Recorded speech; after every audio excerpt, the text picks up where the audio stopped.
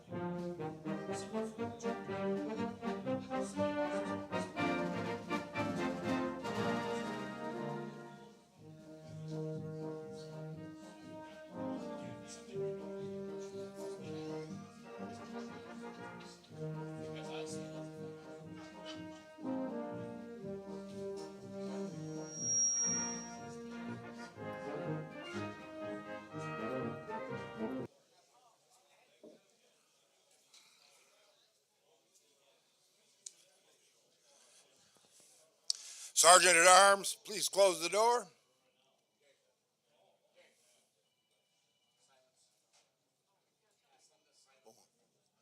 Before we actually start, I would request that everybody please silence your phones. You don't have to turn them off, but put them on vibrate. I'll do the same. Well, thank you, sir.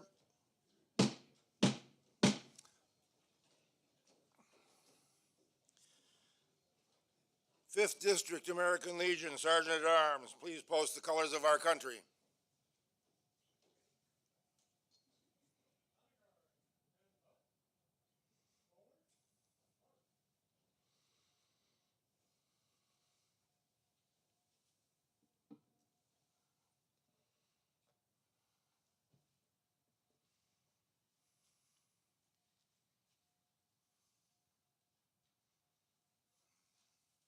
Present arms.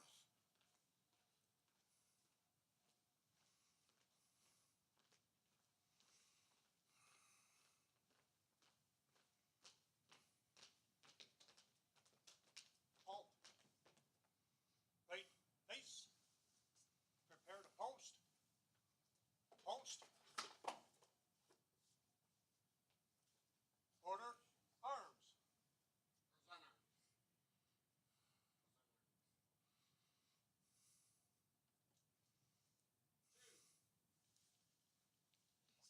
Left face. Please uncover. March. All members and guests in attendance shall remain standing with their cap removed and placed over their heart from the opening prayer through the POW MIA ceremony and concluding with the Pledge of Allegiance. The 5th District Chaplain, Chaplain Joe Yankowski, will now offer an opening prayer.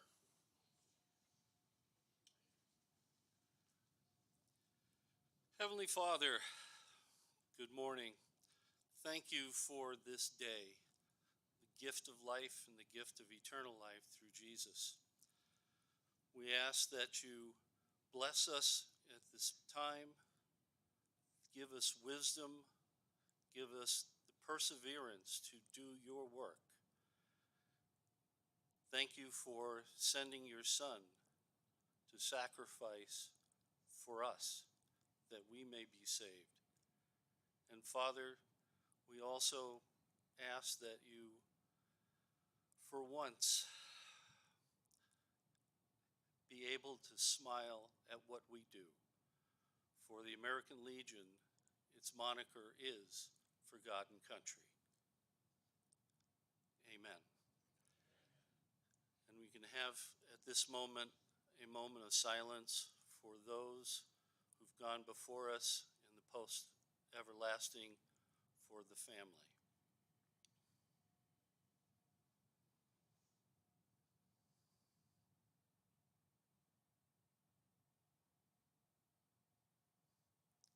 Thank you for your respect. 5th District Sergeant at Arms, please place the POW MIA cover over the empty chair.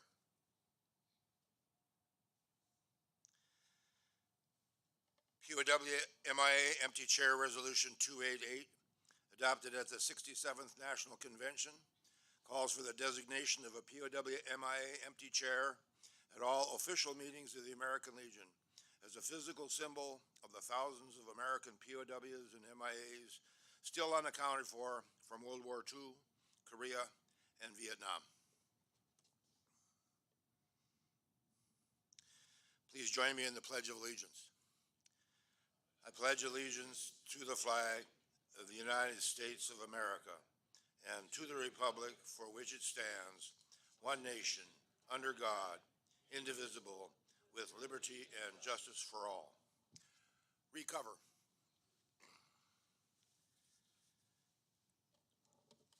The preamble used by each part of the American Legion family is derived from the preamble of the Constitution of the American Legion, but there are subtle differences. Follow along with this joint American Legion family preamble. As we recite this joint preamble, please note and think about the differences between what you see on the screen and what you normally read. Proud possessors of priceless heritage, we male descendants of veterans of all wars, associate ourselves together as sons of the American Legion for the following purposes.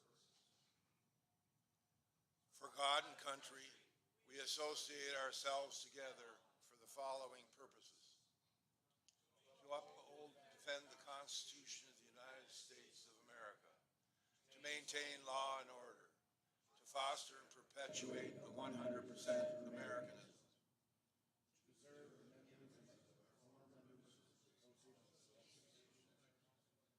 preserve the memories and incidents of our associations in all wars, to inculcate the sense of individual obligation to the community, state, and nation, to combat the autocracy of both the classes and the masses, to make right the master of might, to promote peace and goodwill on earth, to safeguard and transmit to posterity the principles of justice, freedom, and democracy, to participate in and contribute to the accomplishment of the aims and purposes of the American Legion, to consecrate and sanctify our comradeship by our devotion to mutual helpfulness, to adopt in letter and spirit all the great principles which the American Legion stands, and to assist in carrying on for God and country.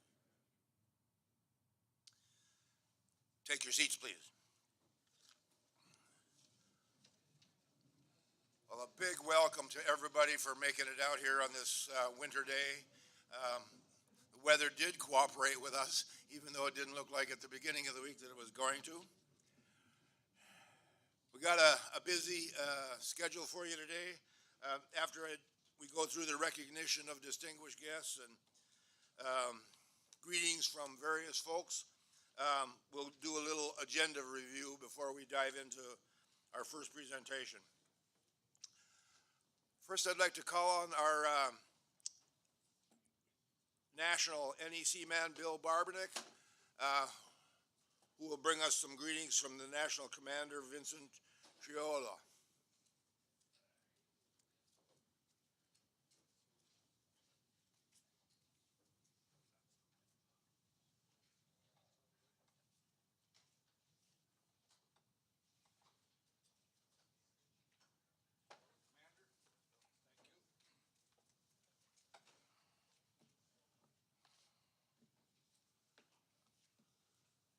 Good morning, Midwinter Conference on the 4th and 5th District. Thank all you very much for coming. Commander Dave. I don't see Lynn here this morning yet. A fabulous 4th and the fighting 5th District is what they were known for. Robert Briscoe, our candidate for National Vice Commander to be elected in Carolina here pretty quick.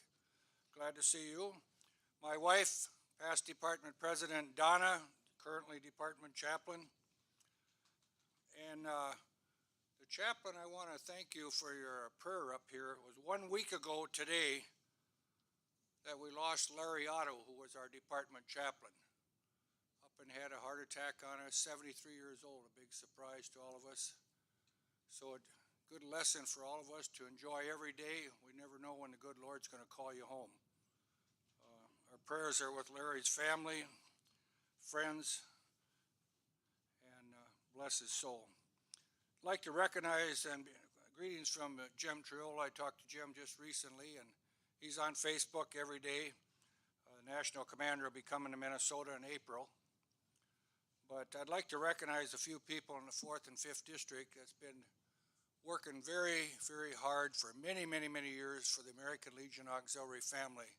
John Graham sitting over there.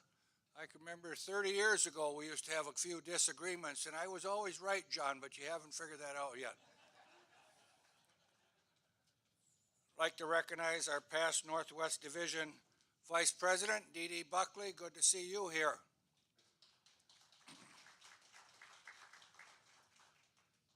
And Dick Ward, I seen him around here a while ago drinking coffee. Dick, thanks for all your work in the mighty 5th District. I don't see Mary Ann Davis here today. That lady has put in more hours than anybody's been awake most of the time at the Minneapolis VA in helping our veterans throughout the Twin Cities and all over. Mary Ann, I can't thank you enough on behalf of all organizations. And one of our outstanding Legionnaires that was finally recognized this year at the Minnesota State Fair, Kurt Nornberg.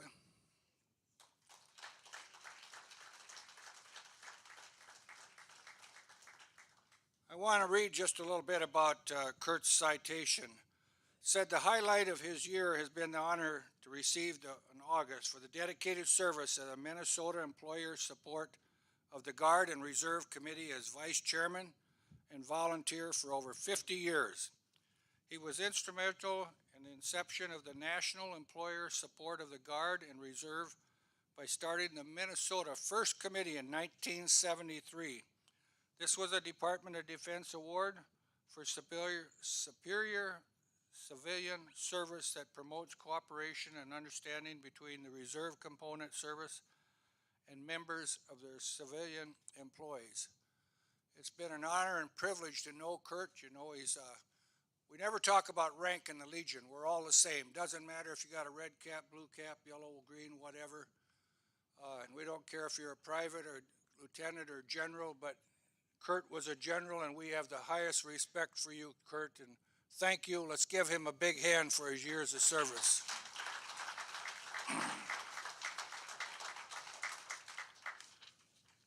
Just a few highlights. They're still going to have the Washington Conference. There'll be about 8 to 12 people from Minnesota going out February 26th to March 1st. I'd like to recognize my good friend Carl Moon, serves on the PTSD committee and also the suicide prevention. Carl, would you stand up?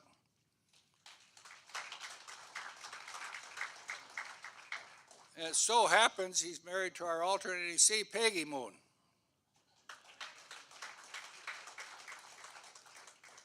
Carl serves as president of the Legionville Corporation, and he also serves as chairman of the finance committee. So if you guys have any questions, that's the guy that can help you out right there.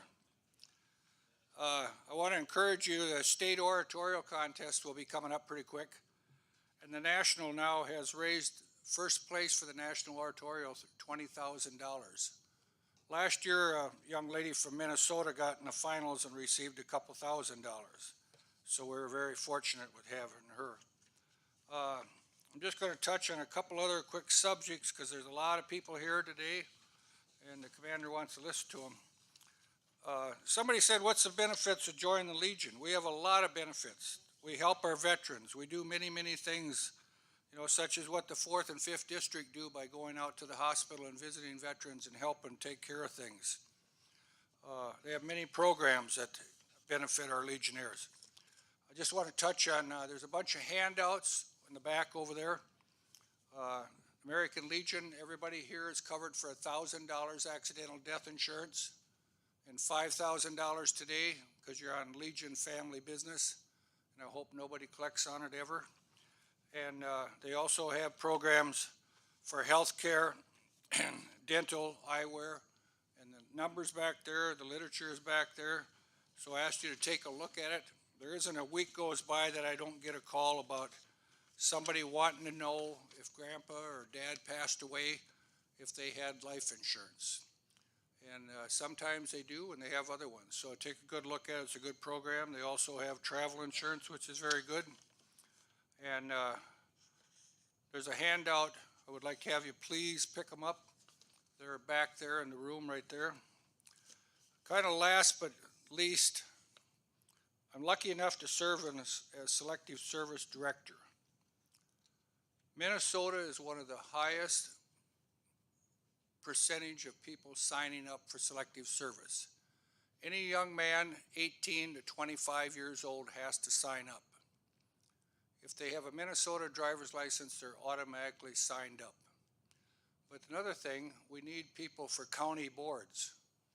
There's some information back there, so if any of you people are interested in serving as a county board, and I hope that we never ever have to have the draft again, but it could be a highly possibility the way our country's going right now.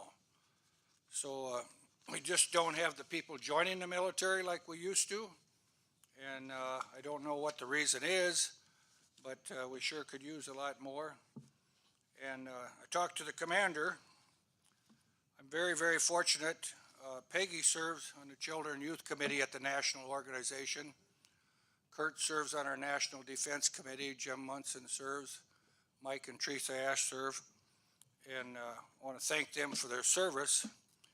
But would the alternate NEC, Peggy Moon, come up here and enlighten people on anything? Does anyone have any questions? I can tell you right now there's no dues increase, thank God, this year at the National. But it was brought up with the inflation going on, it's not good.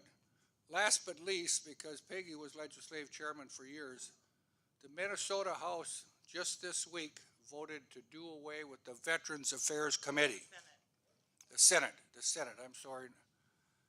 And it's going to be combined with another committee, but it's not a standalone committee. I don't think that's good for the veterans in Minnesota, because by having our own standalone committee, you know, we could go there and testify about our veterans' homes, suicide prevention, homeless, whatever. I don't believe we'll get that opportunity as much. So I think it's very important that you contact your senator and find out how they voted. They put a big thing on Facebook about it a while ago. I was interviewed by a TV station up in northern Minnesota yesterday, and I just don't think it's a good deal. And the veterans, I told them, we're all special people. You either join the military or you're drafted, and you went and served your country. Some people didn't come back. Some people came back with losing an arm, eyesight, whatever. We're very special people, and they deserve to be taken care of, and they deserve the recognition. And it's not a political issue whether you're a Democrat or Republican. You all should support veterans. Thank you. Okay, we'll see you in Northana. Good morning, 4th and 5th. How are you doing? It's always good to be back here and amongst friends. I know so many of you, and I really enjoy seeing all of you, especially this early in the morning. Um, Bill was Bill was nice enough to introduce my husband, but however, since I'm the one that's actually riding in the car with him, I'll introduce him one more time. My husband, Carl. I wanted to tell you a little bit. I've sat on the Children and Youth Committee at National for many, many years. And I think it was about 2002, 2003, I was appointed to the Child Welfare Foundation. This foundation consists of 9 people from all across the United States. 3 of them come from the Children and Youth Committee. 3 come from our National Finance Committee, and they are really smart people when it comes to money. And then 3 come from our National Executive Board, and it usually includes 2 that are past national commanders. So we've got a lot of information and people who know a lot about the American Legion and what we do. However, this year it was a little different. We got to our meeting. We meet twice a year, in May and in October. And in October is when we vote on all the people that have put in for grants, and the Child Welfare Foundation gives out grants to other nonprofit organizations that help children. Well, one of the gentlemen that was from finance took some time to look up our trust, which is when the Child Welfare Foundation was first started, and it goes back to 1954.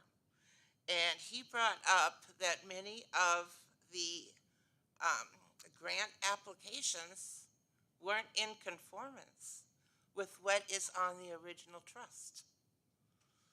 There are certain things that we can give money to, and that's all that's in the trust. And when you look at the grant applications today, a lot of them include things for the internet so that they can put different things to make their nonprofit more available to the masses. Or it's ads to put on Facebook or Google to reach more people. Please understand, in 1954, there was no internet. So that's not included at all in our trust. What is in our trust is that we support the American Legion youth activities. And I want you to know that this year we did that to the tune of $500,000. That's money that used to be out of our general fund. So oratorical, all those fees are now paid for by a grant through the Child Welfare Foundation. All the people that go to National Boys Nation, Girls Nation, softball, rifle, all the sports categories. It's quite a bit of money, but that's coming out of the Child Welfare Foundation. So when you give, and I hope that you give to the Child Welfare Foundation, you think of that, because that is also helping our dues stay down, because that money doesn't have to come out of our general fund. The other thing is that since we're a little unsure about what we can donate to and stay within the confines of the trust, our National Judge Advocate always attends our meetings, and we've asked him and his office to go through the grant applications that we have to see which ones match with the current trust that we have, and to get back with us, and we will hopefully vote on what is compliant when we meet again in May. So I bring this up, A, I want you to know because it is your Child Welfare Foundation. B, every now and then we have to look back at our roots and make sure that we're doing the mission that we were intended for. So take a minute and think about that and make sure we know where our heart is, what our job is, what our challenges are, and carry forward. And I thank you for that. I did want to mention, Bill did not mention this, and that is that Bill and I are both running for the same positions this year. Bill is running for NEC, and I am campaigning for alternate NEC. Thank you. Thank you. Again, these are 2-year terms. So we hope to have your support when we meet in Redwood Falls in July. So with that, are there any questions? Again, it's a pleasure to be here. We're going to be on our way to Owatonna. Thank you all for your time.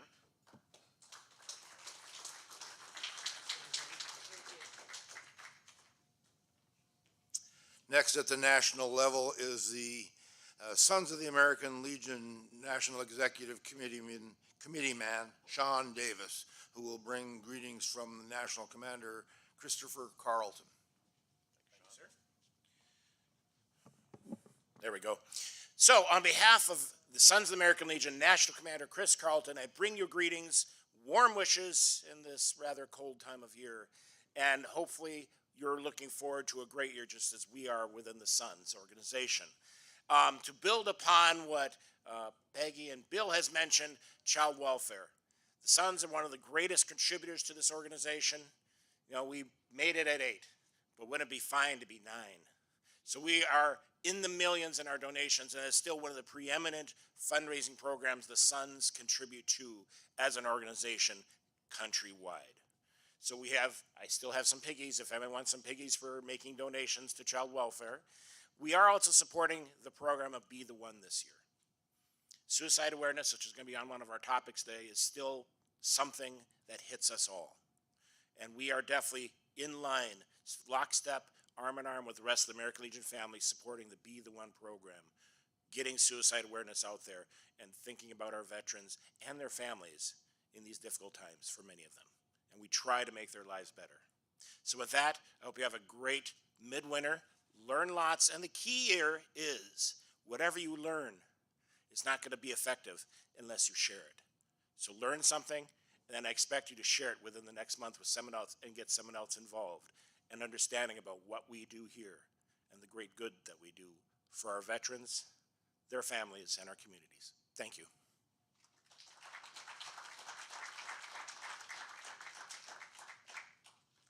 I also want to recognize Sean as the leader of the audiovisual support people here today.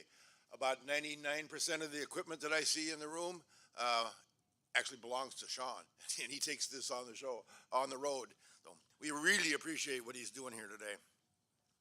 Last person I want to recognize at the national level is Dee Dee Buckley.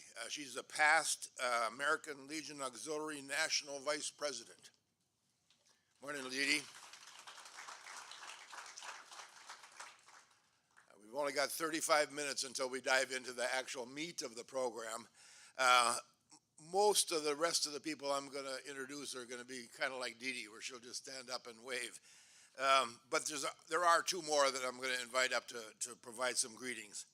A little later, the ALA Department President, Mary Couperis, will be here to join us, and I'll let her come and say a few words.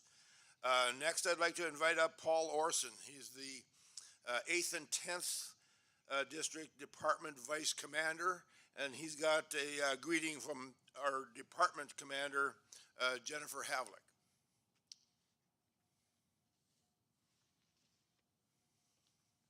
Thank you. Paul. Thank you. Definitely. Welcome, 4th and 5th. I'll bring greetings on behalf of Jennifer Havlick, the Department Commander.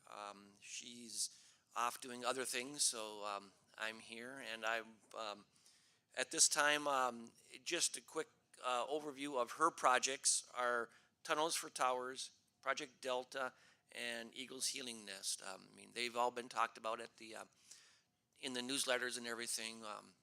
The big one, her first one, is Tunnels for Towers, which is helping out first responders that have had injuries get back into their houses and other things to help them get back to normal lives. But we're all doing good, so thank you. It's glad to be here and see you guys here and be with you for a couple hours before I head off down south to the department chaplain's funeral here in a couple hours. But I will enjoy it. And the last thing I'm going to say is we've already hit our 80% target for for January. Now we just got to work on the 85% for the Legion side. So work on that. Keep going and have a good conference.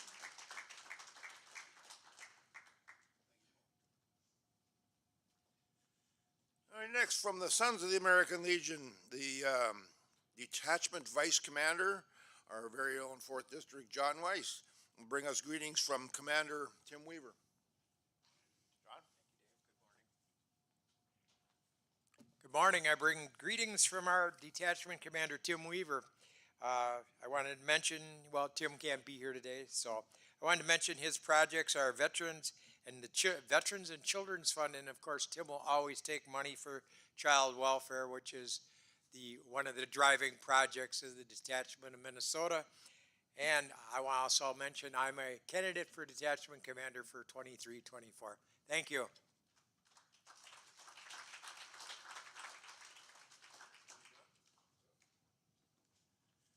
Continuing down the list, a little later today, we'll have our department adjutant, Mike Maxa. He's going to be doing a presentation on suicide prevention. I want to recognize past department commander Mike Ash, but Mike slipped on his front doorstep yesterday, or maybe it was Thursday, and his back is really killing him. So he's not going out anywhere today. So in your heart, say hello to Mike. Past SAL Detachment Commander Robert Bristow. Say hello to Robert. We'll recognize him. We'll recognize him again as a candidate for office in a bit. And when the ALA department president gets here, she's going to be bringing along with her past ALA department junior president, Ashley Stye, who happens to be her granddaughter.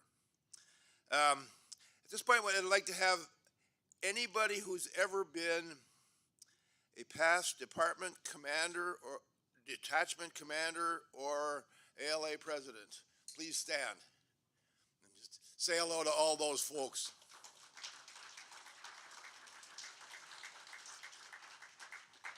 Thank you for your service.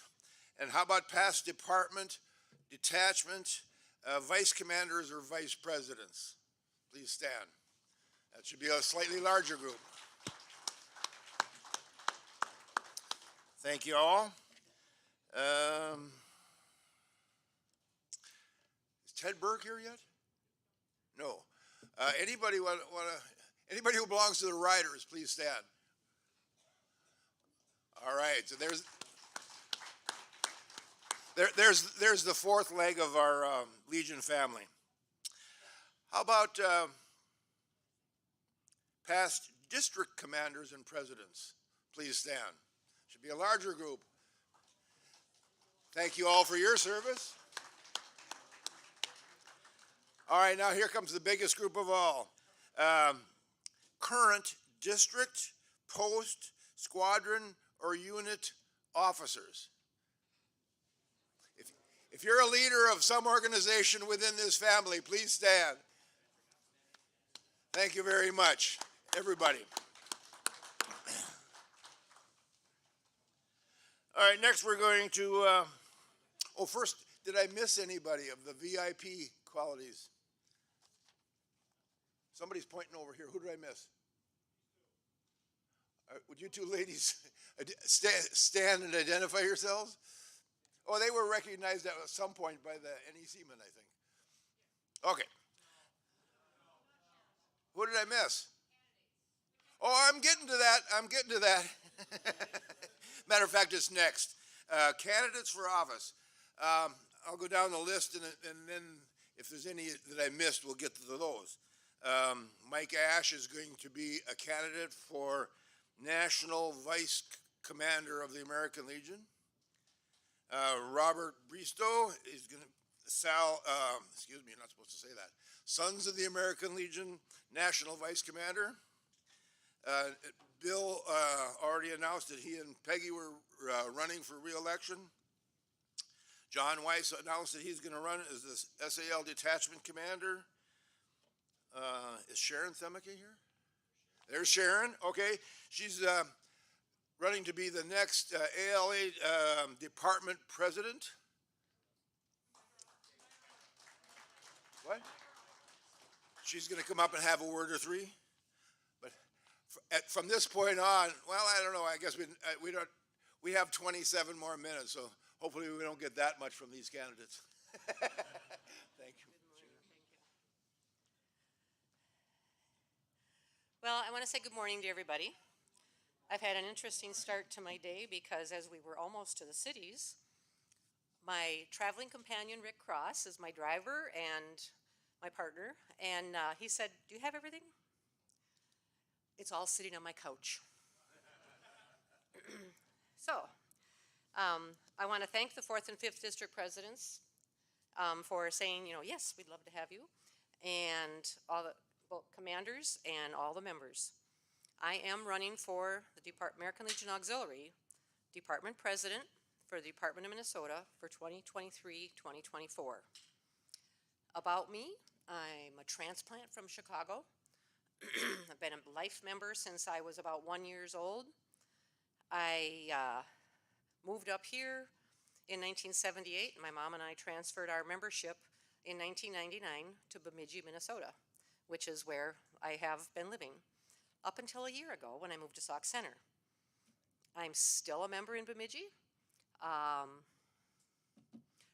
Joined the American Legion Riders, and I am looking as department president candidate, that only announced candidate for department president. I am looking for a few good members that would like to, move up.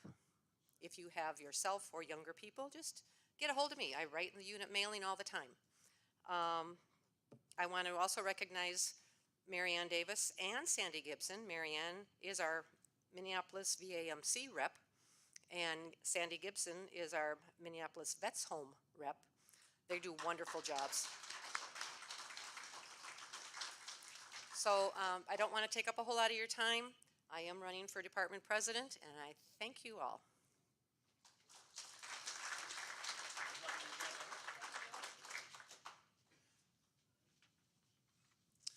And the candidates for second vice president and first vice president have not shown up here yet. They may. Paul Hassing is a candidate to be the American Legion commander for the coming year. We'll let Paul say a word or three.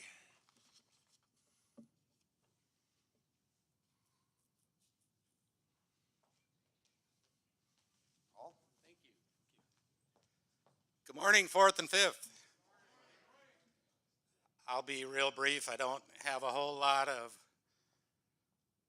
really deep wisdom-inducing things to say. I know when I first thought about running for this position, I was reading a book and it said the best way to become a leader is to surround yourself with people smarter than you. And believe me, I have no problem finding people smarter than me. I'd like to introduce my wife, Jody Hassing. She has done an incredible job getting me organized. She can multitask, I cannot. So thank you, Jody. 4th and 5th, I started my Legion career many years ago in the 5th District. A auxiliary member, I was talking to her and she said, "You want to feel better about yourself? Do something for somebody else. Get off your butt and do something for somebody else." I don't know if you, of course, most of you remember Patty Swanson. She got me to get off my butt, got me to help other people and stop thinking about myself and stop feeling sorry for myself. So I'll be forever grateful to Patty Swanson for that, and forever grateful to the 5th District for starting me off on a great thing. I met my wife Jody, and got talked into moving into the 10th district, which is where I am now. But for the upcoming year, I really appreciate all the support I've received so far, and I would appreciate support into the future. I think the American Legion, I can go on and on and on about the great things I feel about the American Legion, but you have other business to attend to, and I could honestly talk all day about what the American Legion has done for me. What we need to do in the American Legion is take care of veterans and their families. We do such a great job of that. We just don't do a good enough job getting the word out of how important the American Legion is to those veterans and families, like Bill talked about. Not having a Veterans Committee in Minnesota, that's inexcusable. My year, I would like to focus on veterans and their families. That's what we're all about. Soldiers on active duty, soldiers, airmen, seamen, you name it. If the family at home is not being taken care of, they can't concentrate on the job at hand. I'm still on active duty. I'll be retiring April 30th. So I can focus 100% of my time on Legion Family Matters. With that, if you have any questions for me, I'll be happy to ask or answer any of them. If I can't answer them, there again, I'll find some smart people who can. So appreciate everything. Have a great midwinter.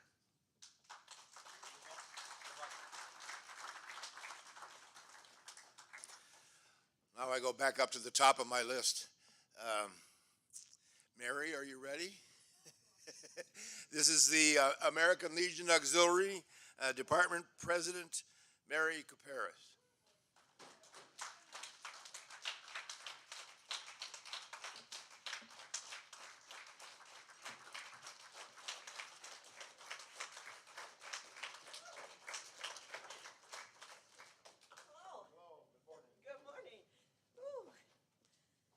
Wow. Well, good morning, everyone. Hi, guys. Oh, are we on film? Okay. Oh, we're online? Okay. Good morning, everyone. Yeah, we just drove in a couple hours. There is fog out there, just so you know, but the sun is shining, so that's even better. So on behalf of the hoping almost 29,000 members of the American Legion Auxiliary Department of Minnesota, I bring you greetings.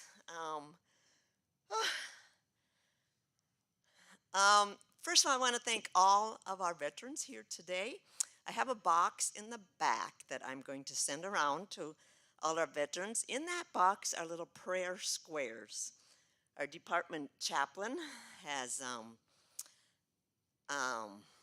that's a little project of hers this year.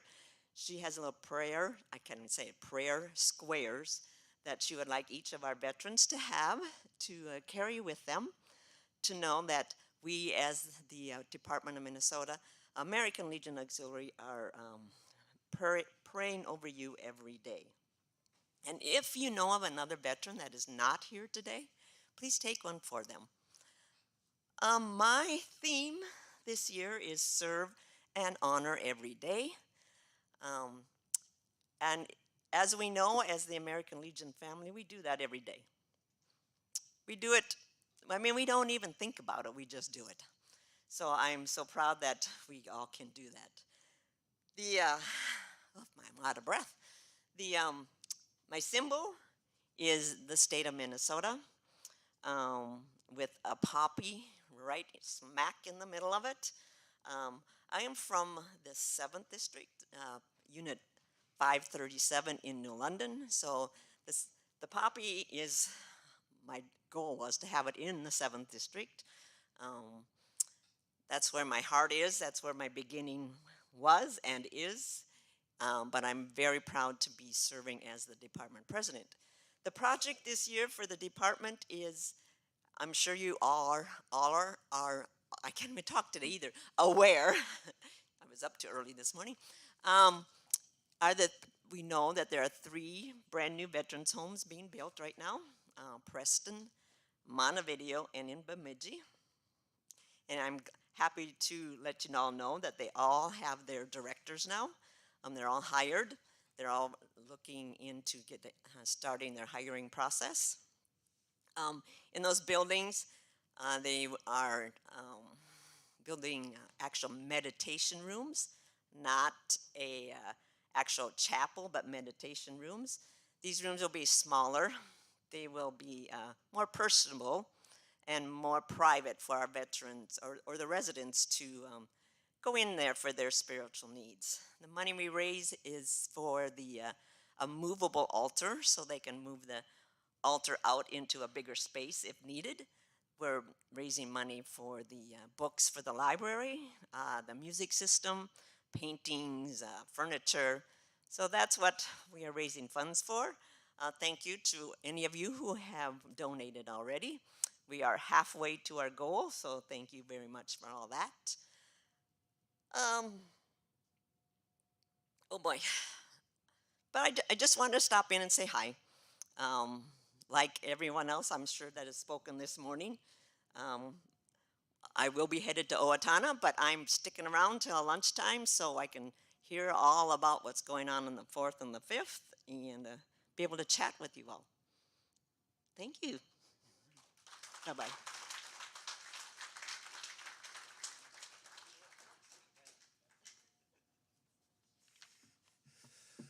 All right, we're not too far away from time to take a little break before we dive into the meat of our conference today.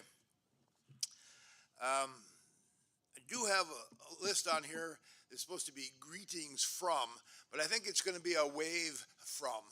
I'm going to go down the list of commanders and presidents of the various districts, and especially our host post.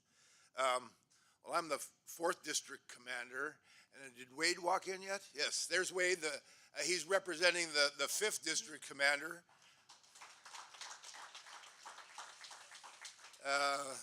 District Sons. Do we have commanders of the district? Are you the commander of the 5th District? In addition to being an NEC man, he's the commander of the 5th District Sons of the American Legion. And we don't. Okay, anybody want to stand up as a representative for Irvin? All right, 4th District Sons, Auxiliary, Jenny and Jill are the 2 presidents from the 4th and 5th District. They want a few words. I'm going to keep them short.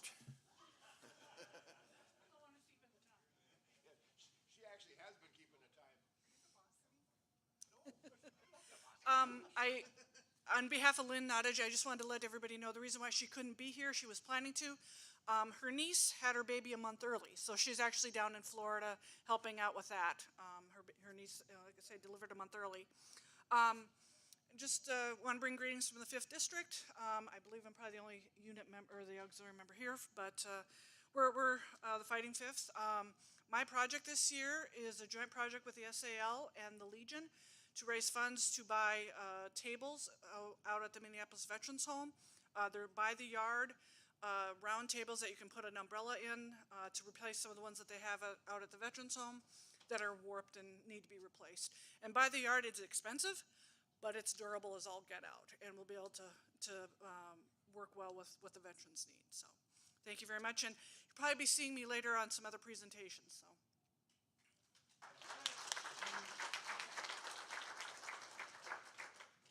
Hi, I'm Jenny Nelson, 4th District Auxiliary President.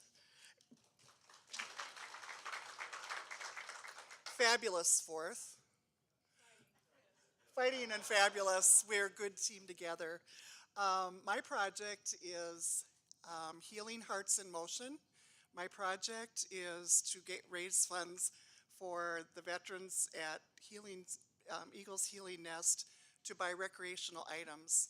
I was up there recently and visited and talked to Eric. He's one of the veterans that came up and talked to us.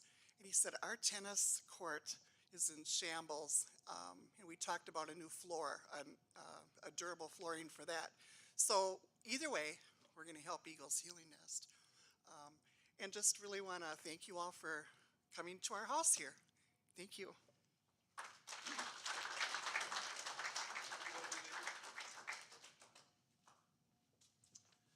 Okay, now we're down to the last of the greetings.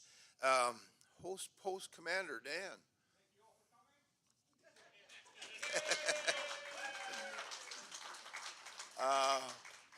Who's the host post SAL commander or president? All right, Mickey is the commander of the 39th SAL. How about the 39th Auxiliary? Do we have a president here? And there's Jenny. All right, I've got about.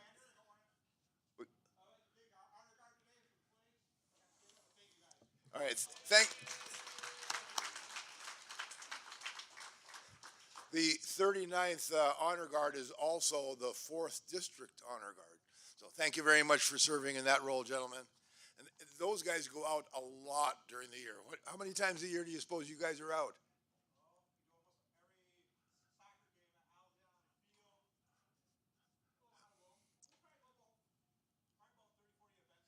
There 30 to 40 events a year. That's dedication.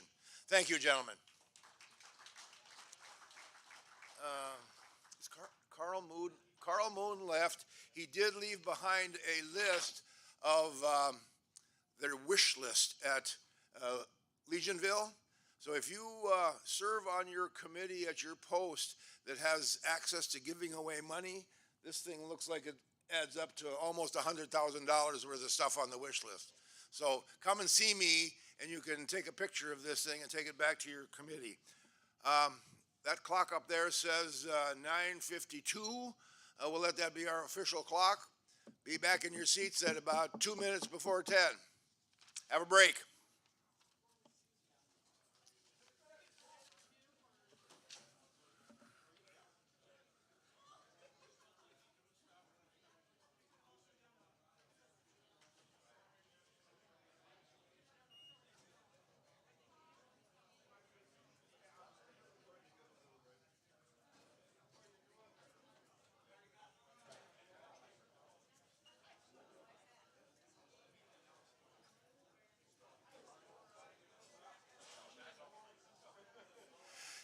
Mickey is walking around selling raffle tickets.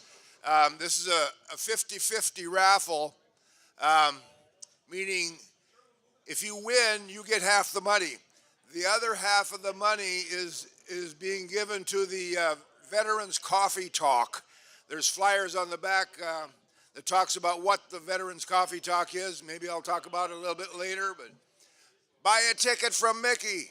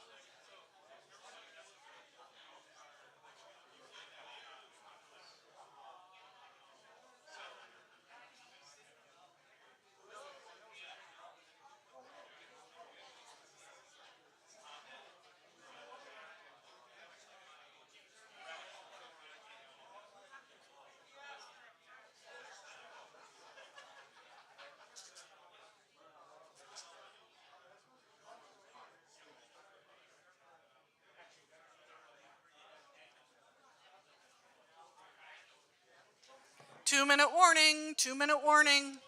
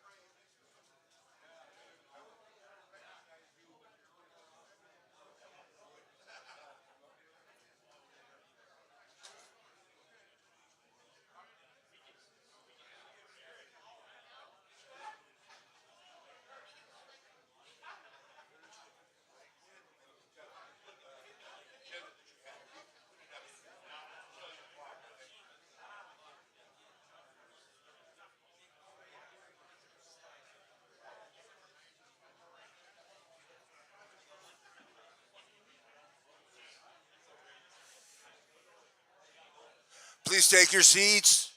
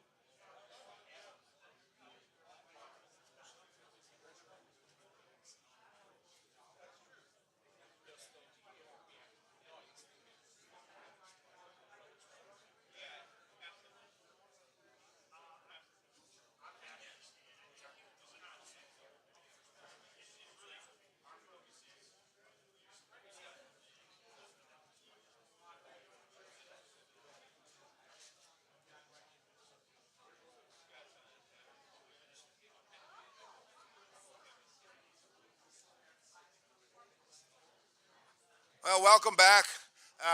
One of the things I was supposed to do before I let you go on the break was do a quick agenda review. So why don't you bring that agenda back up? Next on the agenda is our two county veteran service officers, one for Hennepin and one for Ramsey. We'll take a break.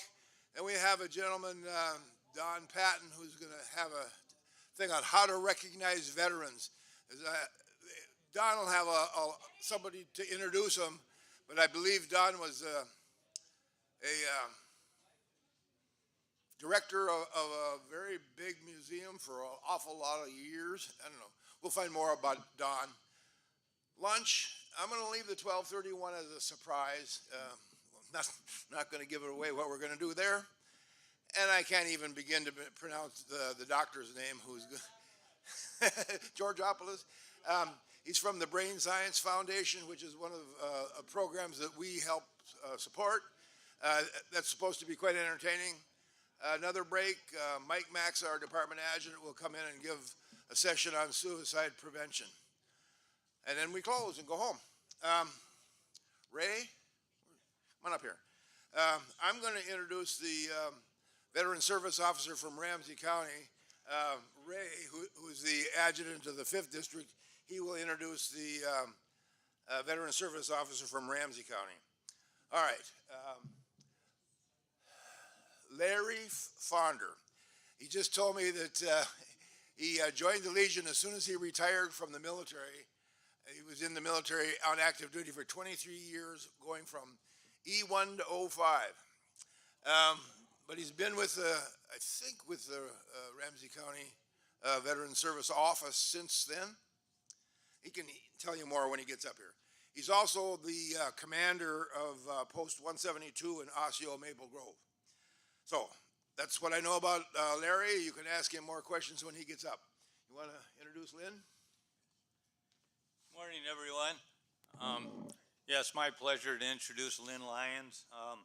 Lynn is the Hennepin County Veteran Service Rep.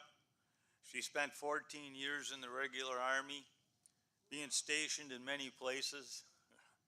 She went to Germany twice, spent the last 8 years of her military service in Japan. She has been working in the Hennepin County Service Office since December of 2004, assisting veterans as well as their dependents in obtaining any VA benefits they may be eligible to receive. Before that, she was a Human Services Rep for over 9 years, and I believe she'll be talking to you today about VA benefits. Welcome, Lynn.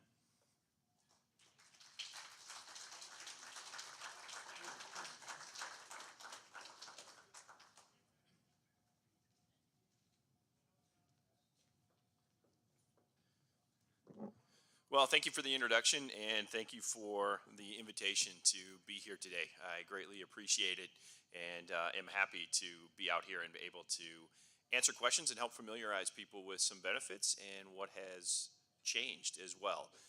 And then my colleague Lynn from Hennepin County, our goal really is to give a little bit of information just to help stimulate some questions and get people's minds going.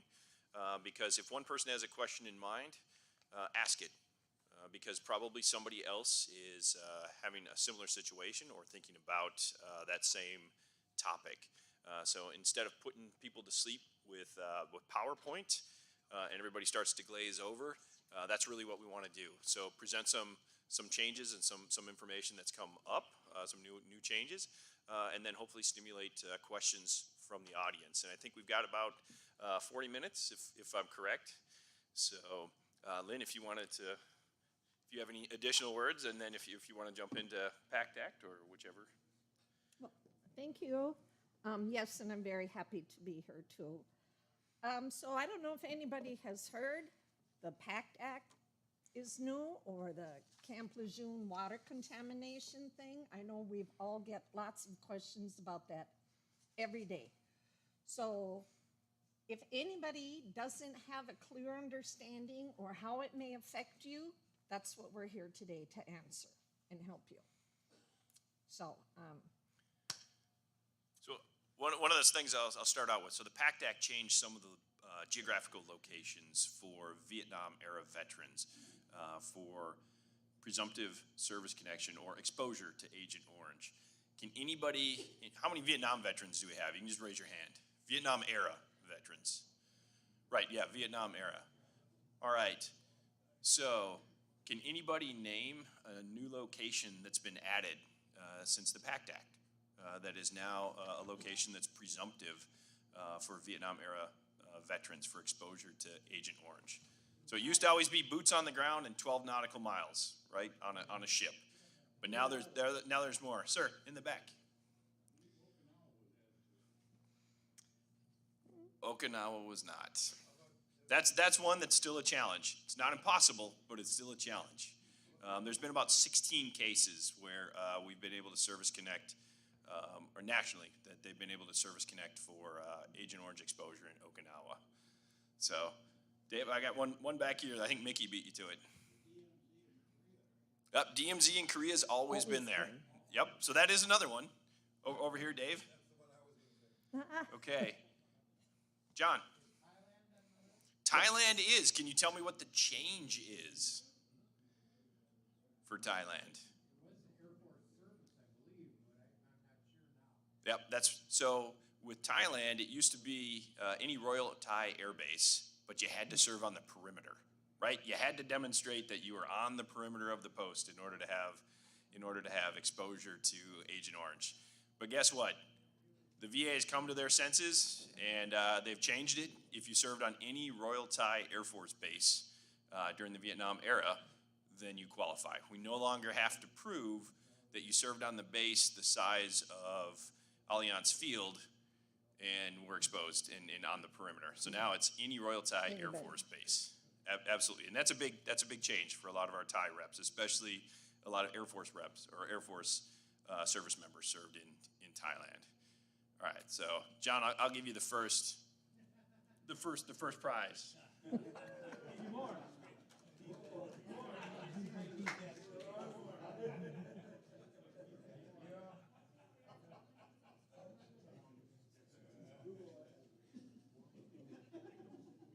So I know it's not the giant scraper, so what these scrapers are, it's not truly for a Minnesotan, it's for the Minnesotan that sees that person that's not from Minnesota. And you pull this one out of the glove compartment and say, here you go. And let them have a shot at it. So, certainly.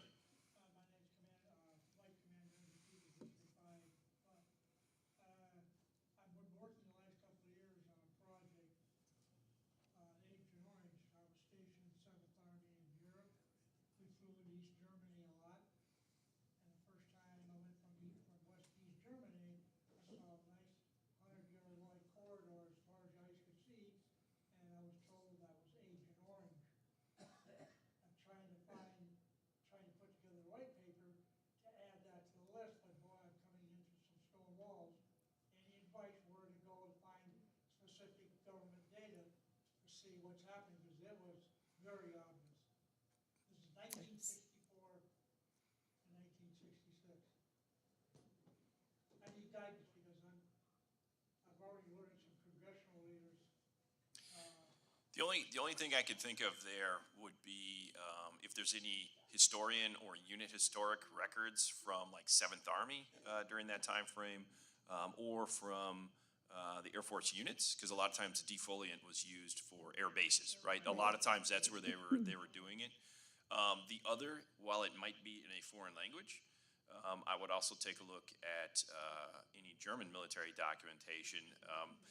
Now, it'll probably be in English too, but one of the ways you can look at it, like with Okinawa, the Japanese government and people have brought up many of these issues and contentions with the United States. So there might be something out there where Germany has done that same thing, where they have brought up, hey, there's people that are suffering from Agent Orange exposure from U.S. troops being here during the 1960s. That might be another track that you might find some information. So, and just to finish that off, so I did want to make sure that people are aware. So some of the other places that they might not be aware of that Agent Orange now is considered presumptive. Laos, Cambodia, Guam, and American Samoa as well, and then Johnson Atoll as well. So some of these are some smaller places, but they were included.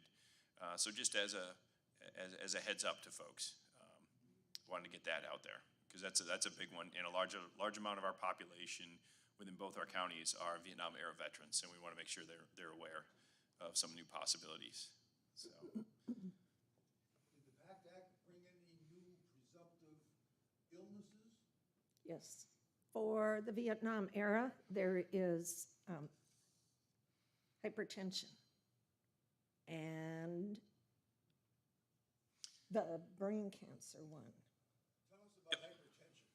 Just having to take blood pressure meds, is that enough? So with hypertension, the way that works, you have to have a diagnosis. So when we talk about presumptive conditions, what presumptive means is if you were exposed to the VA recognizes if you served in a certain location, then they concede that you were exposed to Agent Orange. Then what needs to be demonstrated is that you have a diagnosis of one of those conditions. So in this case, for hypertension, in order to file your claim, we need to start with a diagnosis of hypertension from your primary care or your care provider. Now that might be at the VA, might be in your VA records, or wherever you're at. But hypertension itself is basically, if you've got high blood pressure, it's worth filing and having that on record. Because again, that's something that can also spiral and become something seriously and can contribute to your passing later in life. So anything serious like that, even though it may not have a super high rating right now, right? If it's controlled by medication, you may not have a lot of compensation for it. But if that's something that can contribute to your passing later in life, that could open up potential benefits for your surviving spouse, or if you have surviving dependent children, or if you have like a helpless child that is your dependent for your life. So it's something to consider, and that's with I would argue for any of the conditions that are definitely life-threatening from Agent Orange exposure, especially. So now they've adjusted for Parkinsonism, so you don't need the exact full diagnosis of Parkinson's. So Parkinsonism is a little bit, they've now recognized that. And I would advise too, they don't recognize dementia. That's not a presumptive condition. However, if you know someone or you're suffering from or diagnosed with like Lewy body dementia, talk to your care provider about, do I also have Parkinson's or Parkinsonism? Because the two can be very similar and they can overlap. So that's an avenue that we can look at for helping to get service connection. Otherwise, if it's not a presumptive condition, we go back to the traditional way of service connecting a disease or a condition, and that is we have to demonstrate that it had its genesis in service. So an in-service event, then we have to generate or demonstrate a diagnosis, and then the third element is we have to have a medical opinion that says, yep, that diagnosis is due to your time in service or perhaps due to Agent Orange.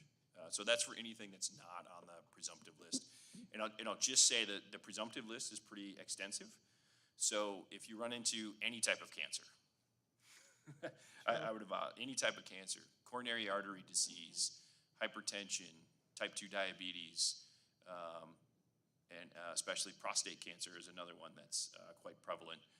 So any type of cancer that comes up, reach out to your veteran service officer. Reach out to us at the county. It's worth taking a look at.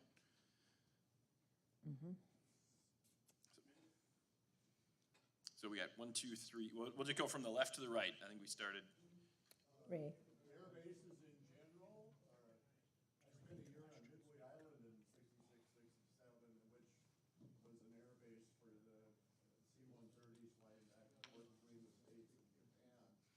But whether they would have used Agent Orange, around that, I mean, the whole island was only 2 miles long and a mile wide, but never give it a thought. I always think of Agent Orange as strictly Vietnam, but So it's possible, but if it's not listed as a presumptive location, then the burden is on the veteran to demonstrate, how did I know that Agent Orange was there? So that could be accounts of, I remember seeing the barrels, somebody else attests to that, yes, I remember, or I was on a crew that moved this, or I was one at 2 o'clock on Thursdays, everybody had to go indoors because these trucks would come by and spray. You have to demonstrate how you know it was there. That's kind of where we established the factor there. So I think as we go, what was I think we had a question right here. Is that right? I put in for hypertension and all that recently, just before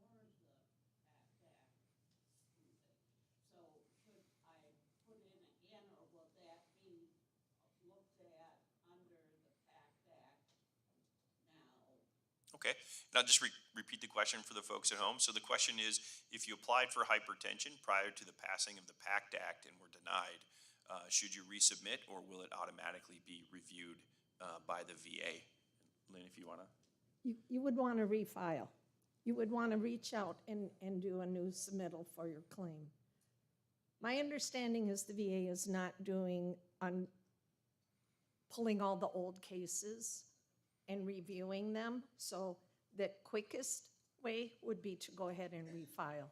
It would be a supplemental. So go back to the BSO and refile for breast cancer, because breast cancer has always been, I was served in Vietnam and get down in the Delta area, and they keep denying breast cancer from Agent Orange.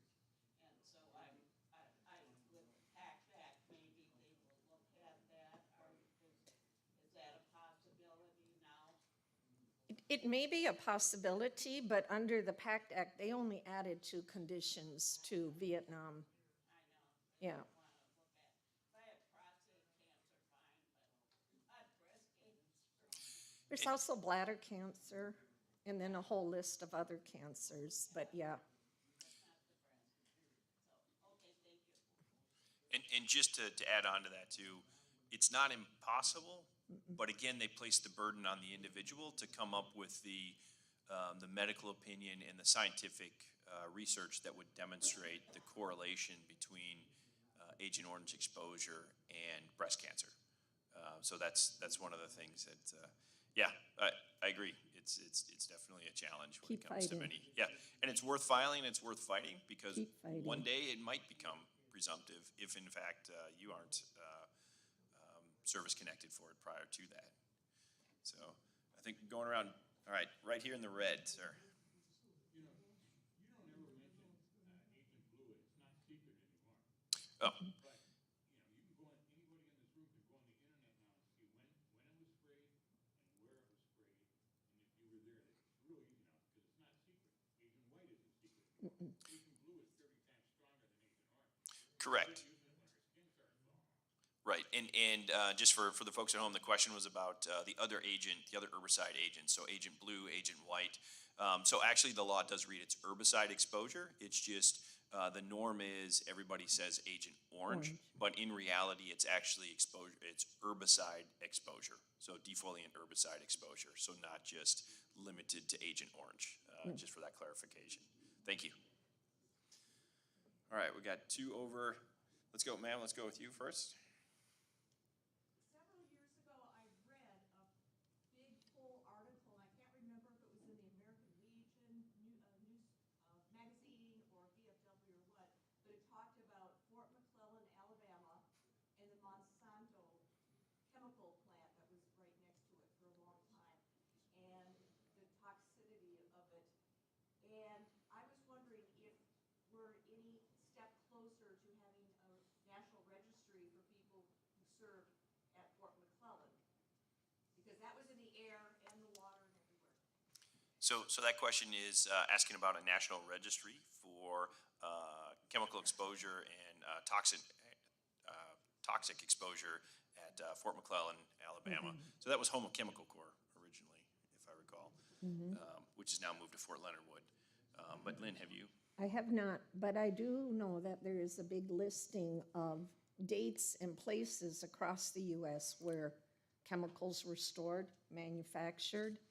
And I think it's a possibility that if you can show you were there at that time and have any of the conditions that can be attributed to exposure, then I think you might have a good claim. And what would bring that forward to be established by the U.S. government in a national registry?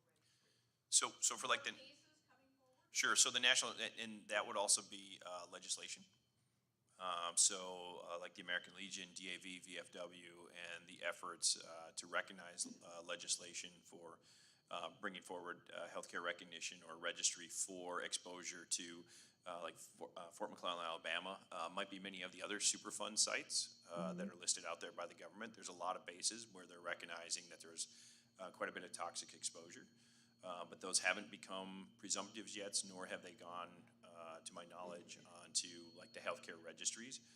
But again, that would be something to be raised through legislation and through our legislative chairs from the department and national level to take a look at that with the VA. That's really who holds them accountable and brings the attention to those issues. Sir, we had a question back here. Yeah, I'm gonna change the subject to Camp Lejeune Water, which I was there during that time. And, I'm not sick yet, but, I did, back in 2011, sign up the agency for a toxic, registry there. Out on Maple, I don't know how they found it, but he did find me and basically, said, do this, and which I did. Right now, it's really blown huge. I drank a lot of water down there. I was an infantry marine down there, so a lot of canteens with water. I'm not sick yet. Also, on February 3rd, I'm going in for a 12-day, at the VA. It's gonna be over the phone, the screening. It's gonna be probably just a question and answer deal. But, the other thing is the lawsuits and stuff like that. I'm kind of confused. You lose your benefits if you get in and file a lawsuit. Right now, I know Congress threw a bunch of money out there, and all these lawyers are jumping on board and still. I looked at something once, and I basically looked, I said, well, I had skin cancer lesion removed from the VA. Oh, that, you're well, sign up right now and ought to, that's a sunburn problem. I just did that from drinking water. So anyway, a lot of confusion, there's a lot of stuff on TV, so I'm kind of just blowing that off when I see it on there, because I don't have any bladder cancer, none of those kinds of cancer as of today. But I'm doing this down the line, I'm wondering what will happen if this all goes away and be forgotten about, and all of a sudden I come up with a bladder cancer, or liver cancer, or whatever. Certainly. So the question, just to clarify then, is the concern of the Camp Lejeune presumptive conditions going away, and then also the concern of if you engage in the class action lawsuit for Camp Lejeune exposure to contaminated water at Camp Lejeune, how does that conflict with VA benefits? If I'm correct, is that okay? So I can address that. So the Camp Lejeune presumptive conditions, there's no time limit on those. So those should remain in Title 38 or VA law in perpetuity unless there's a change in the law. So if you come down with any of those presumptive conditions from the rest of your life, you can always make the claim for that presumptive condition.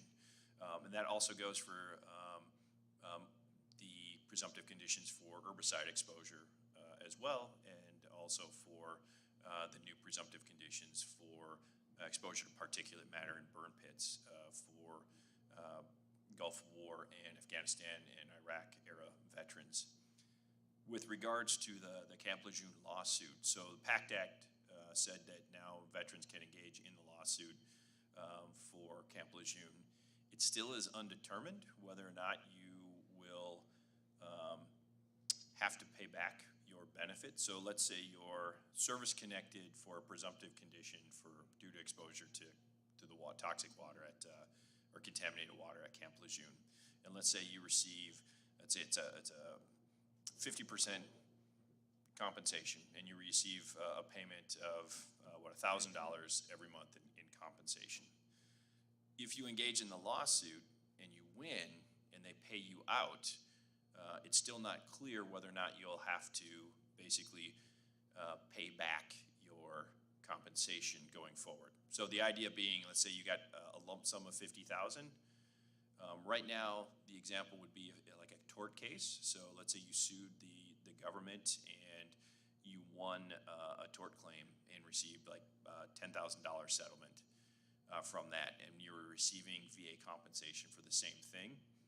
Your VA compensation would stop until it accumulates to $10,000. So you can't collect both. It's a one or the other. That hasn't been clarified with the Camp Lejeune yet. It's a little bit too early. Yep. And so there are a couple law firms that are recommended by some of the veteran organizations. If you're interested in engaging with that. But that's not, the lawsuit isn't really the purview for us at the service officer level. That's really engaging with lawyers. But I would recommend, if you're getting hit with many of those and you're interested in it, I would check out the American Legion department pages or excuse me, the national pages, as well as VFW and DAV, and see if they're working with law firms and who they may recommend. Because I definitely know VFW has a couple that they've worked with for years with that. So I think do we have one more over here, and then we'll come back to you, sir? Yeah. Getting back to the Agent Orange, now I'm a Vietnam vet, but I was a fleet sailor, and I filed because I was diagnosed with type 2 diabetes, and I filed, and I was turned down the first time. And then a year later, I was reading online, it doesn't come out too much in the Legion organization, but they said there was a 12-mile, I think, thing where I was. So I refiled, and I received compensation for it, and I was getting my medications through the VA, but I got back pay for it. This lady over here that was wondering about refiling, if you refile and they recognize it, you should get back pay for it. Now, the hypertension part, because I was exposed to Agent Orange, can I file for that? Because I am on medication for high blood pressure. And how do I go about it? Do I get a letter from my VA doctor? Sure. So the question is, one was just a clarification. So it's for back pay. So if indeed you were, you had filed for one of the new conditions that is now presumptive. So let's say you filed previously for hypertension, and you were denied, and now it's a presumptive condition, and you file under the new PACT Act presumption, and it's granted. Yes, there is the potential for back paying the actual date, in some cases all the way back to when you were first filed and denied. Some of it, though, if they're newer, it's to the date of the legislation as Till well. it became law. Right, when it became law. Oh. Then, Lynn, did you want to field the second part of the question of how to file, basically, for a new presumptive? Oh, anytime you want to file a claim, you should reach out to your county veteran service officer. That's what we do all day long. The thing about the hypertension,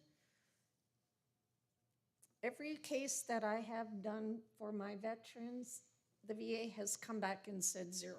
It's a 0%. And I've now started to appeal those because they're basing it on medication. Take your blood pressure while you're on medication, and it's under control. To me, that's the equivalent of taking a hearing test while wearing hearing aids. It doesn't make sense. It doesn't make sense. And they won't have you stop your medication and then get your blood pressure checked.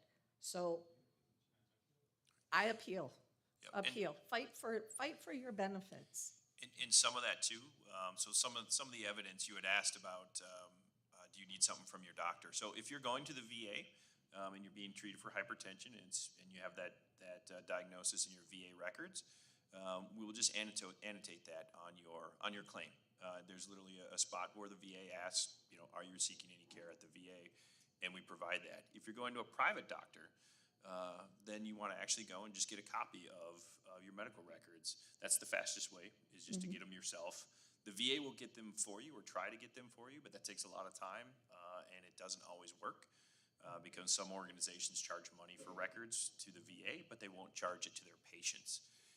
So if there's that condition, that's the other, is go and just get that. And then for hypertension, it's good to get the history, right? So what we need to, like with Lynn's talking about, in order to get those higher ratings, the evidence of how bad it is based on before you started that medication.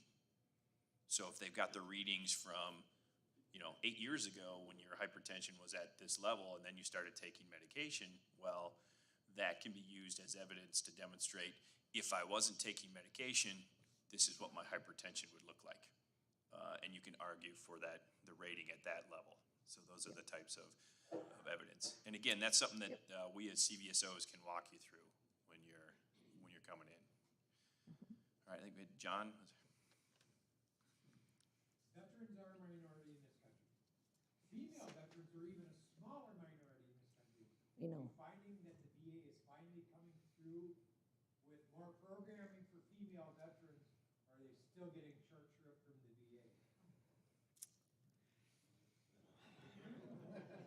All right, so I'll just clarify that question, and I'm going to pass it over to Lynn. But just for the folks at home, the question was, have efforts increased for the VA to recognize female veterans in programs for, specifically for female veterans or women veterans?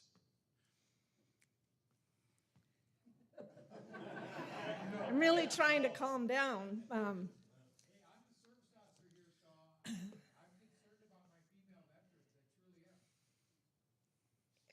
Thank you. Good for you. Thank you. I don't see, as far as like, are you talking VA medical? Are you talking VA benefits?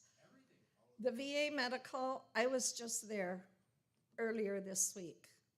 Mr. Lyons, I'm very tired of that. They sat me in a chair and said, sit all the way back and put your feet flat on the floor. And I said, it's one or the other. This chair, I'm 5'2". It's not gonna work.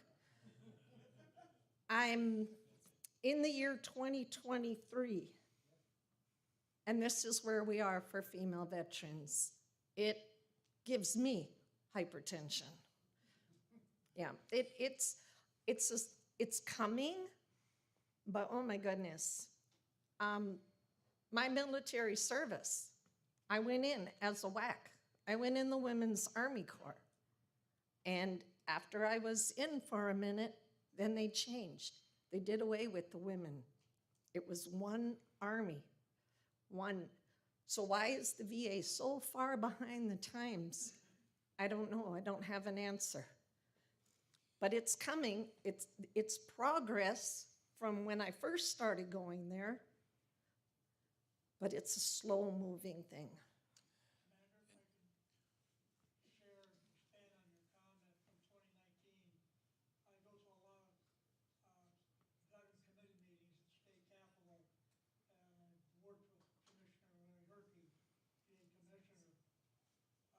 File approaches, you go into their annual budget.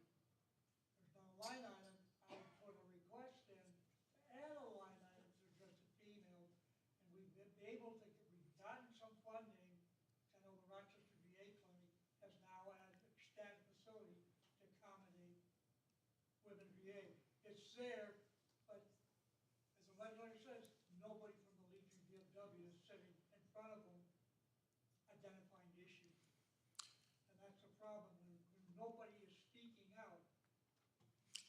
And I will say, so just like Lynn had said, so it's there. It's in its infancy. A lot of it is these resources need to be used.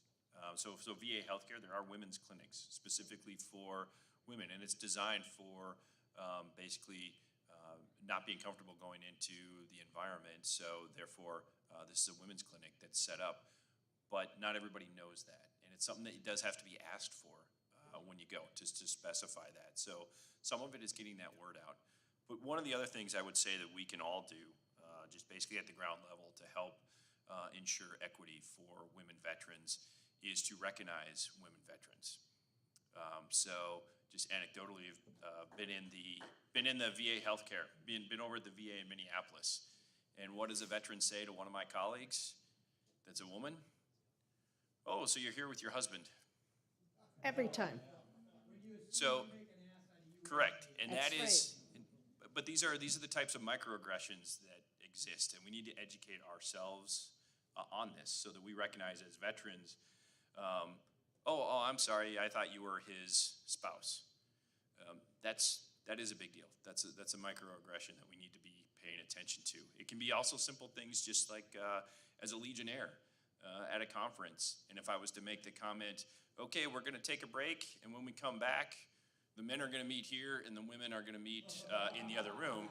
And what I'm referencing is Legionnaires and Auxiliary, but the reality is Legionnaires and Auxiliary are both men and women.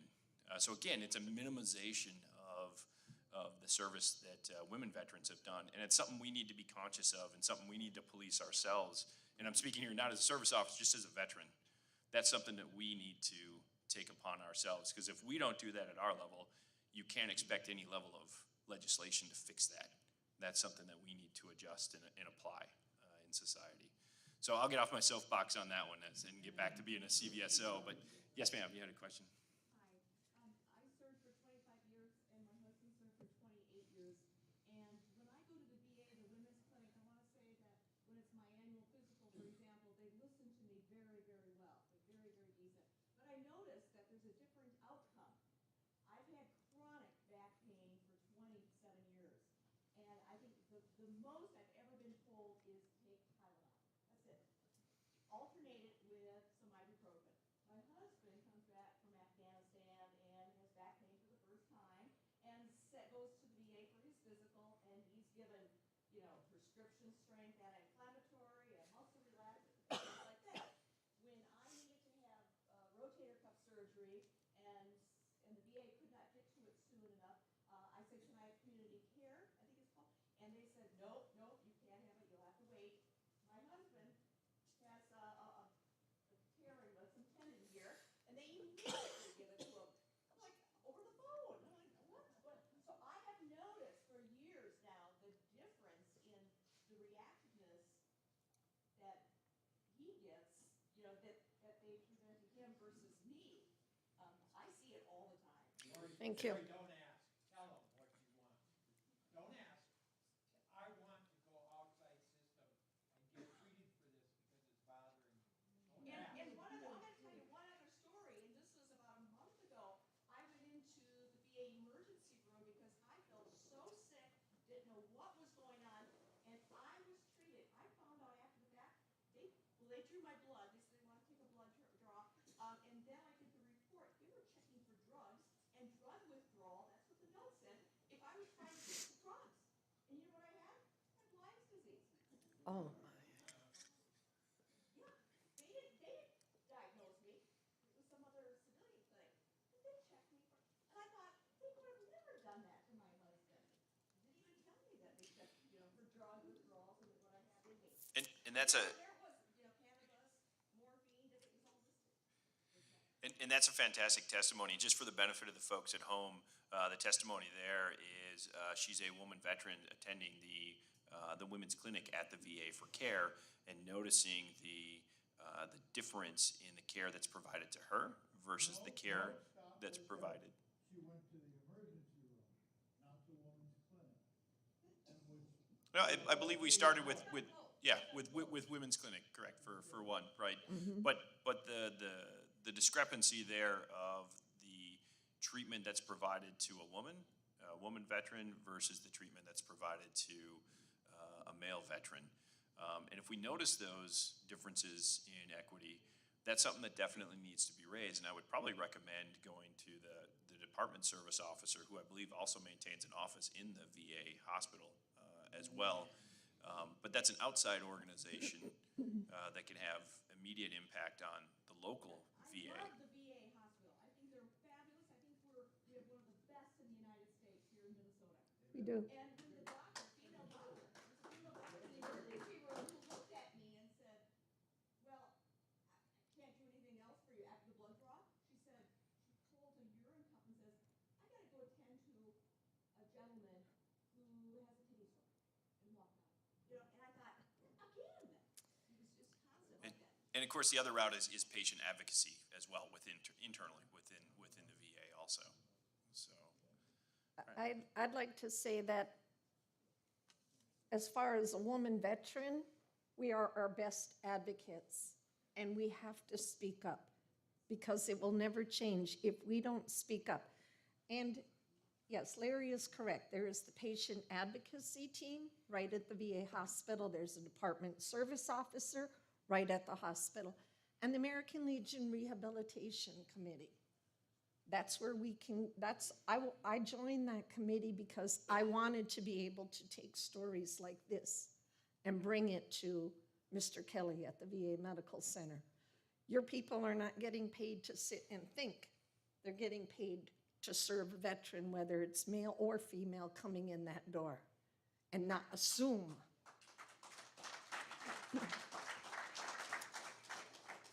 Okay. So we've got two more over here, and we've got about 5 minutes left as well. Comment and observation on the Minnesota VSO system.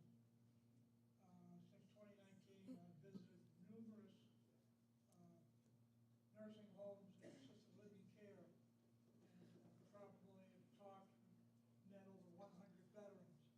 Not one is in the VA system, not one has heard of the VA, not one is a Legion member, nor a VFW member.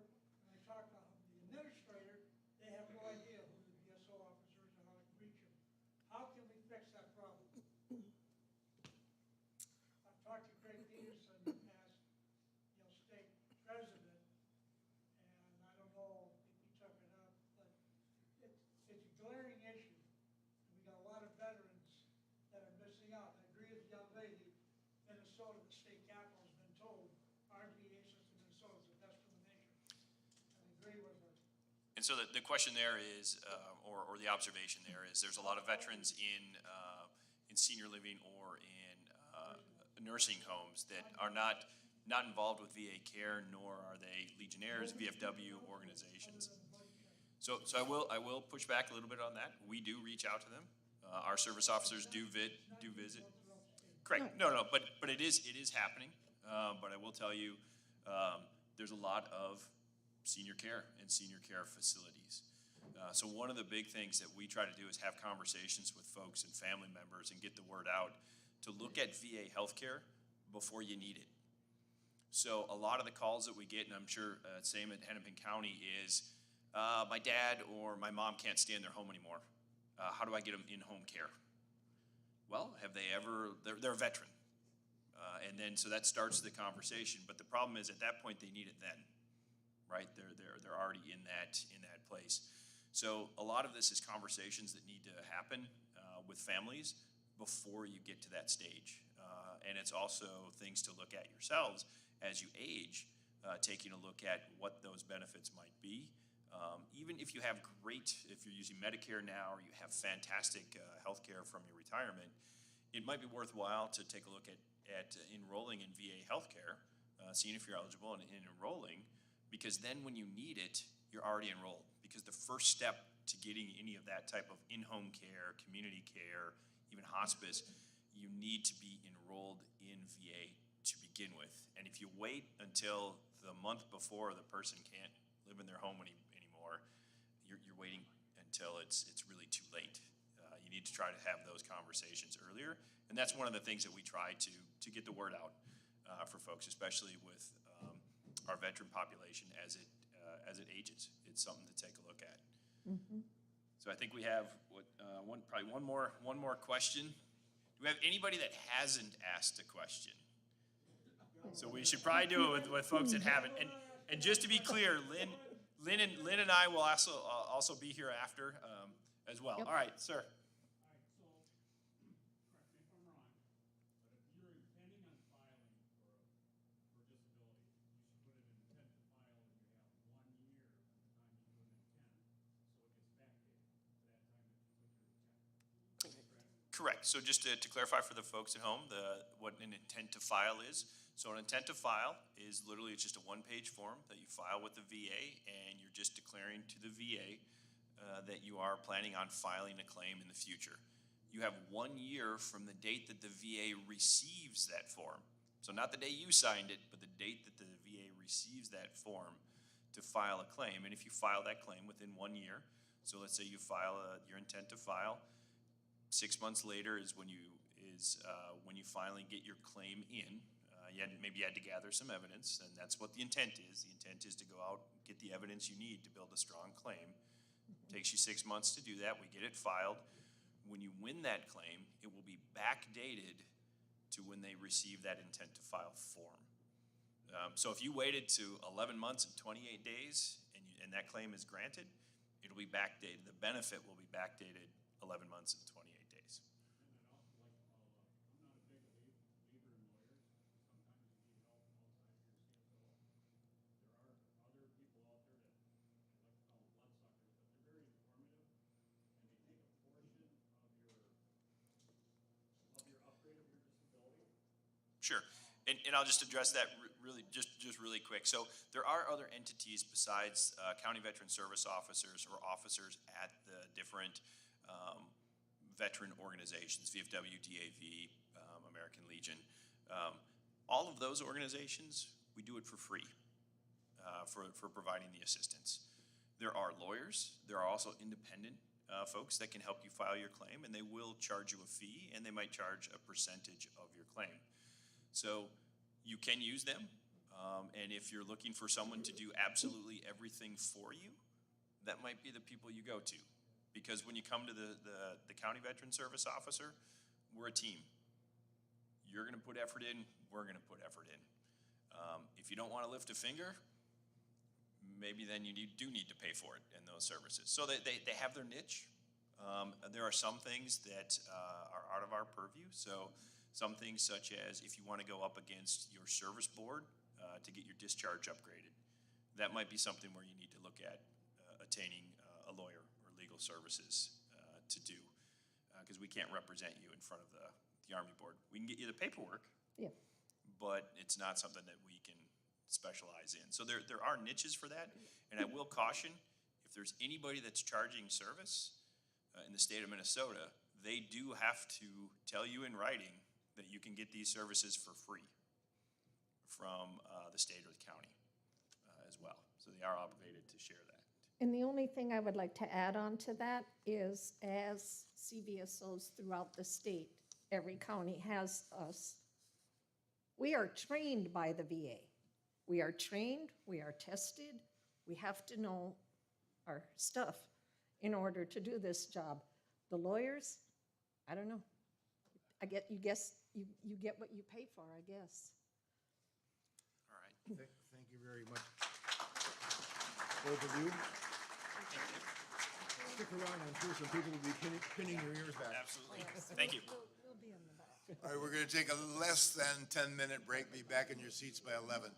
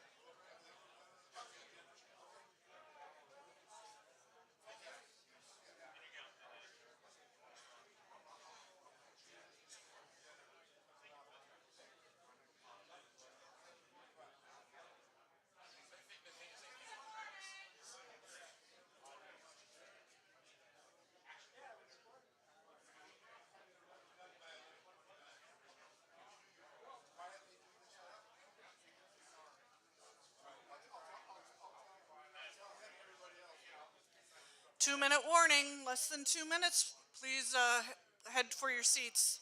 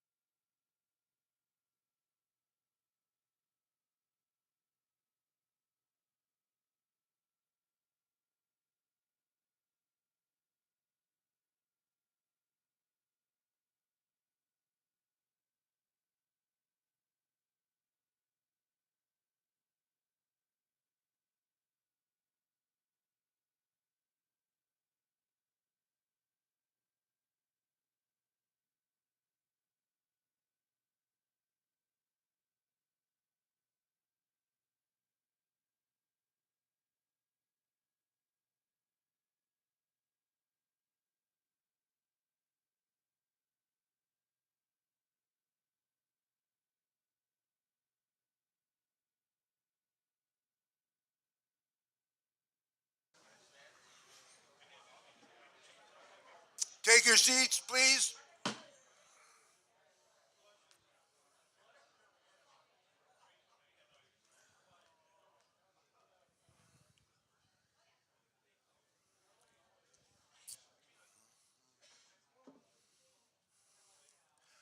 I've been informed by the food service people that in order to serve you hot food, they want to start right on schedule at 11:30. So we're already eating into some of the next presenter's time. I'd like to introduce to you again the 4th District American Legion Auxiliary President, Jenny Nelson, who will introduce our next speaker. Jenny?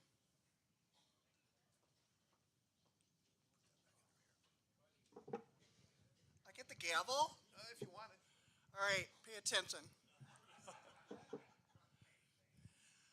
It is my pleasure to introduce a good friend of ours. Don Patton has run the World War II Roundtable out at Fort Snelling for many years. Now it's at the History Center, and he is responsible for my dad traveling all over the world to Normandy, going to all these wonderful events, and he's going to let us know how you find these veterans and how to honor them. It's my pleasure to introduce Don Patton.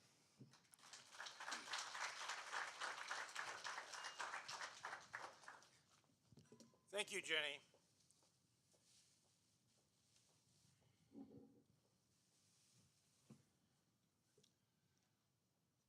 Just a question. How many World War II veterans are in the audience today? I know of one. Bob. There you go.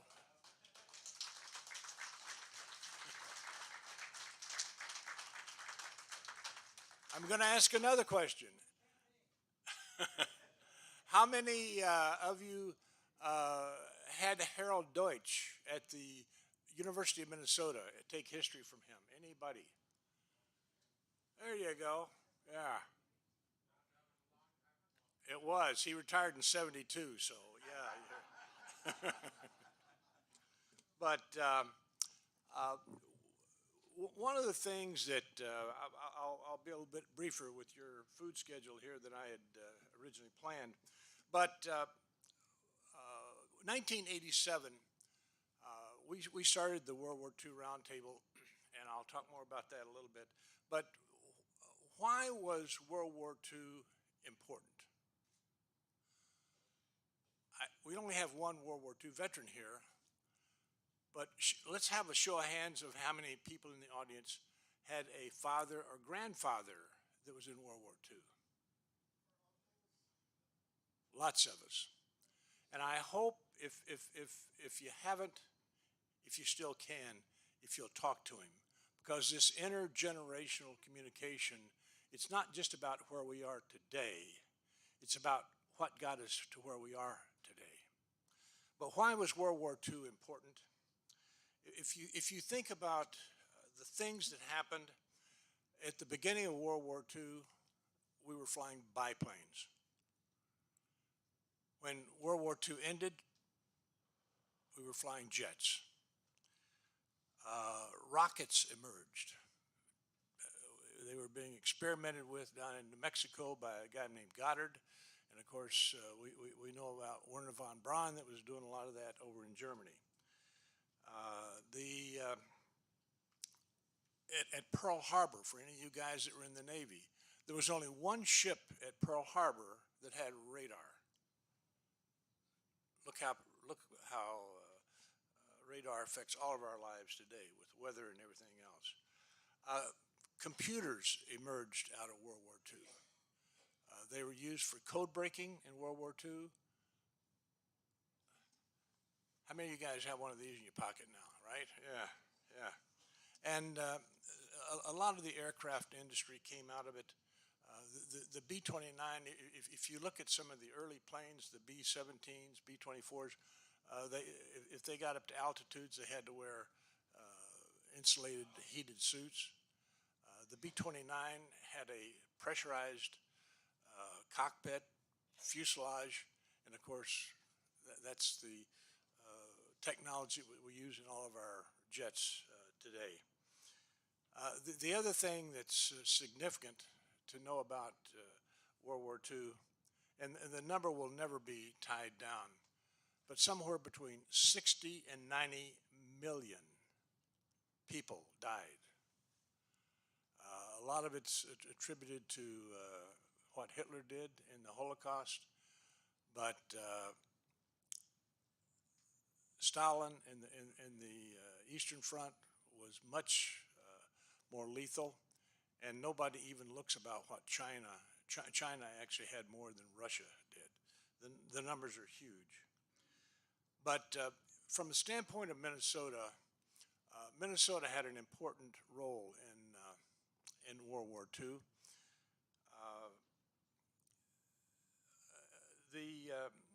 You Navy guys have a great source of pride.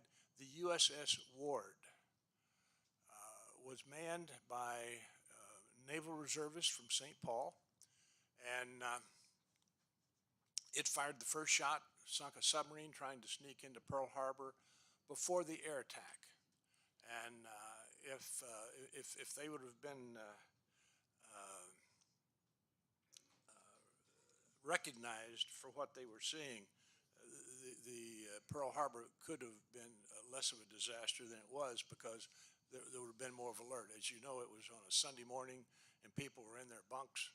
People were coming back from leave with hangovers and other things. So, but the USS Ward was significant. The gun that fired that shot is up on the Capitol grounds at St. Paul, and it's got a monument by it. Back when they were still active, I used to attend many of the monthly meetings of the Ward veterans here in St. Paul, and great group of people and some great memories for me.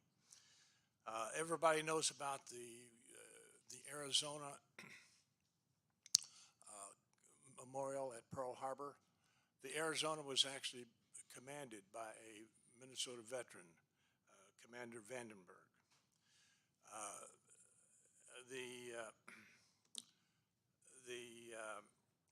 The Doolittle raid was one of the early events that we have some source of pride of. What wasn't a huge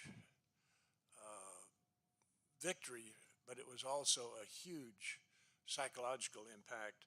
And the Doolittle B-25s were modified out at the airport here. And I'll just put a little plug in for our World War II Roundtable. Our May program, and by the way, I do have some schedules if anybody would like to have some. We're having Jimmy Doolittle's granddaughter speak at our roundtable, and she has written a book about General Doolittle, and it's really a fine book, but it really talks about what a great commander, what a great person he was. Richard Fleming received the Medal of Honor. He was a St. Thomas Academy graduate, and got a Medal of Honor at the Battle of Midway. The Minnesota National Guard, the 34th Division, which still exists today, was one of the first National Guard units to be mobilized. It was the first American division to be on foreign soil, and had, oh gosh, how many days? I've got it somewhere in my notes here, but it had some of the most days in combat in North Africa and in Italy. The 34th, the National Guard unit, the Brainerd, if any of you go up to Brainerd, go to the National Guard Armory. It's been rebuilt. It was Company A of the 34th Tank Company, part of the 194th Tank Battalion. They were mobilized. They were sent to the Philippines. They fought against the Japanese attack in the Philippines, and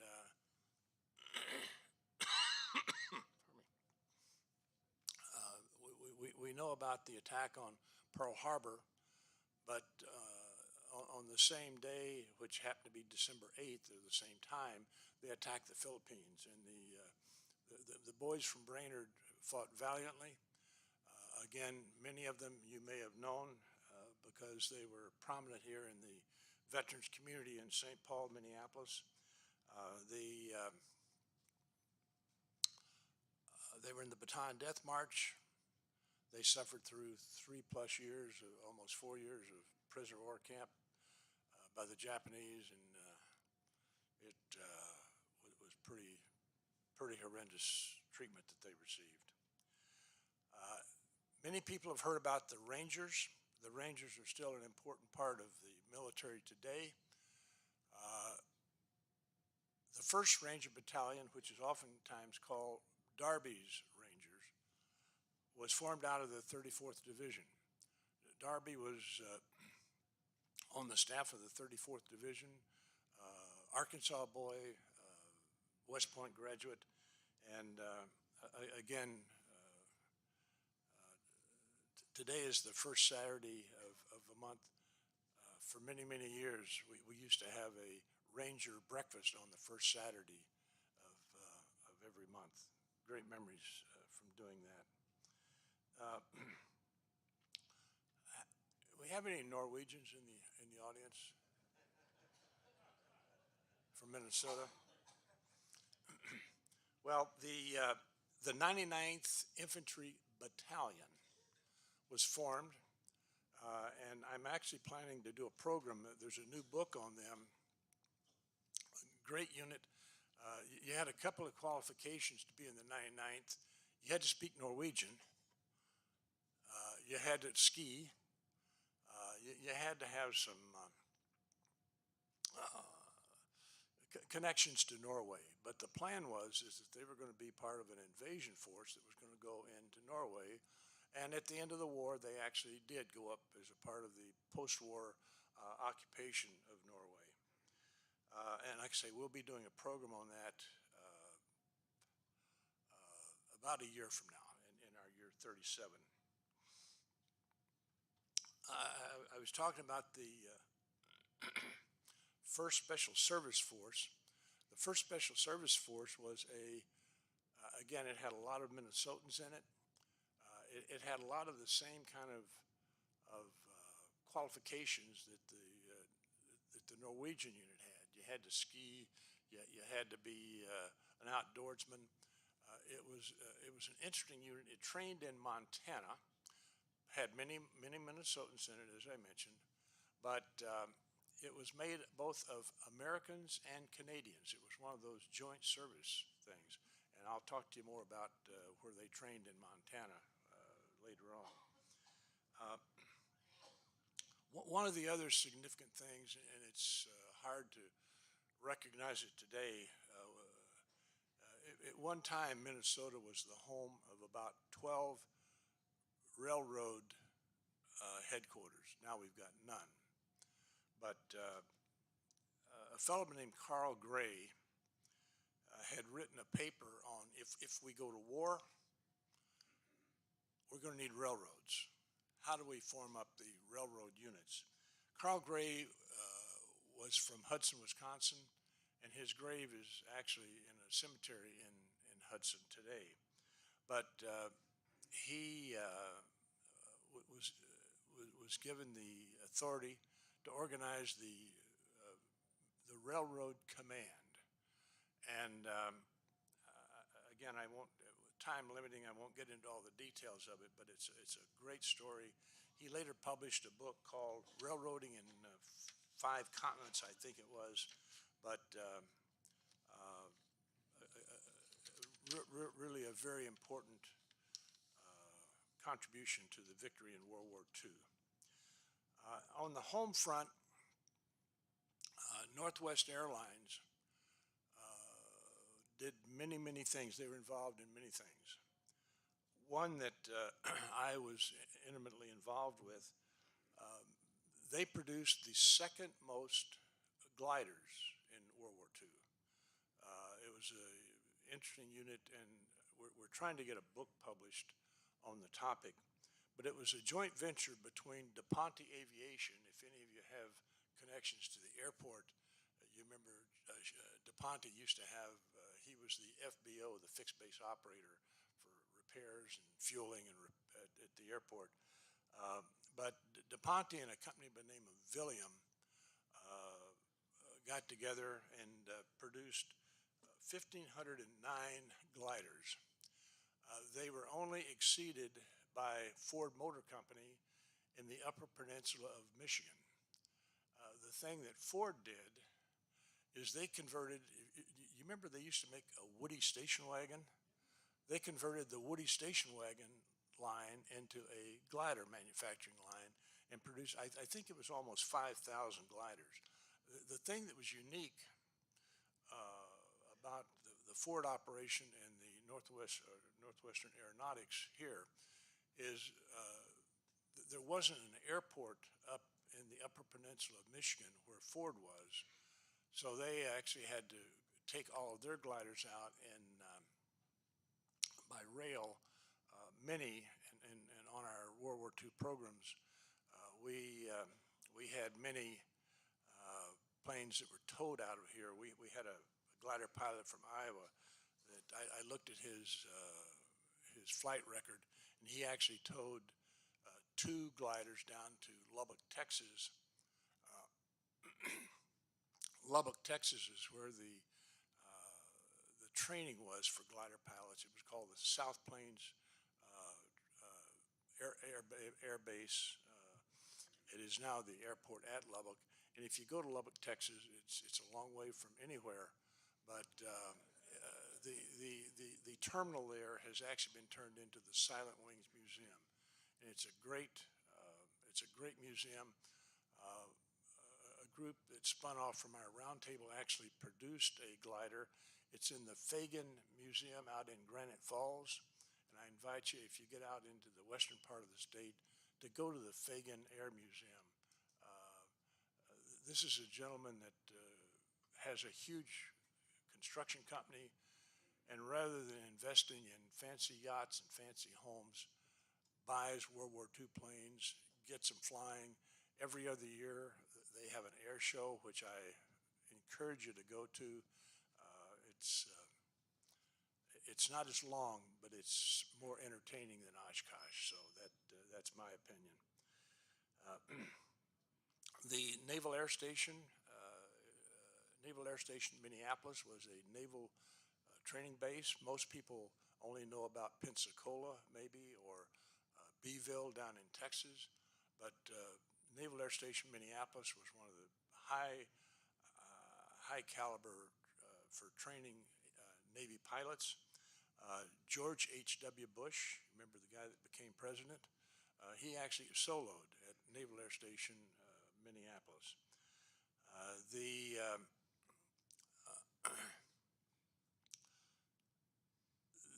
If any of you were involved in any kind of intel, you know that there's something called the Language School out at Monterey, California. Many of you may have gone there. Yeah. Well, after Pearl Harbor, they actually moved the Japanese language to Minnesota. Harold Stassen, they didn't know what to do with it, but they needed to get rid of the, as you recall, they were rounding up the Japanese and putting them into internment camps. There's a lot of stories on that one, but they were not being treated well because of the bad feelings about Japanese because of the attack on Pearl Harbor. So they moved the language school originally to Camp Savage.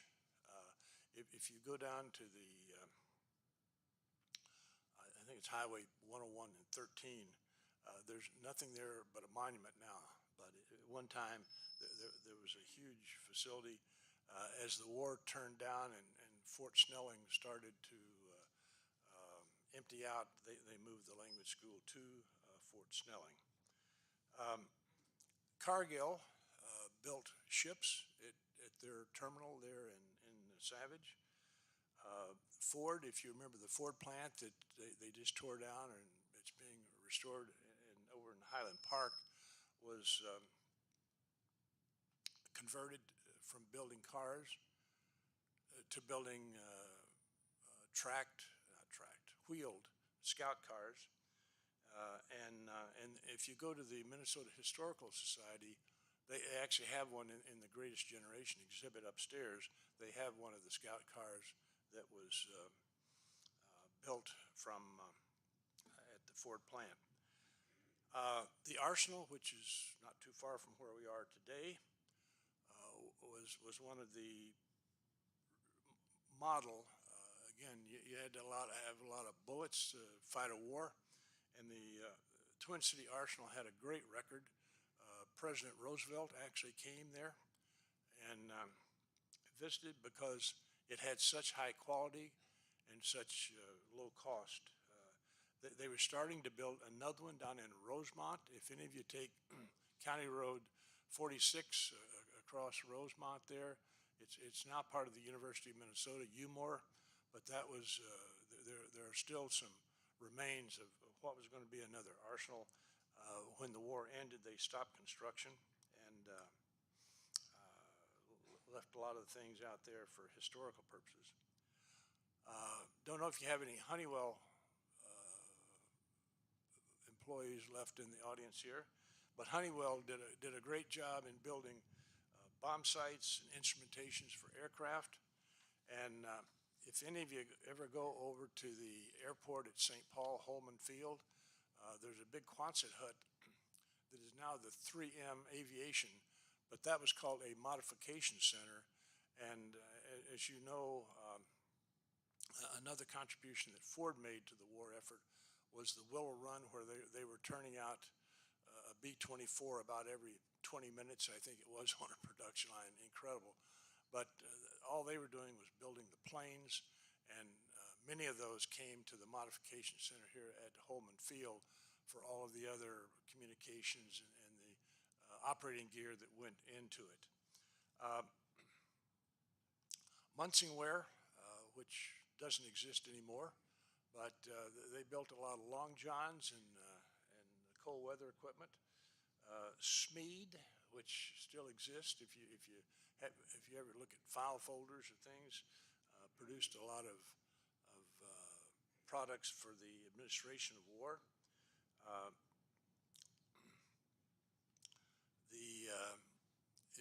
If you go up to northern Minnesota, you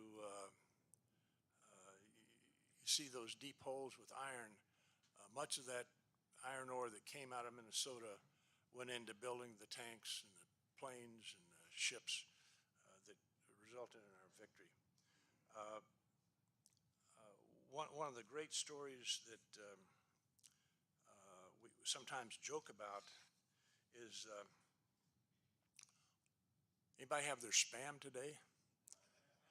Well, Hormel made a great contribution, and when I took the roundtable trip about 8 years ago to Russia, in the Russian Military Museum, they actually have cans of Spam. And Stalin made the point that it was Spam that saved a lot of the Russian lives from starvation. And something I just learned about recently, Lake Como, which is not too far from where we are right now, was used to test torpedoes. And by the bandstand at Lake Como, there is a torpedo monument commemorating that use. Mayo did great things with medicine. Many German prisoners of war. There was a base down in Iowa, but because we'd sent our people off to fight the war, we needed people to mine the timber up north, to work in the farm fields here, and German prisoners of war were farmed out to do that, and that was a far better thing than being shot at on the front lines. A couple of post-war things that happened as the glider operations that, or the corporate entity of the glider operations that had produced the gliders that I mentioned earlier, in the post-war period, got a contract to build computers.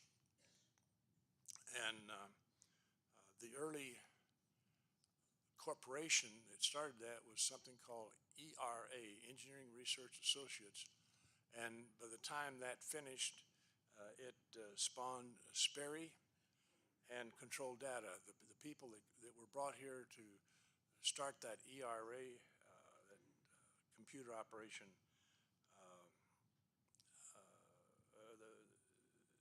the original ERA produced a huge thing with computers in Minnesota.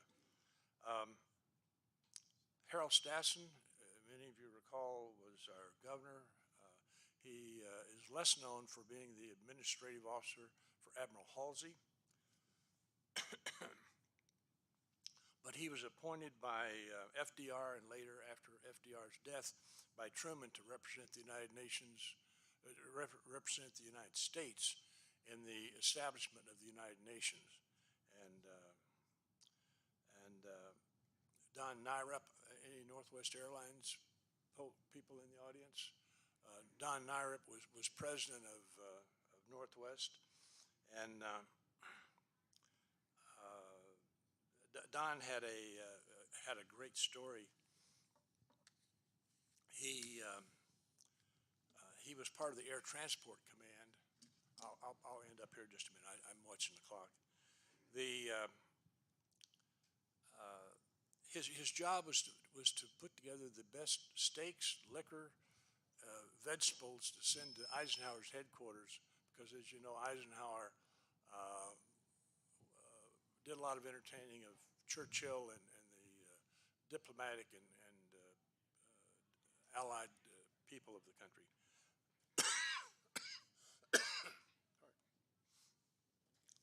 Just a couple of people that I hope you'll recognize. General Jack Vesey, who came into the military as a buck private, became chairman of the Joint Chiefs, and the new Minnesota 34th Division headquarters is named after him. Harold Stassen, I mentioned. Leslie McNair was a graduate of South High School. A guy named Chuck Lindbergh was the last living flag raiser at Iwo Jima, lived in Richfield.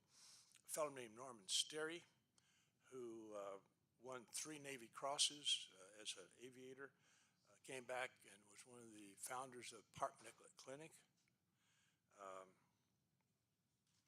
And a guy named Ken Dahlberg, who was a triple ace in the 8th Air Force, came back and started Miracle Air, which many of you may be wearing today. So just a word. I know I'm being shoved off the stage here, but and I hear some stomachs growling. Our roundtable was started in '87. The thing that we have tried to do is to teach history. We've tried to get the veterans involved, and that is becoming a very difficult thing now because of the diminishing number of World War II veterans, but we still do that. And we still lead tours. In my little brown baggie here, I've got schedules of our programs. We actually have a program next Tuesday. We meet at the History Center. And the program we're doing this coming Tuesday is how the Nazis and Hitler got around the Versailles Treaty to have Russia, if you would believe it, build many of the armaments and train the pilots that became part of the combat force for the Nazis in World War II. And we also lead tours. Next May, June, I'll be leading, I've got some brochures on it if anybody's interested. We'll be leading a tour to England. It's going to focus on 3 main things. The 8th Air Force. It'll focus on the Battle of Britain. And we'll be going down to Portsmouth for the embarkation of the D-Day landings. And then we'll be going into London to do what you do in London, you know, museums and things. So, Sir, we have one question to ask of you. Yes, sir.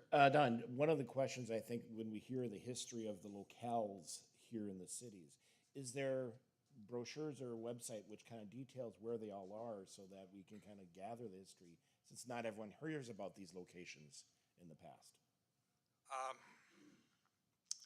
Not really. And if I could,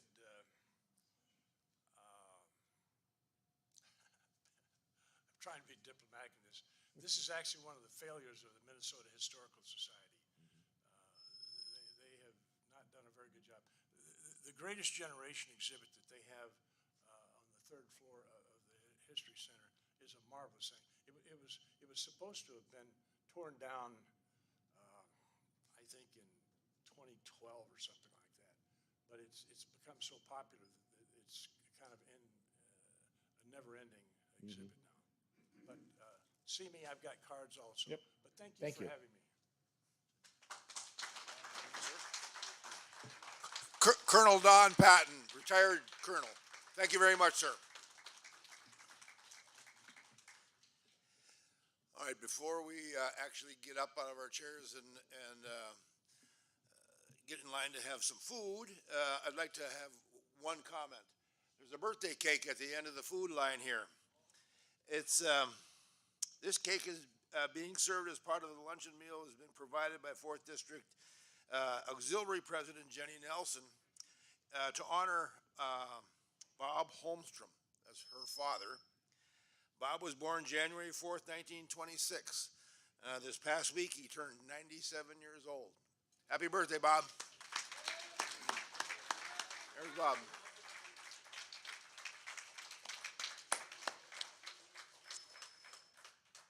We have the 5th District Chaplain here to offer a prayer before our meal.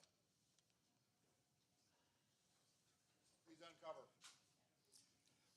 A short prayer indeed. I don't want to get a riot started. Heavenly Father, as you watch our proceedings, we know that you are pleased that we are working good things, and again, for God and country. Bless us as we do these acts. Bless us as our meal happens, and help us that we may again please you. These things we pray in Jesus' name. Amen. All right, you can all get in line now for dinner or lunch. At 12:30, we will reconvene. So, 53 minutes from now, be prepared back in your seats. Thank you very much.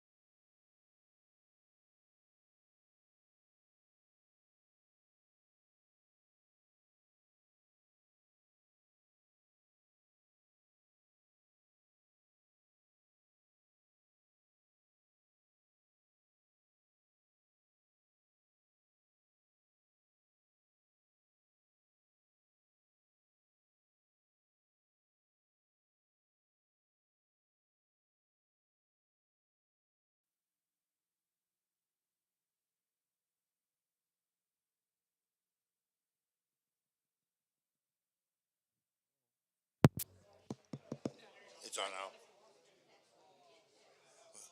Would Robin and Judy please come forward? Judy.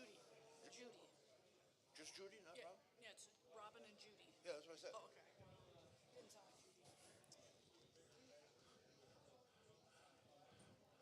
okay. Robin and Judy, would you please come up here? This morning we introduced all the VIPs and that sort of folk and asked those who were running for an office to come and give you a few words.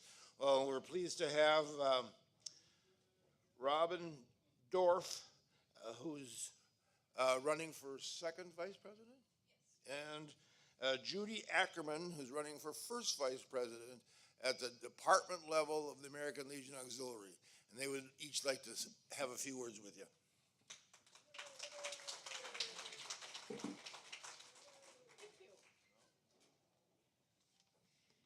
Good afternoon. President Jenny and President Jill, thanks for the opportunity to address the members of the 4th and 5th District. For those of you that don't know me, I'm Judy Ackerman. I'm from the 2nd District. Don't hold that against me, though. You know, I'm a member of the Northrop unit. I'm currently the 2nd Vice President for the Department of Minnesota and would appreciate your support come July for the office of First Vice. I just want to share a little bit about myself. I am a 3rd generation auxiliary member out of my family, out of 5. Started with my grandmother, my mom, me, my daughters, and now my granddaughters. So my husband, my late husband, was an SAL member. Some of you will remember him. Robert will. Jim, he passed away 12 years ago. 12 years ago. Got to think, we were married for 32 years, and I said we were blessed with 3 daughters and 7 grandchildren. You know, when I became a member, I didn't know I was a member. Didn't know it. So I'd like to ask you a question. What is your why? Why do you belong to the American Legion family? You know, have you shared your why with somebody else? You know, as I said, I was a member from very young, probably a couple weeks old, kind of looking at that, knowing my mother. And so I was a junior.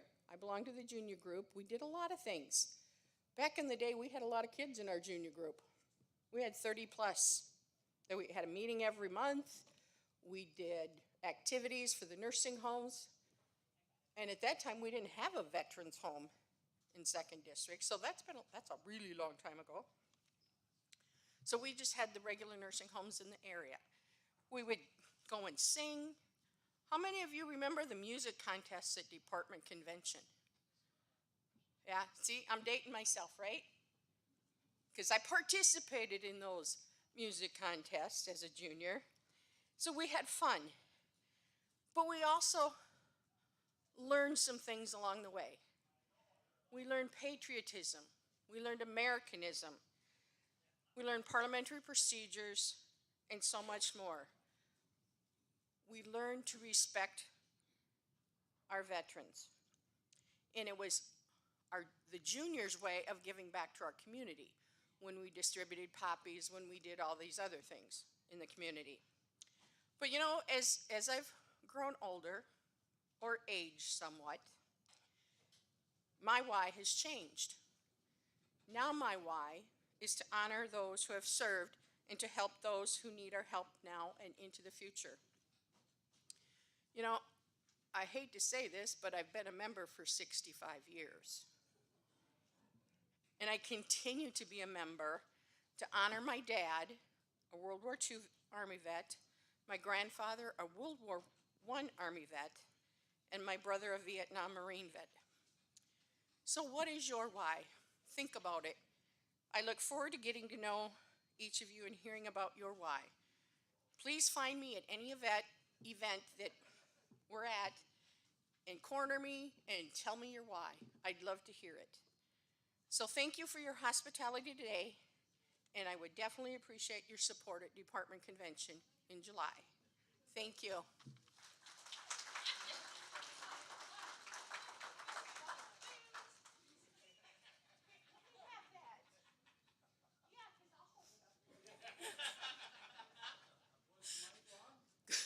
Good morning and Happy New Year. It's still, oh Lord, it's afternoon. I got the stop sign. I didn't know that we were timed, so I stole the stop sign from Jill. Sorry. No? No, I'm not sorry. I'm going to make it pretty short and sweet. I'd like to introduce myself. I'm Robin Dorff. I am a candidate for the 2023-2024 Department of Minnesota American Legion Auxiliary Second Vice President. I'm a proud 47-year member. I'm excited to be here today to officially, well, it's not my first announcing, but to announce to your districts that I am a candidate. Right now I have my sister, Renee, and my nephew, Cameron, is out here handing out a brochure and a giveaway for you. The brochure has my qualifications on it. I'm not going to go through that. I'm not going to take up your time. I told them after I stole their stop sign that I will make it short and sweet. But my information is on those brochures for you.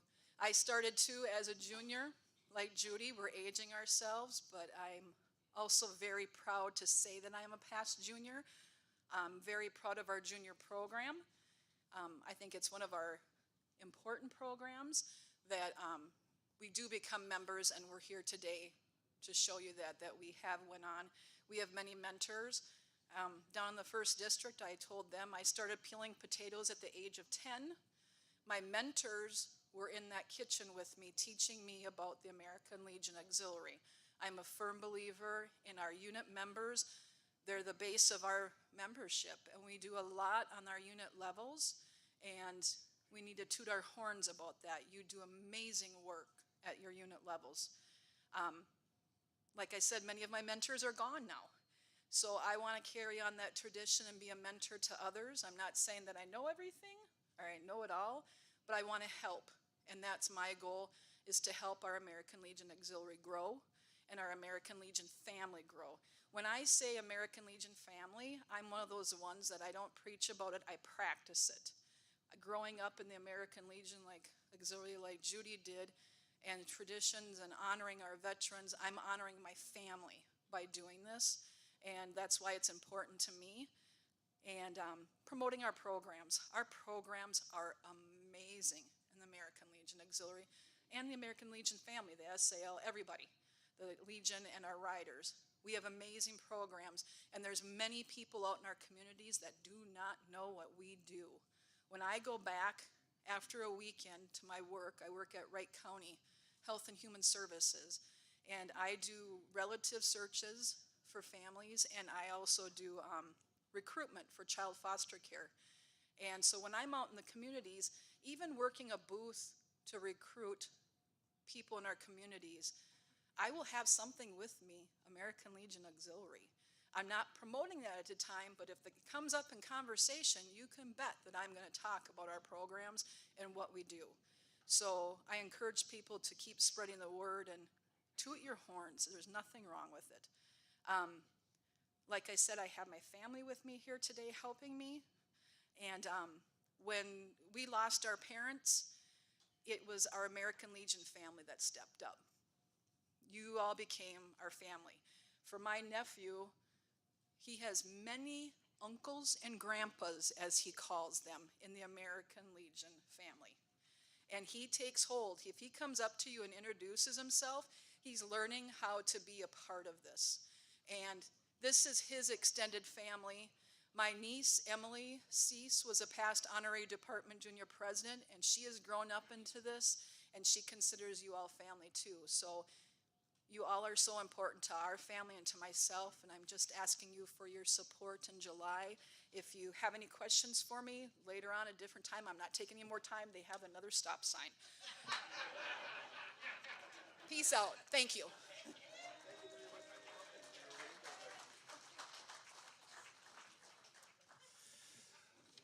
All right, we've reached that point on your schedule that says surprise.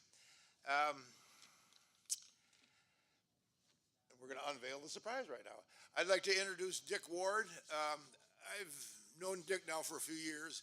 I think when I met him, he might have been the 5th District Commander at the time, but then later he showed his presence right here in this room as the 4th and 5th District Commander. Vice Commander, I'm sorry. He's now back to being wearing a blue hat, but he's here to unveil the surprise.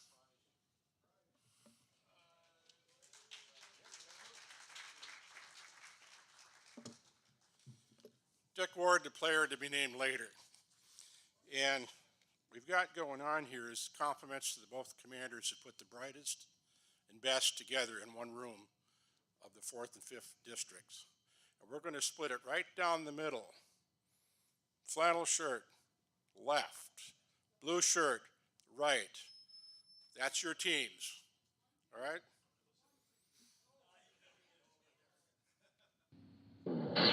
This is Jeopardy! All right. So we know how to play Jeopardy. First round, the Jeopardy round. Go ahead. First round, the Jeopardy round. So if we click it again, general, membership, history, you know this. So you're going to select a category. It's going to be a certain amount of points. They're going to give you a statement, and you have to come back with a response in the form of a question. So we need to figure out who's going to go first, which left or right. He talked first, so right will go first.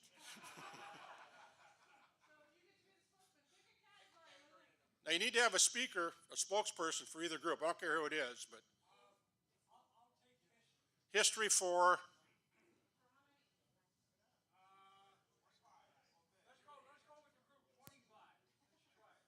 Okay.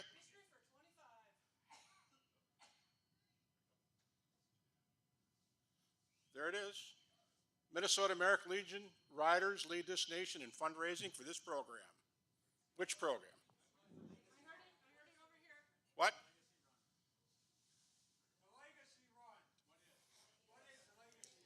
Okay. We're going to do that.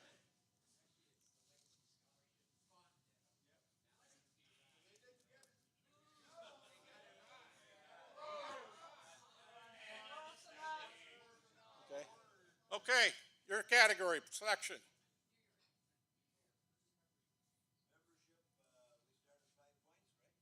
Membership for 25?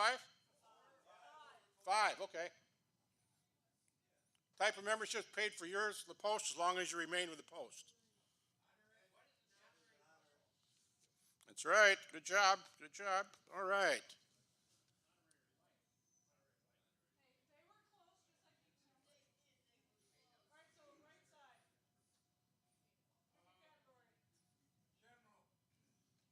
How many points?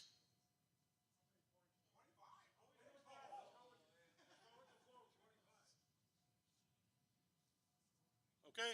Both Legionnaires and posts receive assistance from this national program after losses suffered during the 1997 floods of northwestern Minnesota. Which?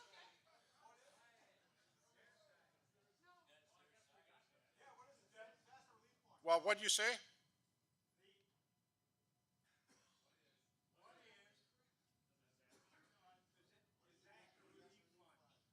It's close. It's close. John? National Emergency Fund.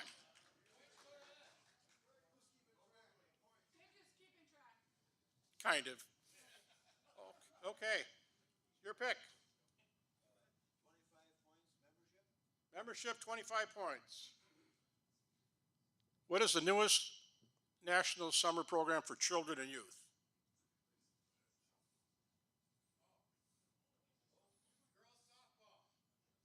You can't answer anymore. You're done. You're done.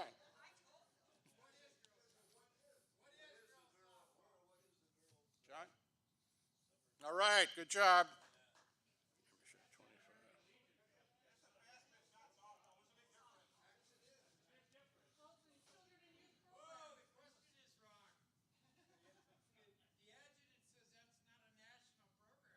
That's okay.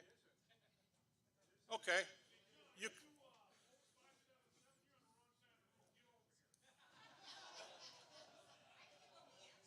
And that's enough out of you. Okay, over here, category.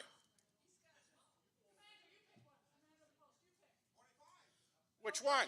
You know this. 25, you know this. Sons of the American Legion is the largest contributor to this foundation. We heard about that today. What is the Child Welfare Foundation?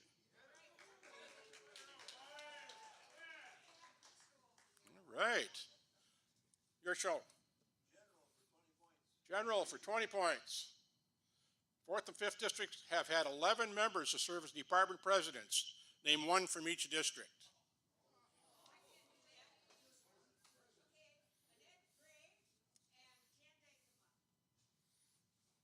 Yep, they're in there. So let's read through it. I can go back. Let's read through it just so everybody knows. So we got. Because I think this is worth repeating. So, yeah, Margaret Fraser, Florence O'Neill, Justine Knobloch, Ann Binger, Edna Adams, and Janice Dykema. A lot of those from 4th District were like in 20s and 30s. For 5th District, we've got Betty Count, Dorothy Christensen, Peg McCarty, Sharon Jeffers, and Annette Bray. Okay, thank you. Good job. Dee Dee, nice job. Or was that John? No, that was Dee Dee. Okay. Okay. Category and points. Over here. History. There have been 2 Sons of the American Legion National Commanders from Minnesota. Name one.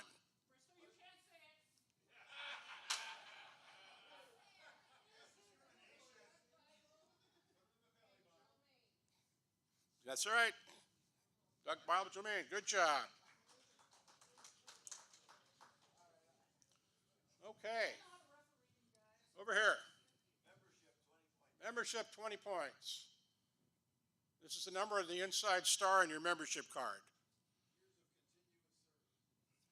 Years of continuous service. That's it.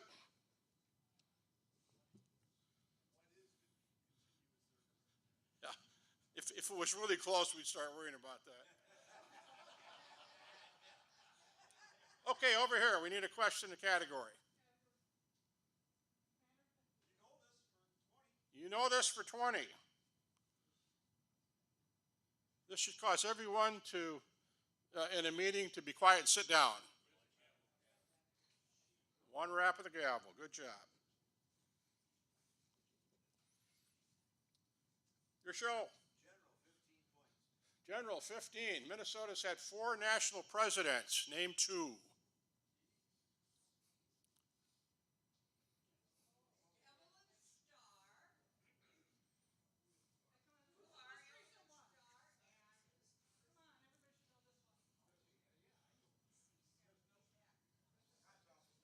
Chris.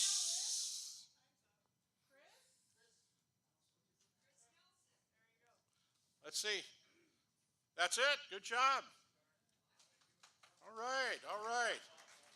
Told you we had the best and the brightest. They're a little brighter over here, though, so. Need a category and points. History, 15. American Legion established the Sons of the American Legion in this year. Everybody agree? That's it. History, 15.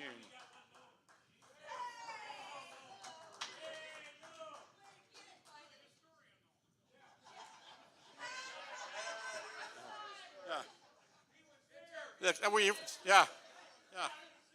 You remember that, don't you? Okay. Okay, over here. 15 points for you know this. Adoption Resolution 288 calls for recognition of all meetings of the American Legion.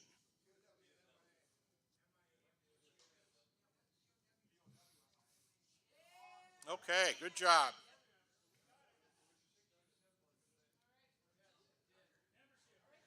You want to come back from 1932? We've asked you to pick a category and some numbers here.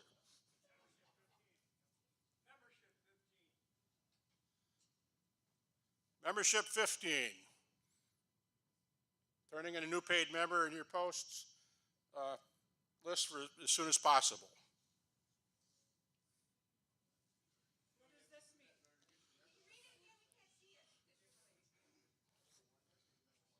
Turning in one new paid member and your post's officer list for the new year as soon as possible.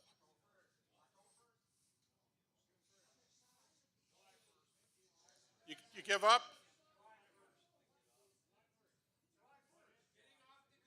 That's getting off the goose egg.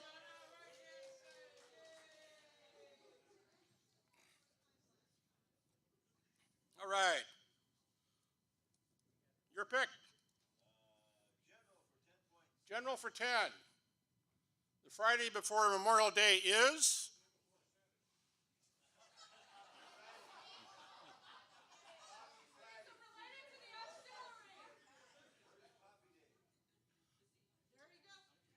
Okay, you can't talk anymore either. That's.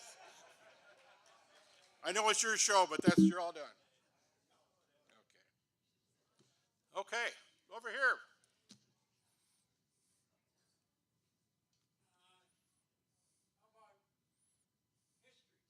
History, 10 points.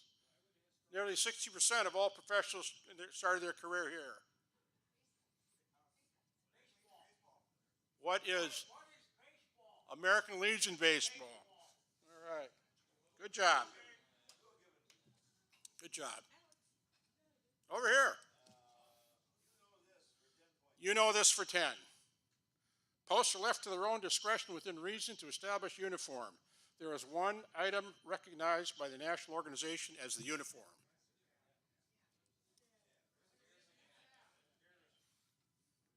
Everybody knows that. Okay.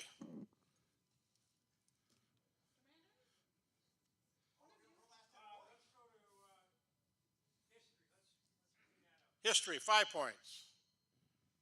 This is the number of national conventions that Minnesota has held or hosted. Okay.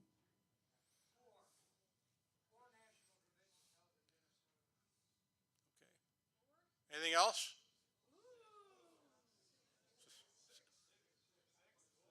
Who said 6?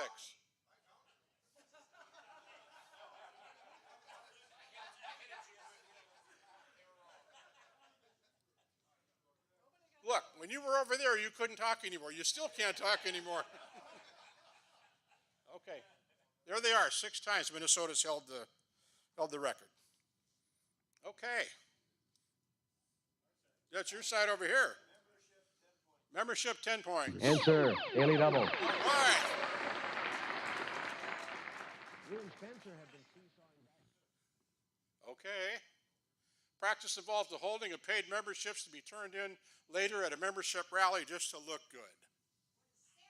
Sandbagging. And you...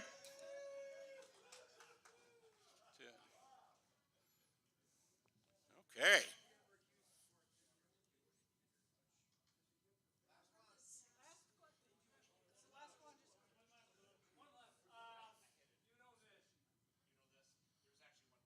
Yeah. Not acceptable to reach through or break the colors when they are displayed during a meeting. The space between the colors is referred to as this. Hallowed ground. Good job. And the last one, top left, this group is not a motorcycle club. Yes, all right. Bottom right. Again. So this is the Department of Minnesota is going to be the category. You have to figure out what you're going to put down there for, well, I don't know if we're going to have to, all in. Everybody's going all in? All in. I can take care of that. There it is, here's your question.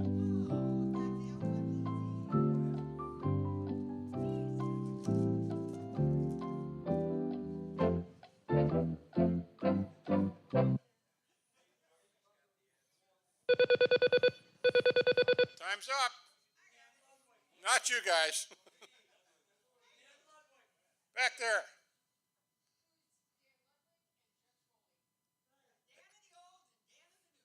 Dan and Dan. And the answer is? All right, yay. That's it. Okay. So because we were all in, it's a tie. Thank you.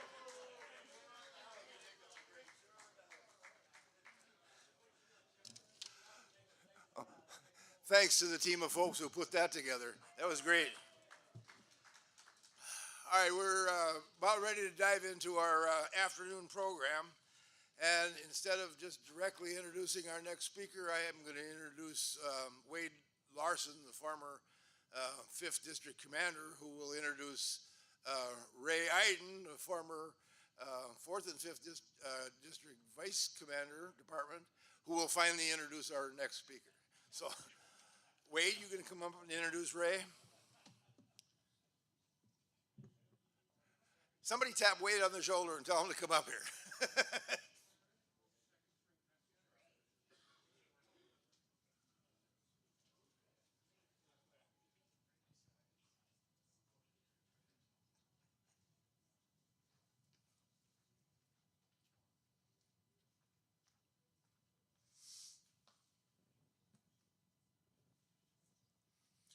The 5th District has a proud honor in this area of the brain science.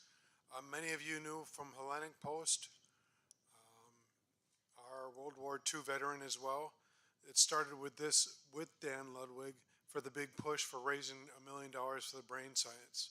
So in that introduction, Ray, I'd like you to come up and do the introduction for Dr. Stephanopoulos.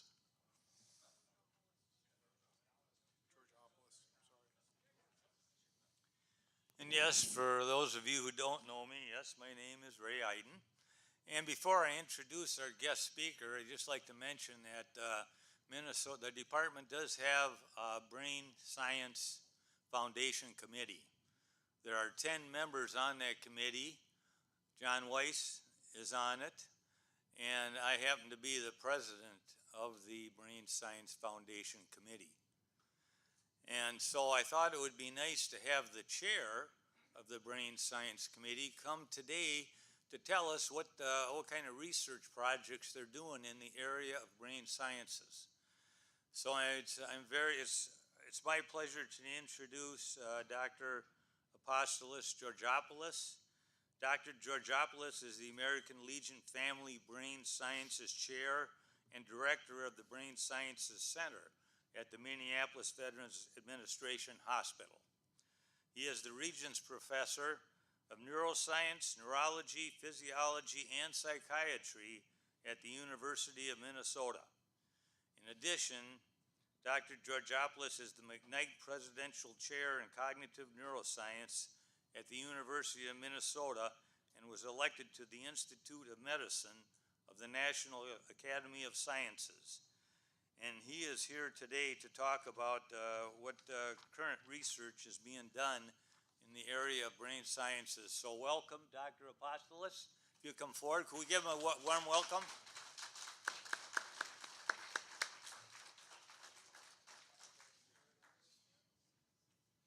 Well, my great pleasure to be here.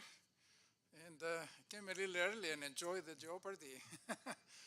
I learned a lot. I'm a Greek veteran, served 2 years in the Greek army, so I'm not really in your family, but my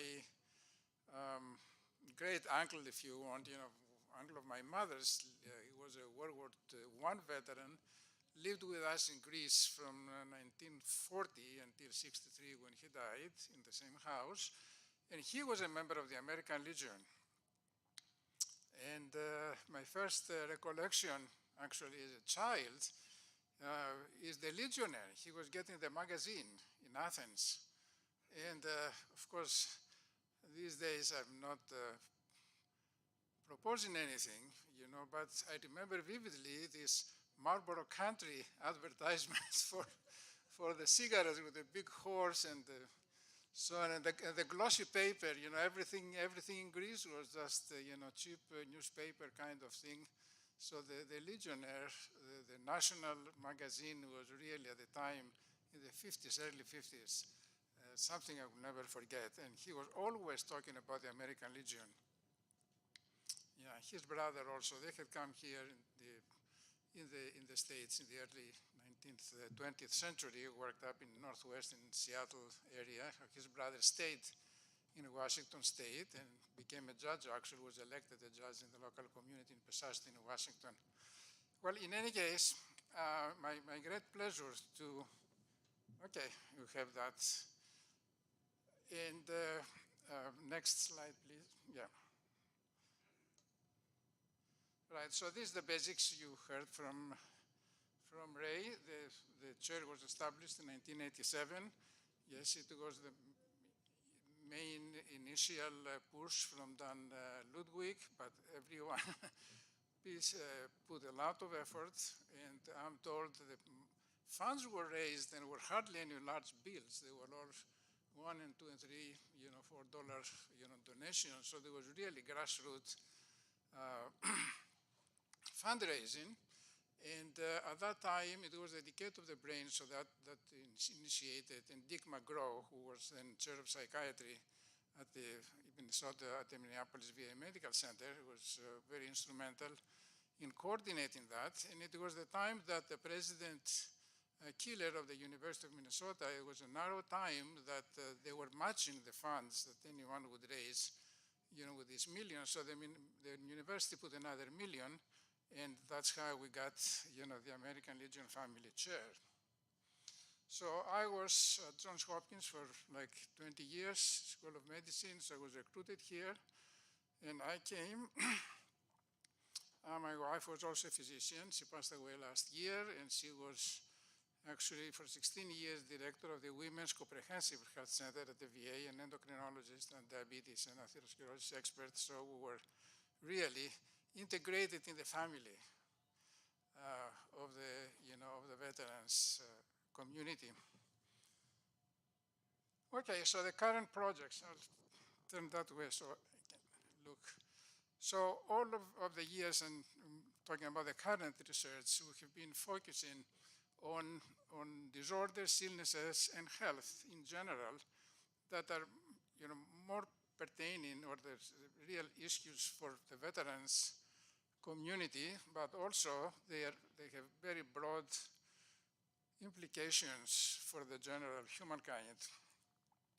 So these are the main projects we're pursuing at the moment, and for a number of years. Gulf War illness, which, as you know, has been a very serious problem with veterans. About 1/3 of the 600,000 that were enlisted in the first Persian War came up with this illness, and which initially was discarded as being in the minds that really didn't exist. It took 10 years for the system to recognize that this is a serious illness. And then the second line of rejection of the condition was that it's nothing but PTSD. People with weak personalities, couldn't handle it. So we were the first to prove, actually, that it is not PTSD. It is a separate illness by itself, and I will give you some details on that. Traumatic brain injury is always a problem, and the main problem there is how do you stage it? Yes, there is unfortunate incident, get a brain trauma, then how do we know how the brain recovers? That's part of the research we are doing. A very special, very active project at the time is the Women's Veteran Healthy Brain Aging, and I'll give you some details about that one. Of course, we're doing research on neurological diseases, Alzheimer's disease, Parkinson's, multiple sclerosis, and ALS.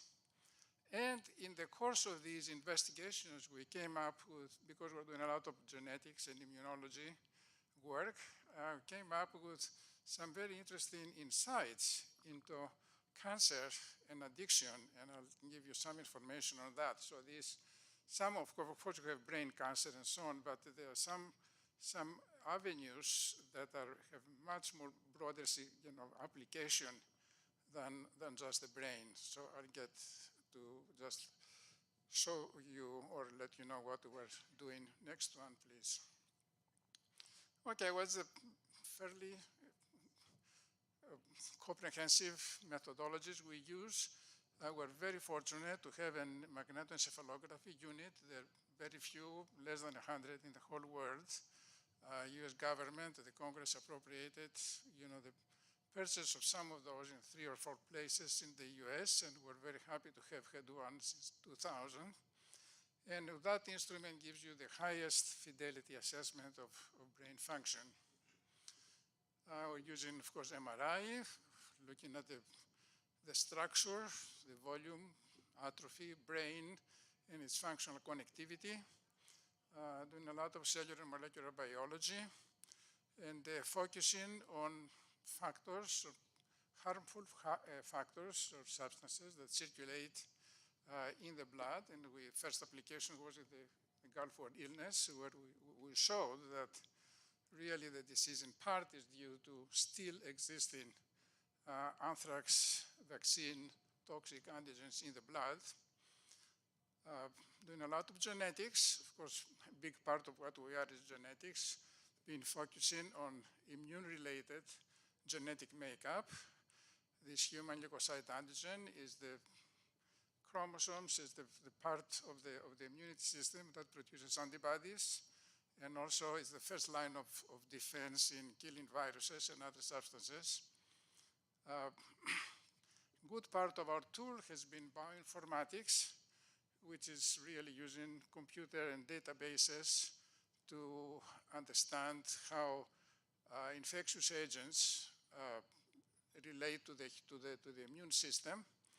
And actually, we've done a fair amount of work recently with the COVID-19 virus. I'll give you a short outline of that. And in a way, it's obvious that what we are, in part, reflects what we're eating, and that's beyond the daily supplements and so on and so forth. So we have been taking that in conjunction with the Women's Healthy Brain Aging Project as a comprehensive assessment. Next one. All right, so they give you just the snapshots of basic, findings or, outcomes for the different projects that I mentioned before. So Gulf War illness. Probably we have the highest number of Gulf War veterans. We have studied both having the illness and also as controls that have served in the Gulf War. It's at least 300. There are more, but I don't have the exact count. In parentheses are the names of my collaborators that are participating in the study. We made sure with good publications that this is a separate disorder than PTSD. You cannot reject it as a psychological personality issue. We're the first to identify abnormalities that really clinched the idea. We found that veterans suffering from Gulf War illness lose much more of their brain. There's much greater atrophy than what you expect normally, quote unquote. And most importantly, looking at the blood, we identify that in practically all of those that we studied, we could identify the still being present, the anthrax vaccine antibody, antigen, that we showed it is very toxic. It's not supposed to go to the brain, but any stress or any infection will allow entrance to the brain, and of course it is toxic in general. Unfortunately, this is a major issue for the current, not just for the Gulf War, because that vaccine is given routinely, as you know, to every service member now.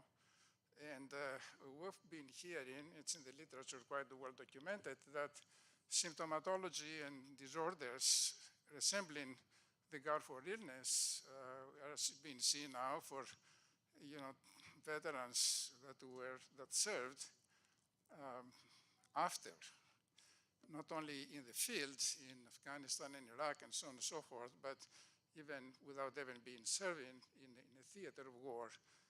So that is a serious issue, I think, for the active military as well as veterans. Well, if there's any good news there is that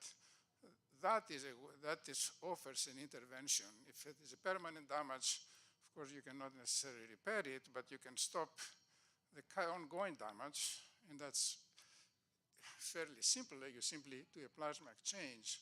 You remove that, and it's not being regenerated because it's given once. So you need to persuade the system to go along and try that. But we've done our scientific work and published everything that is going to be the case. The other thing, I don't say it here, but probably you have all heard about the long COVIDs, this chronic illness that results after some population, some people after the COVID infection, and published recently a major review, very well received, where we persuasively, I think, argued that the long COVID is very similar to the Gulf War illness, in the sense that you have a persistent antigen, you have a persistent neurotoxic factor circulating that produces very similar symptomatology, mainly fatigue and cognitive disturbances and so on and so forth. So the Gulf War illness has extended their findings to much more recently topics beyond the Gulf War sort of era work. Next one, please. So post-traumatic stress disorder is a major issue in the veterans population. And of course, in the general population, most people are very fortunate not to have any traumatic experience, but it's a very interesting. It's not only practically important, but very interesting scientifically. Of all mental health disorders, is the only one we know the cause of. We don't know what causes schizophrenia or causes depression and so on, but we know very well that the traumatic event causes PTSD. So that gives us a big leeway in understanding how that is coming about in the brain. We have studied a large population, more than 1,000, veterans with PTSD and associated controls. And we have been pioneering, definitely, finding the abnormalities in brain function, but most importantly, not only finding out what they are, but how they can tell us what is an objective measure for the severity of the disorder, and of course, staging the severity and monitoring the effect of treatments. As you know, probably, there are many current therapies, approaches for PTSD treatment. And some of them work for some people, some of them work for other people.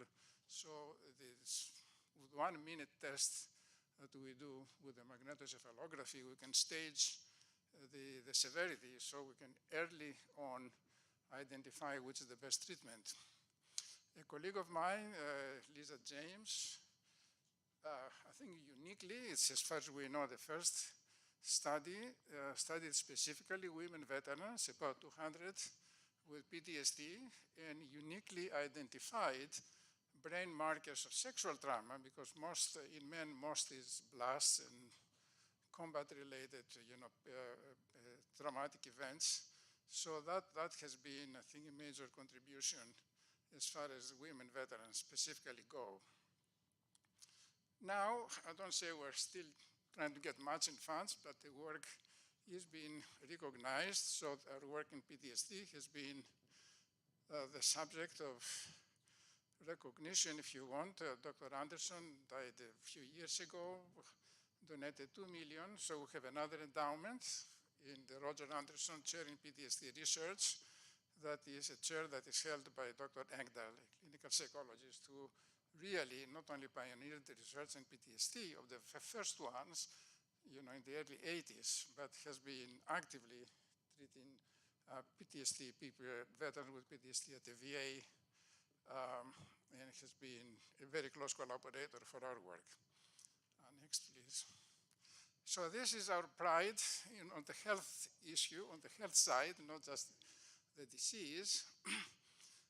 So this program actually was conceived and initiated by my wife, my late wife, who was, as I said, director of the Comprehensive Women's Health Center at the VA Medical Center, and she really saw women coming, veterans, for regular checkups. And some of them were like in their 90s and very sharp. And she said, how do we know? What's their brain? How can we find out what's the secret? So she had that idea in 2010, and she obliged and sought funds from actually three very wealthy and influential women in the Twin Cities. So we get the initial funds to start that project. So the project is very nice. It's only women. It's only women. So we have not studied any man. It was explicitly stated in all the donations. We have now 300 plus women that have been coming every year of all ages, 20, I say they're 26, 28 to 106 years old. They're all veterans, all women veterans, all healthy, sharp, and we're doing a comprehensive assessment. Their genetic profile, their genes, what they eat, the nutrition, and lately the presence in their blood of potential, factors that may affect, aging. Because we think about it, I mean, the heart doesn't age. We don't die of heart failure because we're aging, or the kidney, so the brain we take for granted that you are aging and we're losing it. It's almost a natural disaster, and it is a disaster. It's an abnormality. There's no need for the brain to age. No other organ ages. I mean, in general, yes, you can die of cancer and vascular disease and everything, but these are all not the results of aging. Well, in any case, we identified some very, very interesting, findings, factors circulating in the blood in very healthy women that potentially could predict what the probability is, possibility that these women, might develop cognitive deficits, later. So there's a very active research and very interesting, and we're being tracing it to the presence of some of the herpes viruses, family in the blood. Again, success story. One of the three initial donors, Anita Cuning, donated $2 million a couple of years ago to establish a chair in her name for women's healthy brain aging. And she insisted that it's only veterans. So anyway, this is an ongoing, very, very successful 800 visits, because every woman comes every year. And we do all the evaluation on an annual basis. So we have some of them have now 12 years of a consecutive longitudinal study. Next one, please. Okay, neurological diseases, these are the main ones we have been focusing on. They are the more obvious, difficult ones. And we have been doing mainly using epidemiological work, associating their prevalence with their genetic makeup, the immune factors, and it's to us pretty obvious that a good, if not percentage, but a good portion of what they're causing them, they're common. They're common for all of them, and depends on your genetic makeup. You manifest one disease or another. And they're mostly viruses. So somehow, that's our sort of fate. It's them and us. And using bioinformatics work, we have identified certain species of herpes viruses that are the most, you get it, one is not sick, but then it can be reactivated, it's hiding, so it's producing havoc in our back, or there is some other evidence that they're involved in Alzheimer's disease. Again, with the promise that that if you treat the virus, if you get rid of the virus, you may ameliorate or prevent, the disease itself. Next, please. All right, well, as I said, immunogenetic assessment of the COVID, that started doing all the genetic work, the immune genetic work for the rest, for Gulf War illness and so on and so forth. So it was the same approach that we applied for this. And what we identified is certain sequences in these proteins, in the spike glycoprotein, that would be the right targets for successful vaccine design. Whether these are used or not, I don't know. But the point is that to make any antibody, you need first to have a match with your genetic makeup. What induces the formation of antibodies is a fragment of the viral protein and a fragment, a molecule that you yourself make. Now, we're coming with 6 of these potential molecules, so not all of us can make necessarily successful antibodies. That's why you see even the titers of antibodies for COVID vary tremendously. Well, in any case, so contribution, I don't know what use has been made of those, but just as an example of an extension of our original work on the brain. Next one, please. Okay, well, in the same vein, you have, when we did all of this work on the genetic makeup of the immune system, it became apparent when we looked at it that cancer, again, is associated, the manifestation of cancer and its, or if not evolution, but how deadly it is apparently related to, again, your genetic makeup. That has been a breakthrough in the field in general with this cancer immunotherapy, Nobel Prizes and everything. But the point is that this cancer immunotherapy does not work for everyone. And it works only for people who have a certain genetic immune makeup. And that's what we have been contributing. In fact, we came up with a new idea, novel idea on a new kind of immunotherapy. I wouldn't say we cure cancer, but definitely it's very promising. The VA took it up, the technology transfer team, and it's currently working in its commercialization. And finally, next one, the same story with the addictions. It's interesting that take the opioid addiction, the reason you have all these effects of the opioids, good in terms of the pain, alleviation, and so on and so forth, is that these proteins are split to different peptides, and these are mediating in the brain, the effect. Now, if you can block these peptides, if you can inactivate those peptides, then by definition you would block the addiction or the craving, if you want. So that is something that we're pursuing, and is the same thing as the cancer. If we have specific molecules that can block these peptides without killing the cells where they are contained, then the craving, will really, disappear. So I think that it's probably the last slide. Yes. So thank you very much. This is the broad thing of what we're doing. Yeah, of course. That's why we have anything you want. And I must say, Ray has all my information apart from today. If you want to contact me or my colleagues, send me an email, a message. We're still working to some extent remotely because the VA discourages group meetings and so on and so forth because of still we have a spike in the COVID items. But feel free to, and again, anyone in group who want to visit the Brain Science Center will be delighted to show you the whole.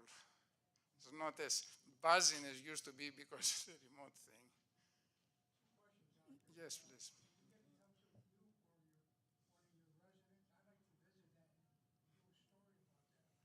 Sure. Well, I was born in Patras, which is that right? So we cover the waterfront, north and south. North and south. If Yes, you, Patras is the south of Athens, yes, on Peloponnesus, northern Peloponnesus, but it's not like Italy, the north and south, but Thessaloniki is on the north. if you have a question for Dr. Georgopoulos, I'd ask you to come up and speak into the mic.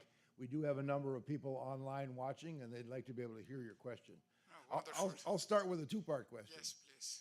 When you had the slide up on Gulf War illness, you talked about an anthrax vaccine. Yes.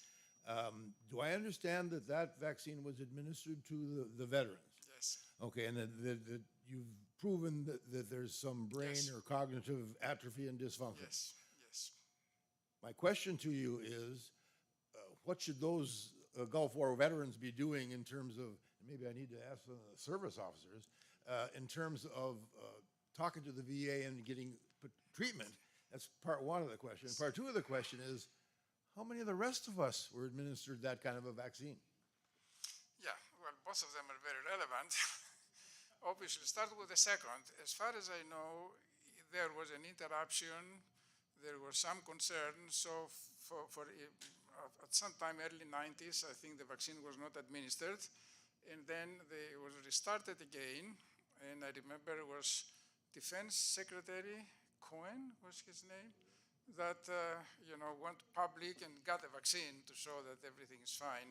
Then there was a big upheaval in the 2000s, 1999, 2000, that Air Force of all things, they were very concerned about the vaccine.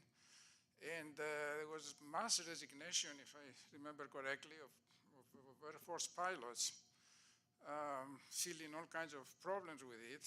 It led to a congressional investigation. Congress asked the GAO to look into that, and the report is published. I mean, it was published, and they were very concerned. GAO report really clearly recommended that the Department of Defense make a long-term assessment of the effects of the vaccine beyond your arm hurts, and a couple of weeks ago, you may have a little fever. And the Department of Defense rejected that, so they were not under obligation, but definitely, so that was a major issue. That has, I would say, it's been buried exactly, but no one wants to talk about it. And it's on these things, you don't die of it, but you die slowly, and you probably know that even the Gulf War illness over the years, it's a general medical decline. That group has been followed every 10 years or so. If you look at the reports, generally, general health issue, cardiovascular, kidney, I mean, all kinds of things. It's not a healthy, I don't say it's only the anthrax, but definitely that one is very toxic, and we have shown its existence. And I think the therapy is very simple. But this is the kind of thing that somehow it's grassroots. I wouldn't say the veterans of the 4th and 5th district necessarily, but someone has to bring it up with the system. I mean, we've done our grants, we've proved it, we've requested to do a clinical trial for that by DOD, was not even reviewed for obvious reasons, and so on and so forth. So yes, it is true that all people got it, but very few have problems with it, which means that most people have the genetic makeup to make antibodies and get rid of it. So please. I'm curious, since this room is filled with a lot of Vietnam-era veterans, and we received a lot of immunizations when we were in, are any of those things related to, like the anthrax one, or any of those proteins? Yeah, well, I don't know. It's an interesting question, for the Vietnam veterans, if they received, the anthrax vaccine. Well, the Gulf War, we have a better record of what, there's a DOD small document that says what the veterans received. And, well, there are many exotic ones, right? There was, yellow fever and cholera and plague and you name it. Interestingly, when we looked at all of them, they were not, most of them were innocuous as far as the toxicity goes, but the anthrax was a killer, And interestingly, salmonella and cholera were also very potentially, neurotoxic. They are not necessarily everything. Rabies, for example, was the most innocuous one. I mean, you think would be the worst or whatever, you know, so the disease, it doesn't really match the problem with the antigen. Well, in any case, yeah, the Vietnam, it's very interesting. I don't know. I will look. It's very interesting because of these 1,000 or whatever veterans we have studied in PTSD and everything, the biggest population is from Vietnam, the Vietnam era veterans.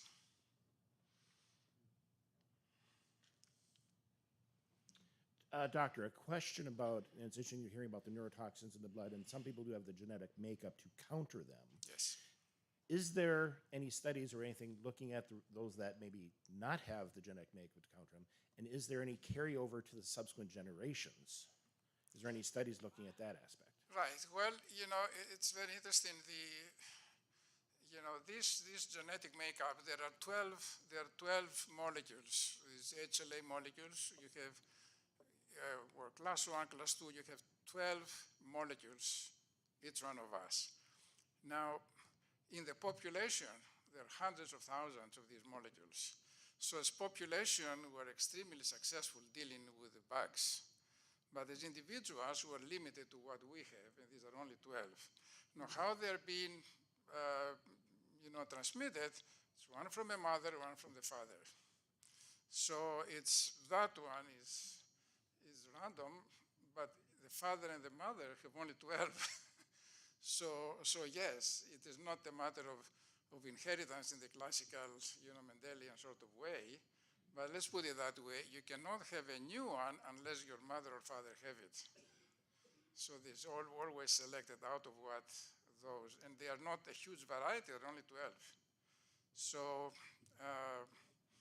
that's very interesting. I don't think that has been studied quantitatively because it is known how these are transmitted.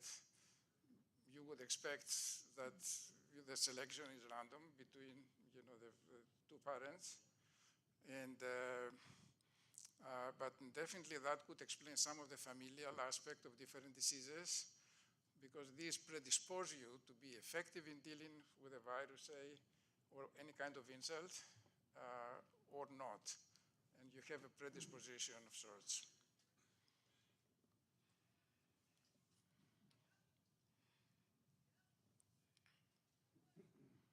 Are there any other questions for Dr. Georgopoulos? He would like to address the group. In 1987 and 88, I was 4th District Commander. You did, wonderful. And we started brain science. Yes.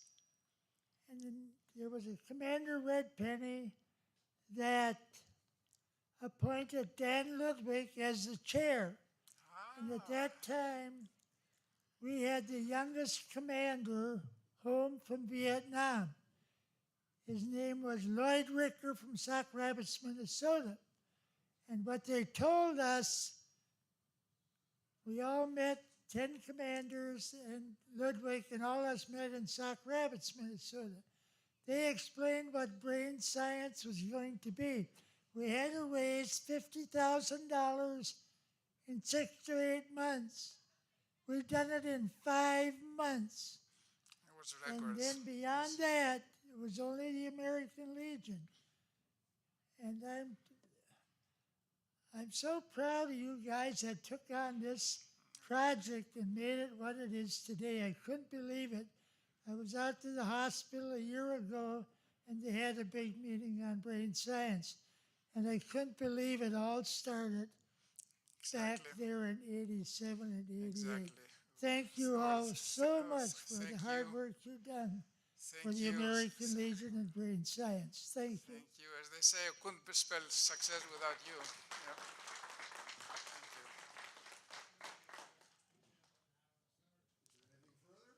No. Just for the record, with the history, there is a whole. What was Dr. Petzel was still network director, so several years ago, but has been well documented in several pages in the National Legionnaire magazine with pictures and Dan, Ludwig, and Randy, and all of the key players was there. So. Thank you very much. Thank you very much.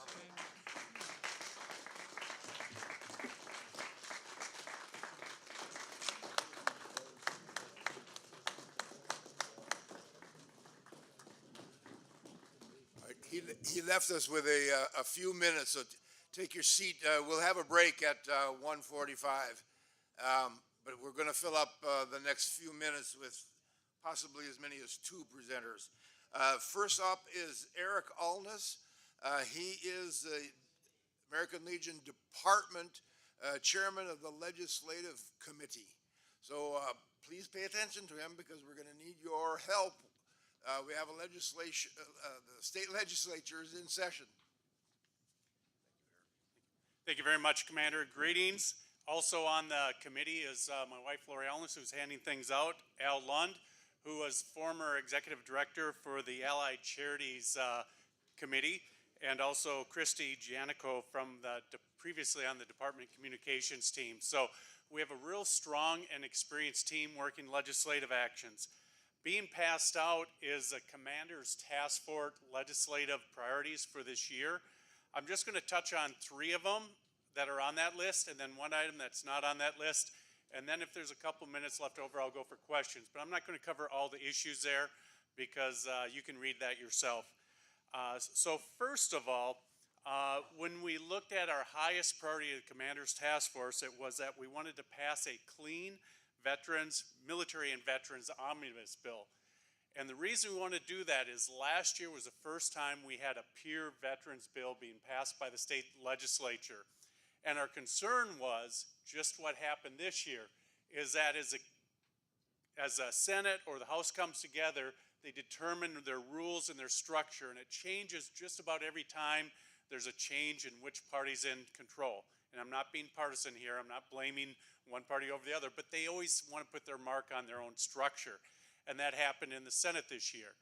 Well, we're prepared for that because we've come out and said, regardless of what your structure is, we want to have a veterans bill. And I think that is still very doable this year.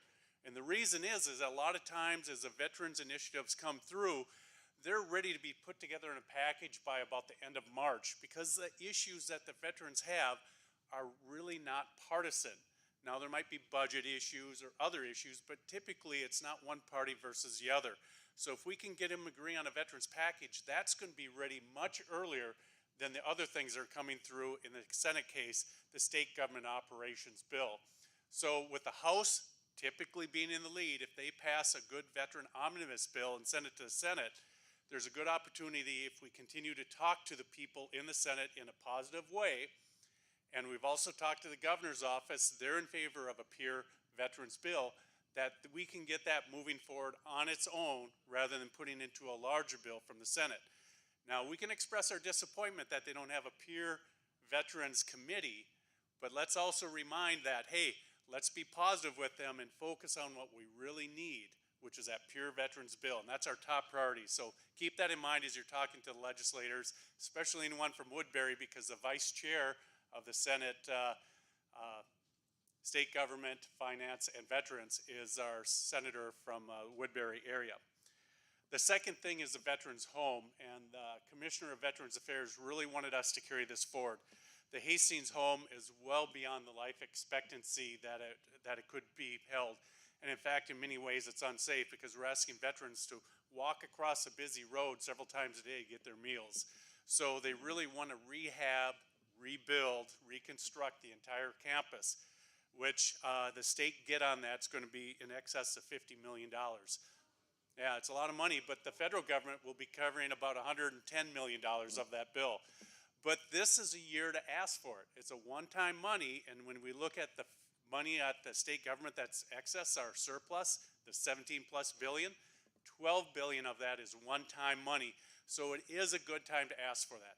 And again, we do have good support for that bill out there. They recognize this is what we need to do to take care of our veterans who served long and honorably. So we need to push that one forward. And then really, once that's done, besides things on the Minneapolis campus, we're sitting pretty good in veterans homes across the state at that point. And then the third area that we really want to address is state funding, dedicated state funding for the Department of Veterans Affairs to address veteran suicide. And we don't want to just talk about awareness. We want to get in there, kind of like we have the Be the One program, actively do things to reduce veteran suicides. We want to provide money to the Department of Veterans Affairs to do the same thing, to make sure that we have the tools and we have the ability to directly intervene and make a difference in veterans' lives to help them realize that there's other options other than taking their own life. So those are our three top priorities, and those are the ones I wanted to talk about briefly. As you look through, in just a moment, if you have a question on one of the other initiatives or things I talked about, feel free to ask it. But one item that's not on this list, and the reason it isn't, is because when we look at the Commander's Task Force, everything in that gets passed by it has to be in agreement by all the veteran service organizations who are part of the task force. And some of their charters are somewhat limited, so they can't vote for something. So even though they're generally in support, they can't put their name on it. And one of the things is charitable gambling. So as American Legion, we're carrying forward with Al Lund as our lead. Again, he was the executive director of Allied Charities for a long time. What can we do within the tax perimeters to provide relief so that we can accomplish our charitable gambling mission more fully? How can we take care of veterans, military, the communities, and youth? So last year in the bill that was ultimately didn't get passed, there were some provision at lowering the tax rates at the lowest level. Hopefully that can be a starting point for us, and if nothing else, hopefully that can get us through so we have some tax relief.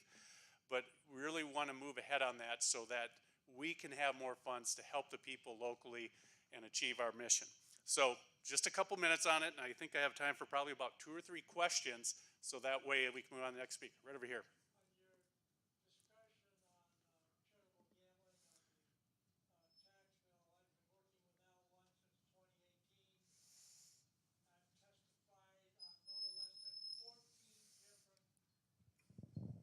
Bills, please combine them into one, because the legislature is confused because they don't know which version to support.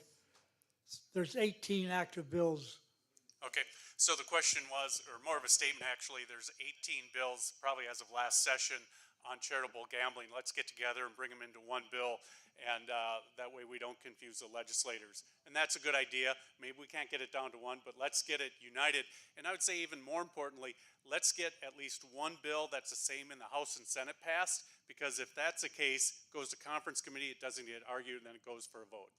Eric, it had been on the prior legislative priorities to exempt post homes from paying property taxes in the state of Minnesota. Is that still on the priority list? Yes, it is. Everything that was on the list last year that did not get passed continued forward, and it was unchallenged so that we can continue to advocate for those this year. Okay, any other questions? Maybe just then in just one moment here, because one of the things that we've been arguing with for more than a decade is providing tax relief for disabled veterans. Currently, it's limited at $300,000 for property tax, just to clarify on that. If you have a 70% disability, you would get up to $150,000 of property tax relief, and if you're 100%, you would get up to $300,000. What we're trying to do this session is we're saying, you know what, let's put this to bed once and for all.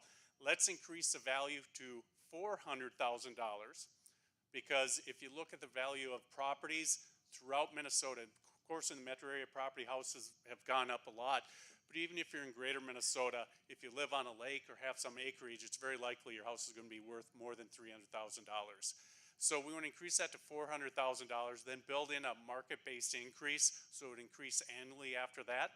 And then we want to change it to a percentage base, where if you have a 50% disability, you get 50% off of your property tax.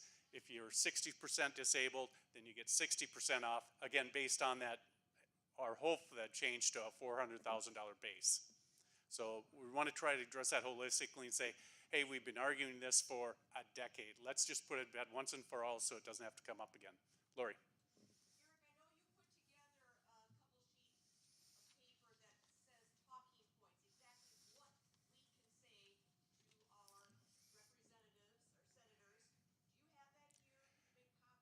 Well, I tell you, that was sent out to each of the district commanders, so hopefully they have that and they can make distribution down.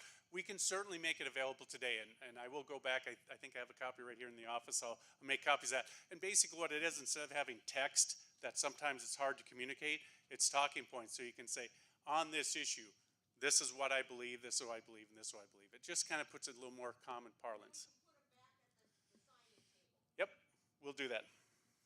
Okay, and then for the good of the order, right here in post 39 on February 11th, we're gonna have a mega meat raffle. We'll have over 200 packets of meat. Encourage you all to come back here and gamble with us so we can give more money to our charitable purpose here in Minnesota. Thank you.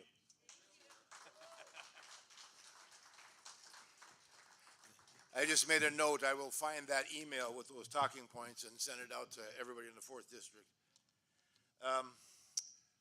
We've got 14 minutes until we're supposed to start the next session. I got one more guy that I want to talk. How much time do you think you need? Is 2 or 3 minutes enough, or do you want more? Need more. We'll put you in then at the end of the next session. Haven't forgot you.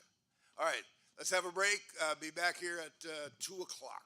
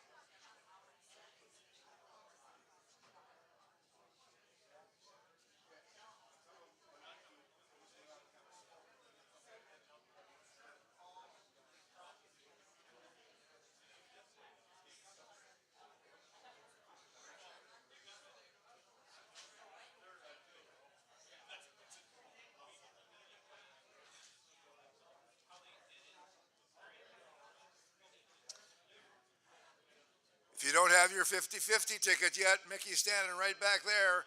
Make sure you get a few.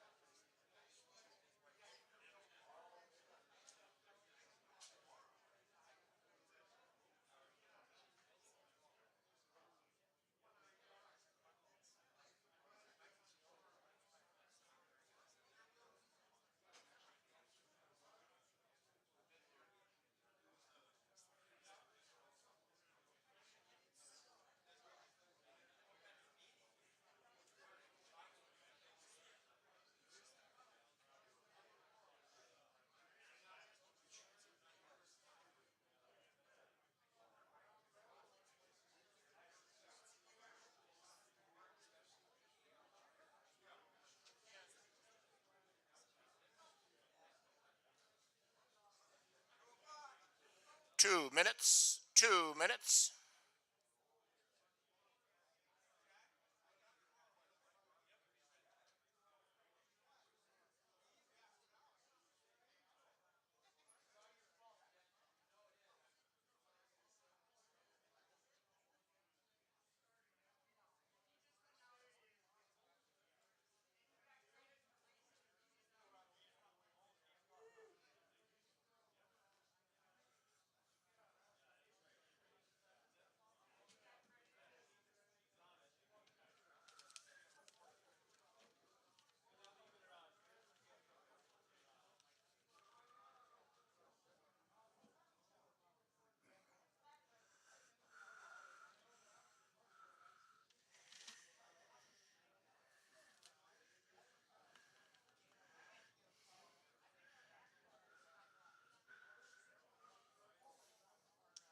All right, 1 minute, take your seats.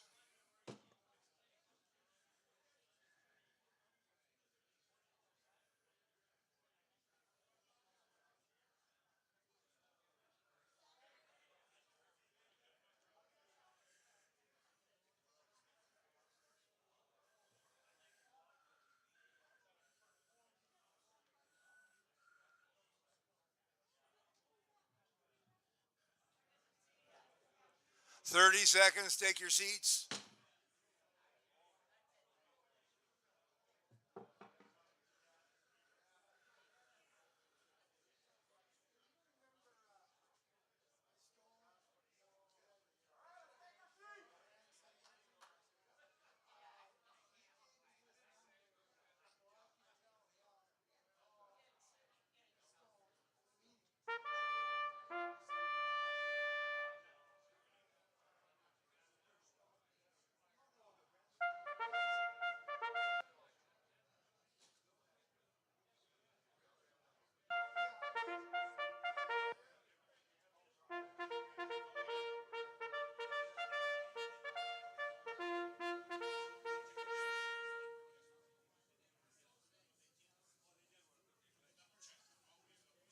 All right, everybody take your seats. We're ready to start our last session today.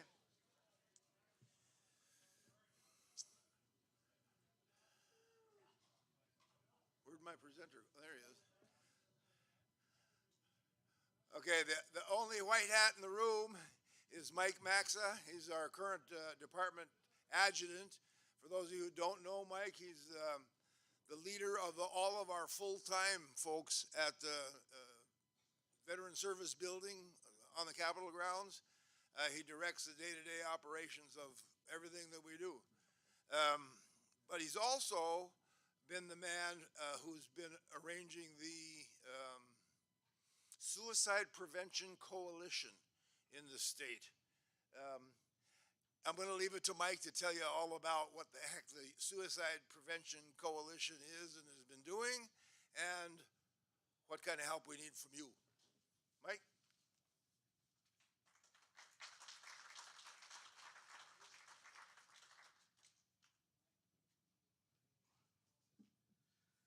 Good afternoon. I thank you for the 4th and the 5th giving me the opportunity to come before you and speak about this important subject matter. Just a little background, this is close and near and dear to my heart, as we lost our son-in-law a few years back, and it's deeply affected my daughter, and she has PTSD because of it. She found her husband after he committed the act. So my goal is to save a life, and to know the signs, and to know the resources that are available out there so we can get help for our veterans, their family members, and even the community members. So I decided to start this when the national organization came out and said, we're really going to start taking a look at suicide prevention. And before Be the One became a campaign, we started our Minnesota American Legion Family Suicide Prevention Coalition. I partnered with the VA, big VA, not the Minnesota Department of Veterans Affairs, and they've been instrumental in pushing us along and educating us. And in the beginning, there was a lot of disgruntled coalition members because they didn't think we were moving fast enough, and they wanted boots on the ground. Well, driving up here today, I came to a realization we've had boots on the ground, but we're just not educated enough to know our resources and how to get the help when a veteran comes walking into a post or walks into one of these meetings and is in crisis. So we need to know and understand those signs. So that's what my stance is. And we do have the boots on the ground, but we need to get them educated, and we're taking the steps to do that. So on our website, I do have a tab, Suicide Prevention. It's under the Events tab, and I'm going to move that to, I think, under the Programs tab, because this is more of a program than an event. The Suicide Prevention Coalition is a grassroots effort to make an awareness in our posts, districts, and community. Suicide needs to be preventable and to have the tools to help. Our coalition will meet monthly to strategize on how we can get information and training to our post levels. In this crazy world we are living in, we all need to have the tools to recognize someone needs help or a shoulder to lean on. Our veterans and their families' well-being is the #1 priority. The American Legion Department of Minnesota has an opportunity for our family to create networks across Minnesota, so no matter which American Legion posts, auxiliary, sons of the American Legion, and family member a person is connected to or walking into, they have suicide prevention information and resources readily available, and all Minnesota districts are making an effort to reach out to their community, connect with local folks who may be struggling, and prevent suicide in our military family community. Pretty simple. Just trying to get the information out there, folks, and we need your help. So that's our vision.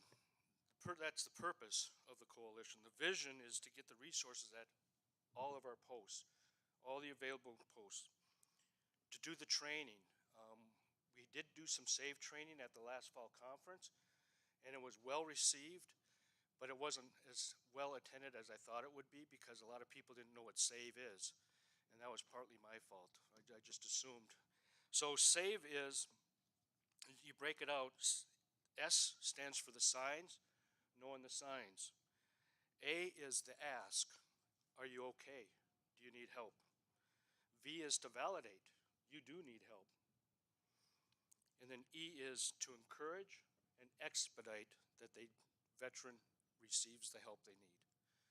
So that was SAVE training, and the VA, Andrea and Laura, they're the ones that have been our facilitators, are more than eager to come out to the districts and to any post in the state of Minnesota and conduct the SAVE training. So I highly encourage you to get a hold of me so I can set that up for you, and we can have that. It's very good training for those that haven't attended. We want to know the organizations out there that want to help veterans. There are literally 100 to 1,000 different organizations that state that they want to help veterans. Unfortunately, not all of them are truthful in their beliefs. It's more of a monetary thing. They're using us to gain finances. So part of the coalition's vision is to create this list so we know who to go to every third Saturday. I Got Your Back, the VA. There's different organizations out there that we're coming across that really will help us out, and they do follow through. MACV, another one. The Be the One campaign, it's a great campaign coming out of the national organization. It's a simple, be the one to ask, be the one to care, be the one to help. The national website has a number of resources out there that you can download. There's brochures, there's banners, there's the emblems. So there's all kinds of things that you can download off the national website to gain and help you. Our website, again, on that suicide prevention tab, we have links that'll take you to different areas. We have the updates. We have the minutes of our coalition meetings out there and different resources that you can use. The one resource I just put out there here last Friday, I believe, is called 23rd Veteran.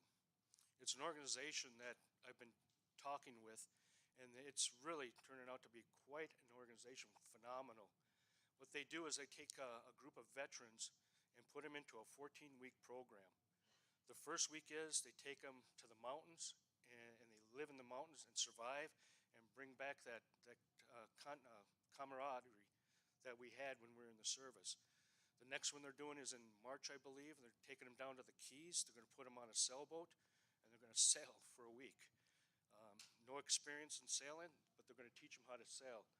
And then when they get back, they're into the course, and first thing they do is work out in a gym, and then they sit down and talk. And I'm just learning more about it, but that's the gist of the program. And what they're doing is they're retraining the brain. So a lot of these veterans who have been taking medication for PTSD come off of that medication, and that trigger mechanism in the brain has changed to a positive. So if they think of what that trigger or that trauma that happened while they're serving, it triggers to a positive the way I understand it. It's pretty amazing what they're doing. The swag on the back table there's a bunch of swag. That swag is a one-way supply. I'm not taking anything home, so that's all yours for the 4th and the 5th. There is some swag forms back there, so if there's a post or you want some swag specifically, just fill that out, get it to me. I'll get it to the VA, and they'll ship it directly to the address you want it shipped to. There's a toolkit that big VAs come out with, and we do have one that's a Minnesota toolkit that's on our website that Andrea put together with a couple of different coalitions throughout the state. And go ahead and take a look at that, because it does give you some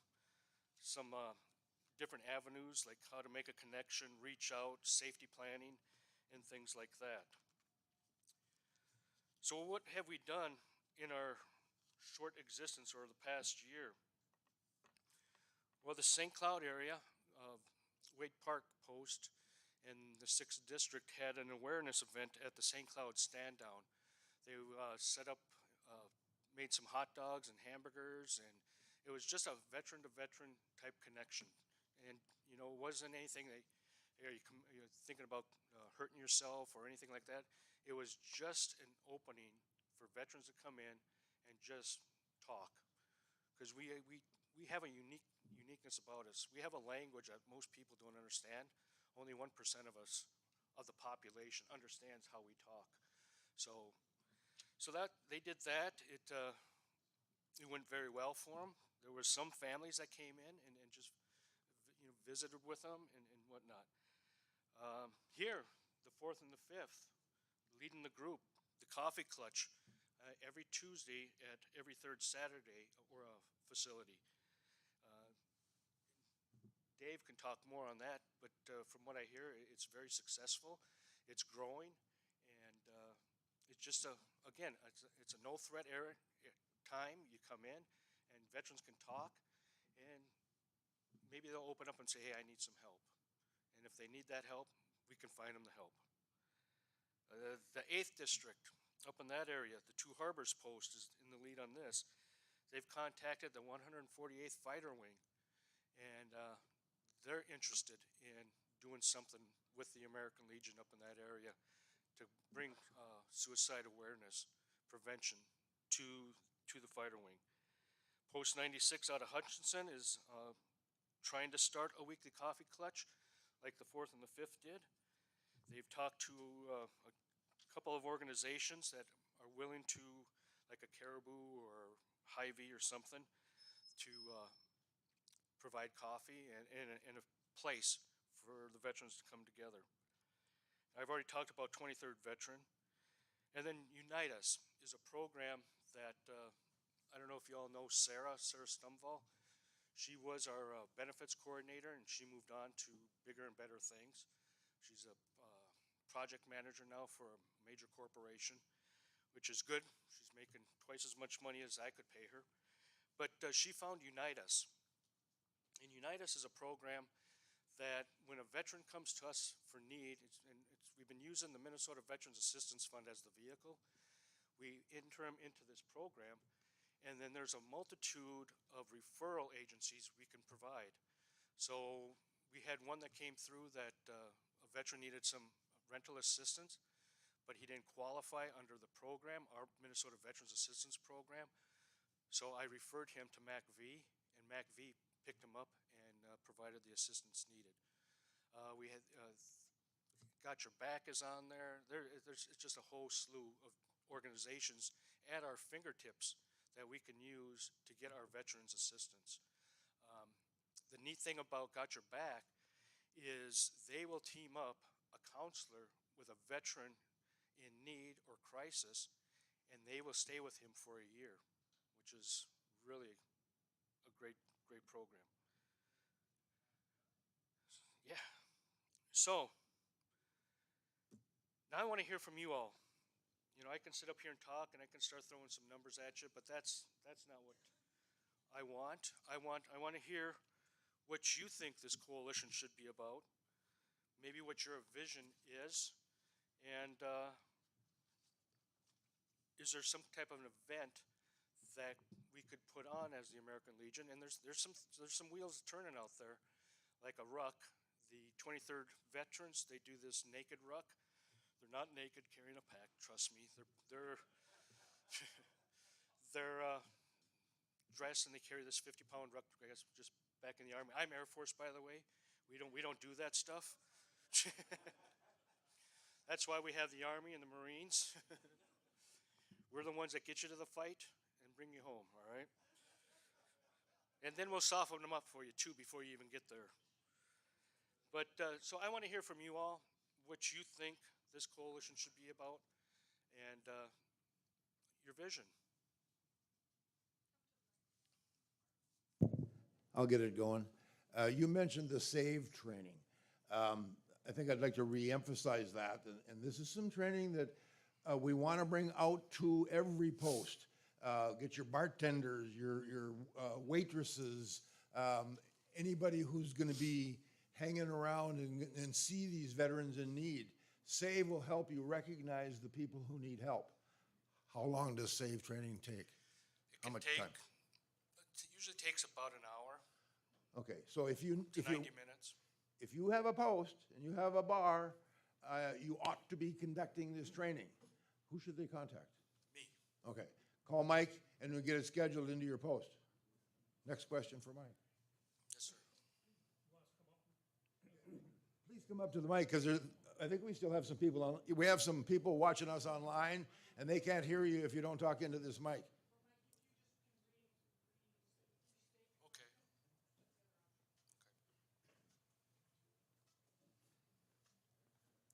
I kind of have a two-part question. Demographics. This suicide is it younger veterans mainly? Is what we got going here, or is it all through the whole field really, of age? It's our age group right here is the biggest currently demographic that is committing suicide. Really, I thought I always thought it was the younger war and terror people. That's on the active duty side, but those younger troops aren't committing suicide at the rate this demographic in this room is doing. Okay. Well, that solves my second question then. So. Thank you.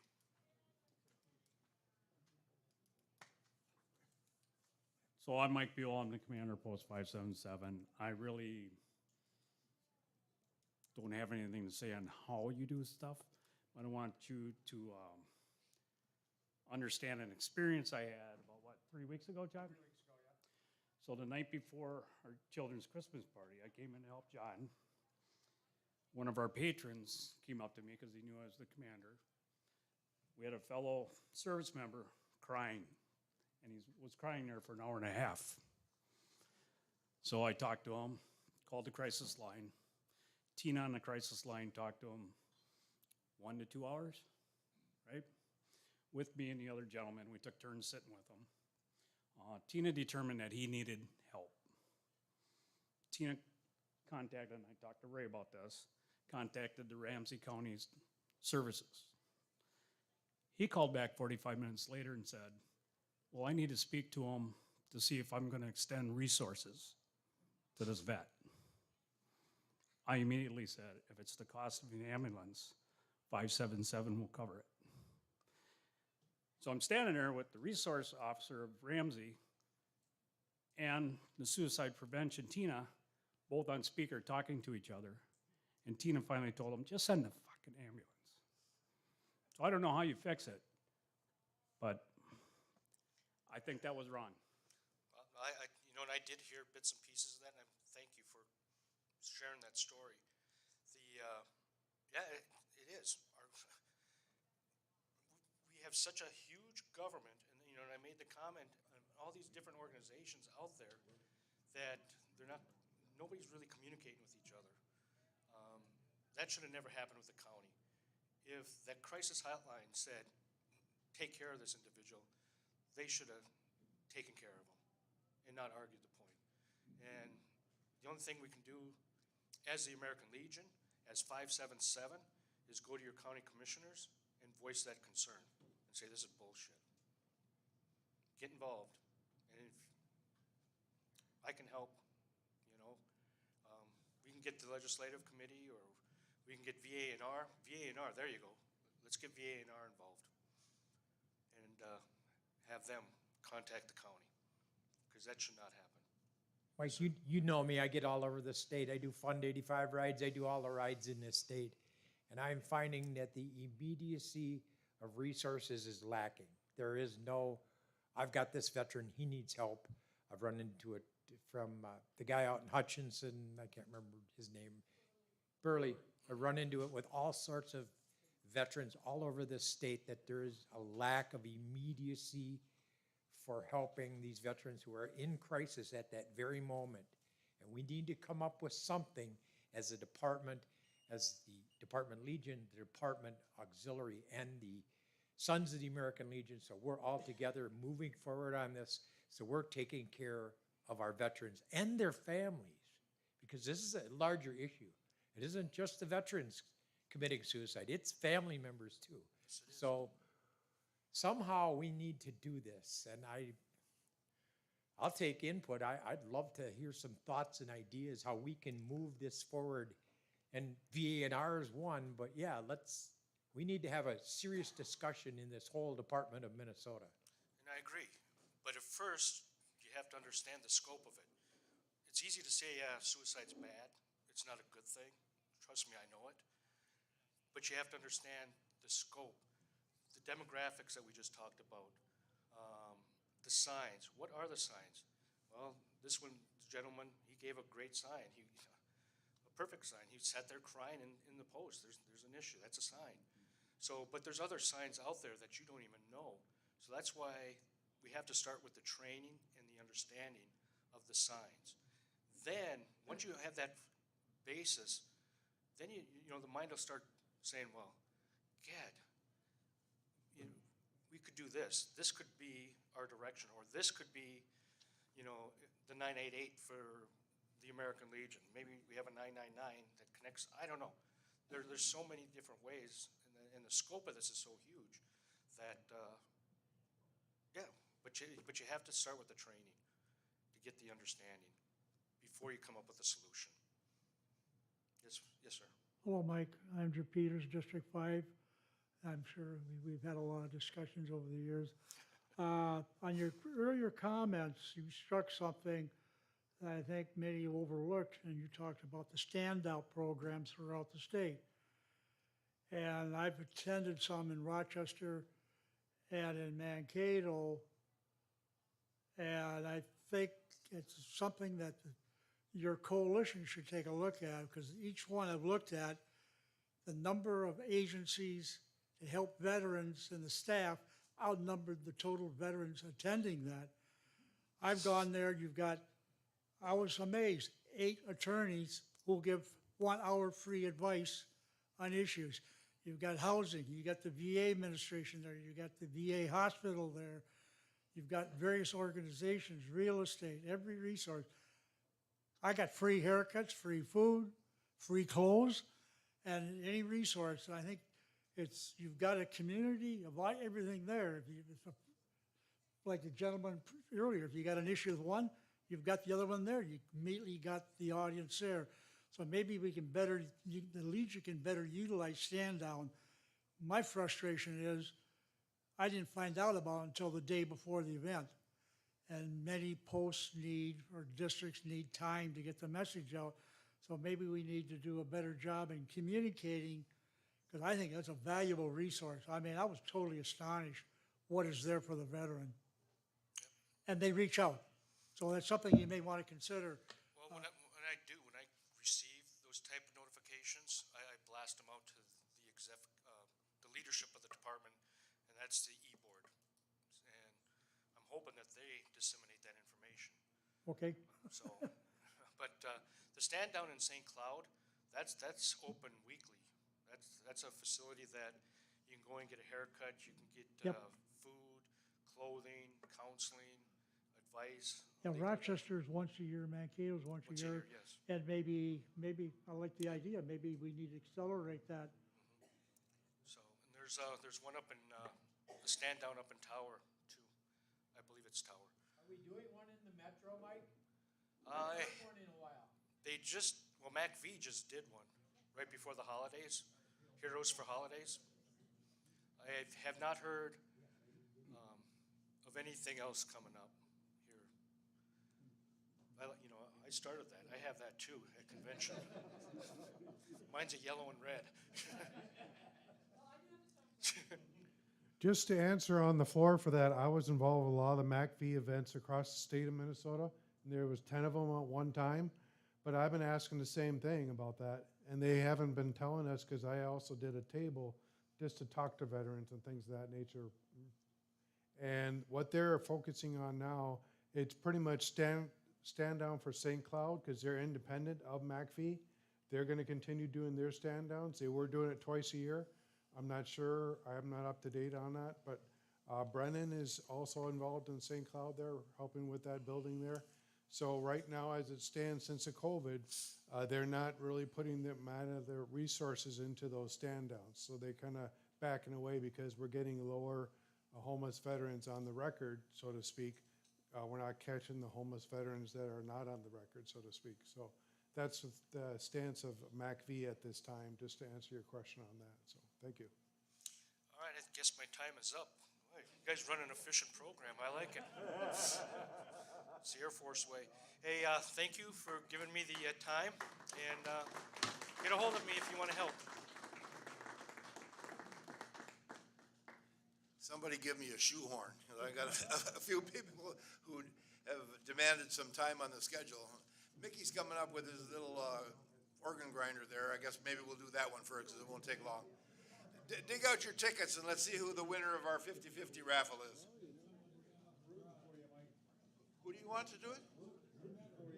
All right, who would like to be the one who draws the winning ticket? I don't have a ticket in the pool, maybe it should be fair that I do it. All right, fantastic. The 5th District Sergeant at Arms didn't buy a ticket. Everybody note that. But we're gonna let him draw. What? No, he decided he wanted to be the neutral judge. Everybody dig out your tickets.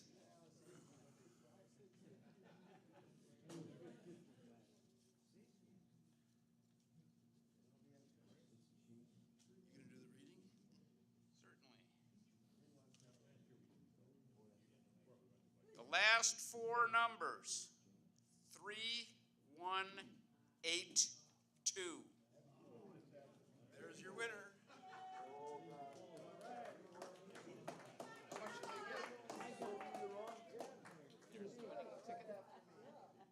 Match it to his. Yeah. How'd that work?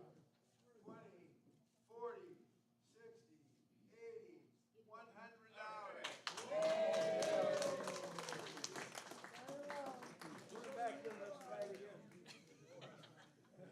Very good.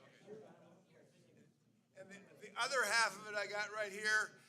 Wade and I will be on Tuesday morning going to the Veterans Coffee Talk, and that's where this $100 is going.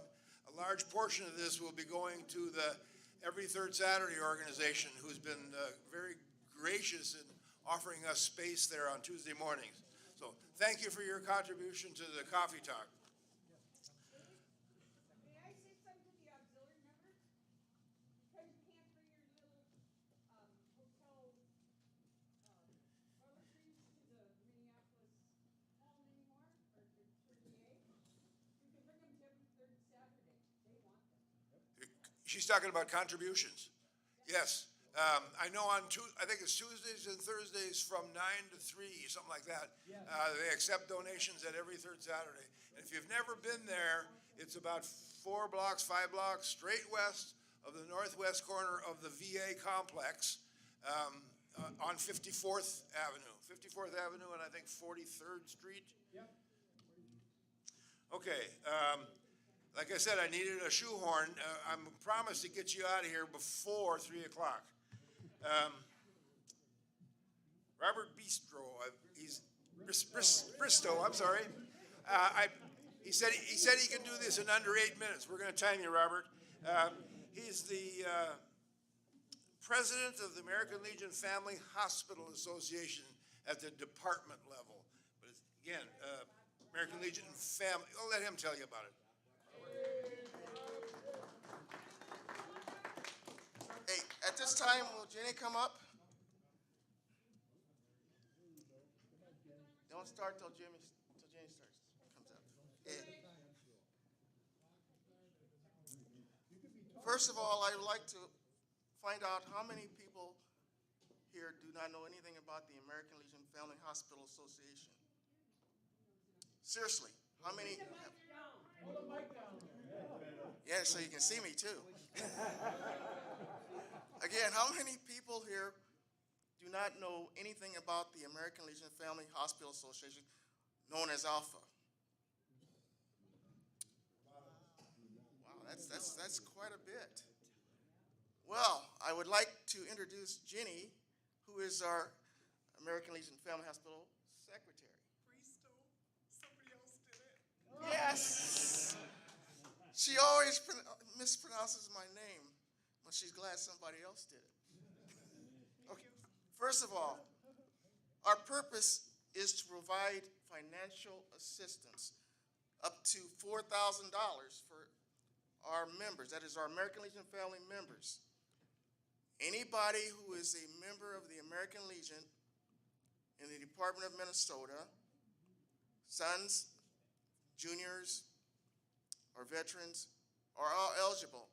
Now, because 25 cents of each member's dollar, our membership, is going to the American Legion Family Hospital Association. But there's one, you should know that you have to be a member for at least 3 continuous years and maintain that continuous membership. If there's a gap, you have to start all over again. And you can only use this once every 3 years, or once, if you've used this or got, first of all, I should say, you can get the application off the website. Now, you'll fill that application off. Now, we also have 9 members on this board.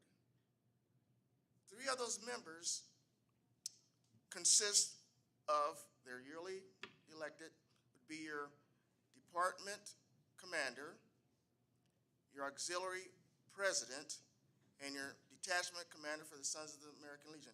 Those 3 are always going to be on that board.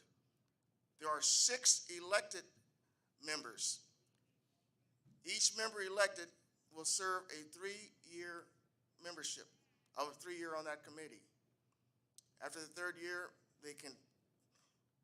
they're off. They can be re-voted on from the floor, which is held at our national, not at our national, but at our department convention. That's when we have our newly election. Am I missing anything so far? We're going to go over some other stuff. You are paying, you are paying that 25 cents for your, say for instance, if you have a hardship and you cannot pay that full bill, you will fill out the application that you find on the website. You will then mail that application into department, which goes to, I believe, Rachel. Rachel, we have a negotiator. His name is Roger Stoic. He will then call you. He will then get in touch with your debtor. He will try to see if he can negotiate a lesser amount. There are some problems because sometimes they do not want to give out that information. The debtor doesn't want to give out that information. But he will try to get it as cheaply as possible. But remember, there are some applications that want more money than $4,000. And that becomes a problem because we can only pay X amount of dollars. We hate to have, we will try to do the best we can with what we have. There are other instances where I guess it would be, and it doesn't really, I should say, depend on what you have, because you are, as being a member, are entitled to fill out an application for this. We are probably one of, I don't know of any other department that has this particular kind of organization. We are a corporation. Is there anything you want to say as well? Where am I at now? I'm not getting, okay. Anyway, so, anyway, you guys are causing me to lose my train of thought here, but I was going to say that those 6 members will then vote on how much they feel the association allow for that particular claim. All 9 members are sent. Actually, Roger will send the application. None of us will know the name of who we're granting this money to. It's all confidential. They're the case numbers. They're all going to be confidential. We will then get that information from Roger. I'll get it from Roger. I will then forward that information to all 9 members. We're supposed to have that information back to us within 7 days so that we can get these processed as quickly as possible. Sometimes it takes a little longer, so I have to make sure that everybody has that information. And then from that point, it comes back to me. We take 9, the number of members voting, divide that by 9 to come up with the total amount of that we're going to grant to pay off that particular debt. However, not everybody may vote for the same amount of money. Let's say, for instance, this person wants $3,000. Not everybody may not say, okay, that person may get the full $3,000. Some members might say, I'll give $2,500. So we have to compile all that and divide it by 9. That is the true amount that person will receive. I send that information to Roger, our claims negotiator. He in turn tabulates all that up. He sends it on to Jenny. Jenny at that point will cut the check for the debtor. The different Jenny. I'm talking about Rachel will do that. Rachel will do that, just to be clear. So, are there any questions? I hope I was clear in trying to break that down for you. This is something that you guys deserve, and as a matter of fact, when I was detachment commander, that was my project as far as raising money for the American Legion Family Hospital Association. This will be my last year being on this board. So I want to thank you and appreciate your time. Jenny? I just want to say that if you're qualified, you're a veteran, 3 years a member, and you come a hardship, you need to get a hold of us. We want to help you. That's it. And that's all we have to say about that.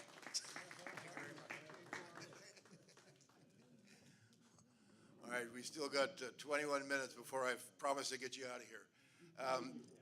A number of people have requested the following presentation. Jill Davis is going to give us something around 5 minutes worth of cyber security. Thank you, Jill. All right, I actually am going to get in front of the podium so I can see, plus that's just how I like to do my presentations. I'll have to watch the, what? Oh, that's true. Okay. All right, so go ahead and do the next slide. So I've got a couple of what I call geek terms, Greek to some people, but geek terms, computer terms. Click. The two of them I'm going to talk about spam, and I'm not talking about the stuff that comes in a can. Click. What is spam? It's basically an annoying email or a phone call that comes from a vendor who's trying to sell you something or convince you to donate to a cause. They're annoying. people just trying to make a buck, but they're legitimate businesses, okay? That's spam. It's, I get emails from, from restaurants or, different places that I've been to that have gotten my email. That's considered spam because they're legitimate businesses that are just trying to get your money, okay? Click. They're generally harmless in nature, annoying but harmless. Example, as I've already mentioned, a legit business offering a sale. I get emails from Costco. That could be considered spam because it's going out to, millions of people. It's considered spam, but it's harmless. Now let's talk about another phishing, and I'm not talking about the rod and reel phishing. I'm talking about phishing that's on the computers, or actually also is with the telephone. Click. And I actually took this from I actually go through yearly security training through my work. This came from the PowerPoint that my work puts on. And basically, I'll read it, is emails or phone calls purported to be from reputable or known sources in order to induce individuals to reveal personal information, open attachment, or click on links. These guys are trying to get money or trying to hack into your life. This could be, you could cause a computer hack, it could be a scam to get money from you, or identity theft. Those are all things that phishing is trying to do. It's trying to get into and gain your trust that, to get money from you or whatever it might be. Examples of phishing include an urgent email requesting an immediate response. Hey, one of your family members needs $100 or $1,000 to get out of jail. There's that immediacy. That's kind of a warning sign when you hear something about immediacy. Asking for a gift card or cash, that should be another warning sign for phishing. They're looking to get a quick buck from you. And also, if you're getting a link from an unknown source, when you're going on emails, and we'll talk about this on my next presentation because I actually did 2 quick PowerPoints, you got to be real cautious about links because what will happen is that link, it may look legitimate, but it could take you to some place that will then have the ability to get into your computer. So we'll talk a little bit more about prevention here in my next slide. But I've got a real world, next slide, example that this actually came to my company. Next, click. So a couple things before I show you the phishing email that came. Number one, the name of my company is logis, logis.org. Okay, so when you get emails from us, it ends in @logis.org. The head of my organization, so my boss's boss's boss, is an executive director. And his name, and it's on our website, it's public knowledge, his name is Chris Miller. Next. All right, so this is really hard to read, so I'm not even gonna bother. Go ahead and go to the next slide. So what I want to point out is, number one, who the email came from. And I don't want you to necessarily focus on the name, but when you're looking at emails, you want to look at the actual email address because there's things called spoofing, where it may say, it could actually say Chris Miller and then have this really weird email address behind it. There are ways that the hackers and these people that are trying to do malice things will try and hide who they are. So you want to look at who is that email address from. So it's from Ronald Burke. As I said before, my executive director is Chris Miller. The other thing is, he signed it as Chief Executive Officer. Again, I don't have a Chief Executive Officer as my boss's boss's boss. I have an executive director. So this was a really bad example, and I can't believe it got through. But, I mean, those are the types of easy things to pick up on that'll happen. The other thing with this example is it actually, the screenshot I took was to basically a member, just a rank and file member of the staff. And he's like, this email said, hey, confidentiality. Well, number one, why would he be sending it to rank and file when he wants to be for the entire organization? Okay, next slide. And then the other thing is he's asking for a Visa, Target, or Amex card. That is the way that these scammers want to get it because gift cards are completely untraceable. So you go into the store, you buy it, and then you distribute. Guess what? You're out the money, and the scammers are get away with that cash. And then the other thing, was it also asked, do you know of a store nearby that would have these? Again, an executive director is going to know what's around the area. He lives locally, so he should know. So those are just kind of some things to keep in mind. So then I've got a second presentation. I had split these up into two.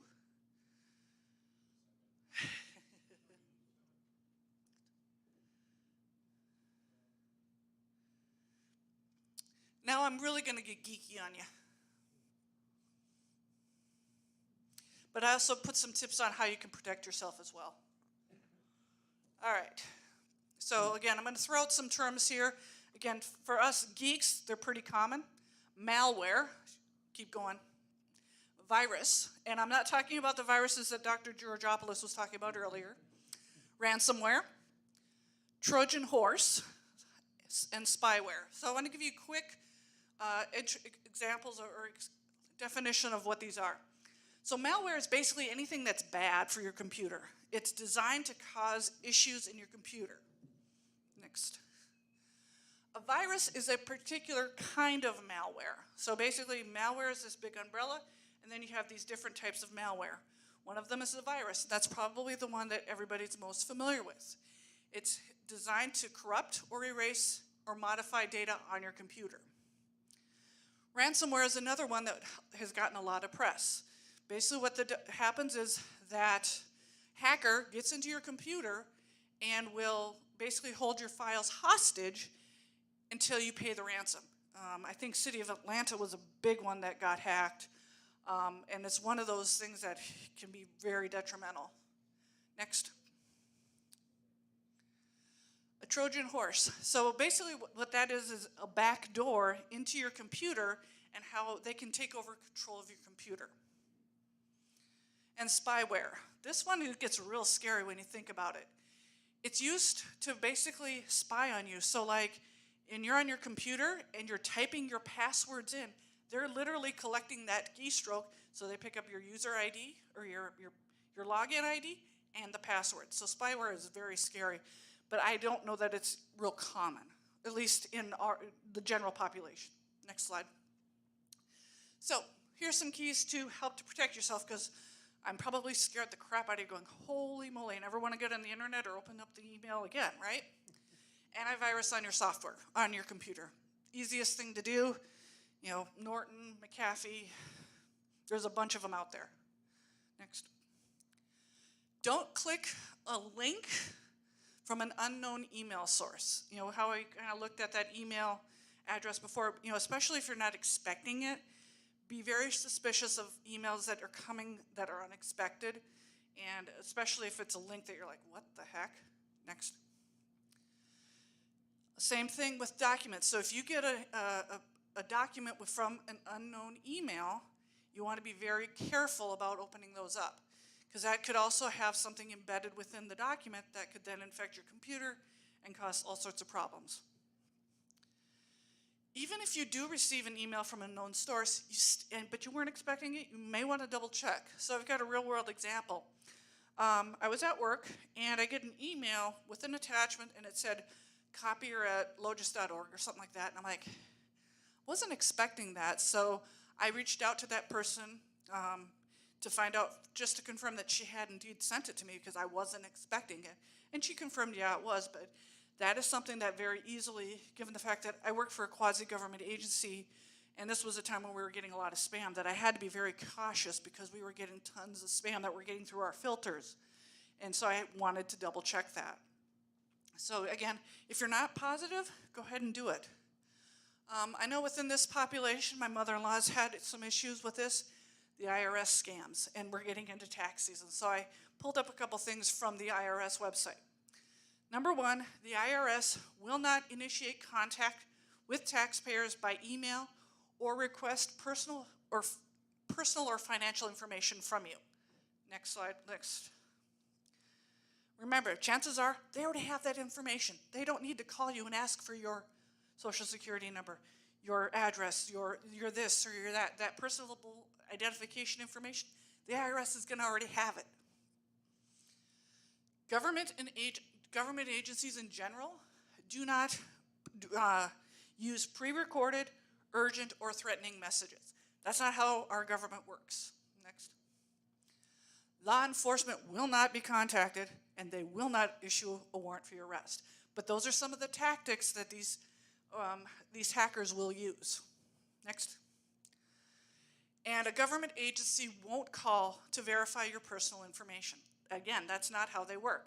If they're contacting you, chances are they already have that information. They don't need to verify it.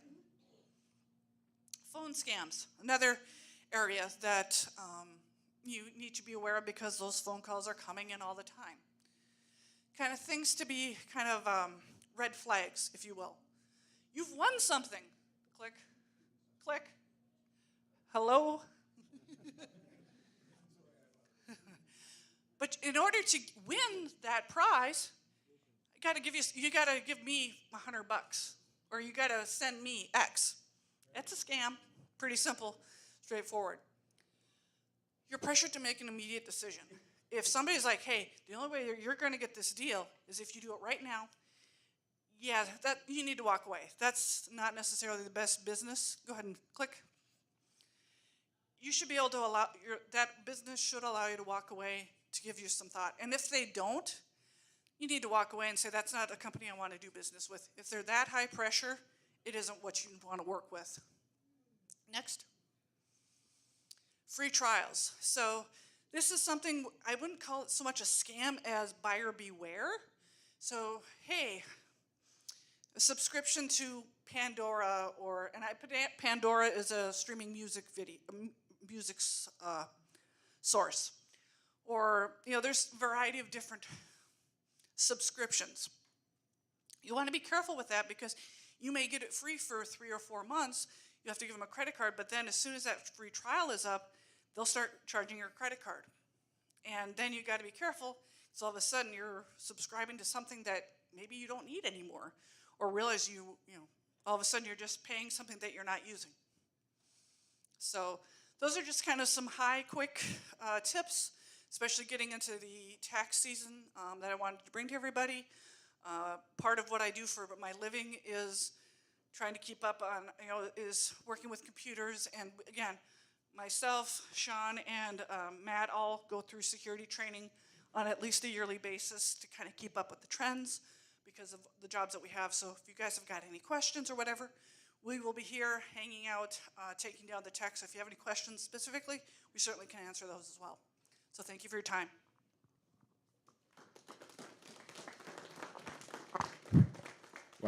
And just to reiterate what Joe said, this has happened. We've gotten emails from Mike Maxa, which weren't from Mike Maxa. We've gotten emails from our detachment commander, Tim Weaver. They weren't from Tim Weaver. Know your sender. Because like the one from Tim Weaver, we got that. I looked at it. I promptly sent an email out to everyone saying, Tim would never send an email asking for credit cards. He'd text me. Know who the person is sending it. If you know him, you probably know if that email is legit. So there's somebody out there pretending to be Jennifer Havlick.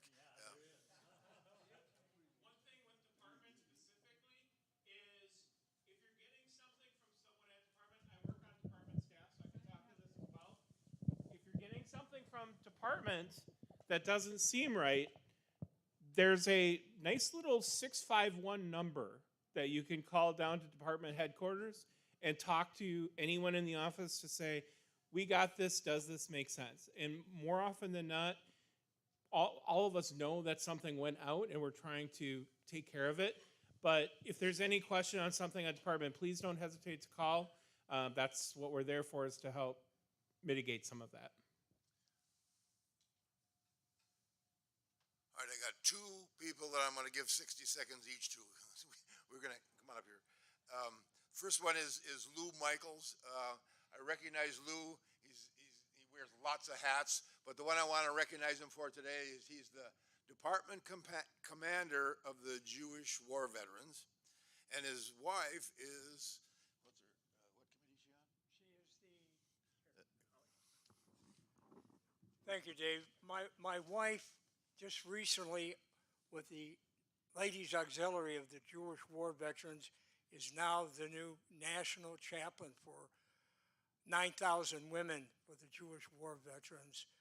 I'm very proud of her. And one thing I just want to say, I'm very proud to be a member of this organization, plus many other ones. An act of kindness is wonderful. You get 30 more seconds. Lou. No. No, the 30 more seconds is that I'm going to give you. I know. I want you to talk about the oratorical contest next week. Yes. My co-host, Raven Warner, we are the chairs for the 4th District Oratorical, which will be held at Arcade Phelan 577 next Saturday, 9 o'clock in the morning. We'd love to have you come down, be a part of it. Thank you very much. Again, next Saturday, the 14th of January, 2023. Thank you, ladies and gentlemen. God bless.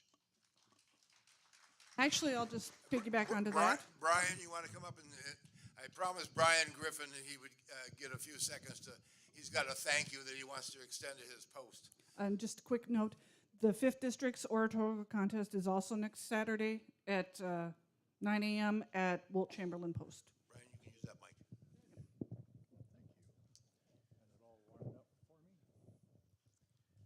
Well, my name's Brian Griffin. I'm with Post 8 in St. Paul. I'm with Post 8 here in St. Paul. My name's Brian Griffin.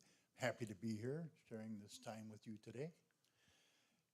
Met a lot of interesting people. Well, I got 60 seconds to tell you that I have a great group of guys here that put together some funds so that I could have hand controls in my truck.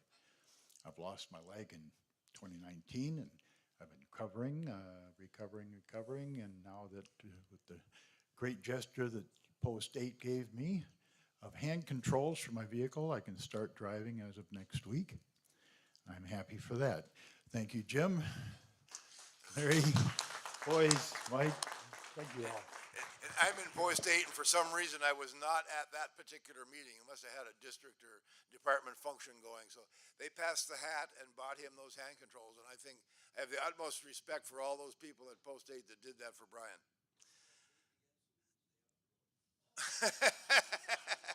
He's been going to driver's training to learn how to use those controls.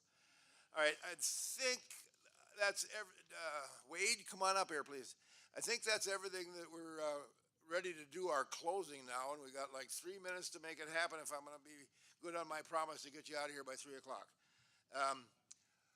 Wade Larson's a past district commander from the 5th District. The 5th District commander didn't get any role here today, so I'm going to let Wade do the rest of it and close this thing out. Thank you for being here.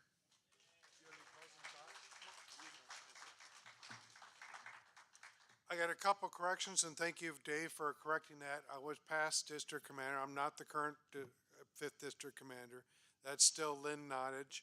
She just had to be with her niece down in Florida, and I can understand because pre-birth also almost a month ahead of time. So we'll extend our prayers and thoughts for a junior auxiliary member of the 5th District, Madison.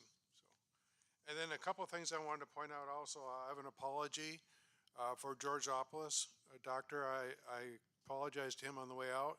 I have another apology for the University of Minnesota Post 548. They were heavily involved. They had a doctor that was involved. That Dick was mentioned by Georgiopolis. Yes, Kurt? Two members of your post? Two doctors, okay. Excuse me. Two doctors that were heavily involved in getting that off the ground. So thank you for University of Minnesota Post for doing that.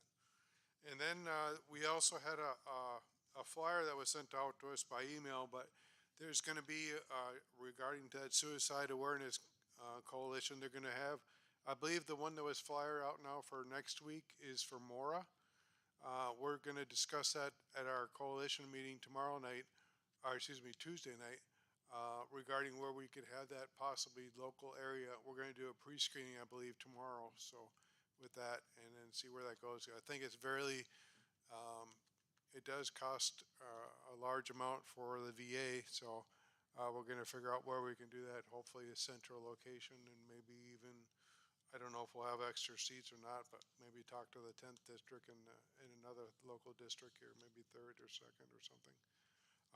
And then also the, impact reports, if your posts are not doing that currently, I highly encourage all the posts to give the impact report out. It comes out monthly on the national website, and then you can inform members that way of the different things that every time somebody updates their impact reports for national, it comes out on a monthly basis. So please get the word out to the members out there in both of our districts and post to let them know what's going on in the nationally for the reports that are coming in. So a lot of good figures on facts on that.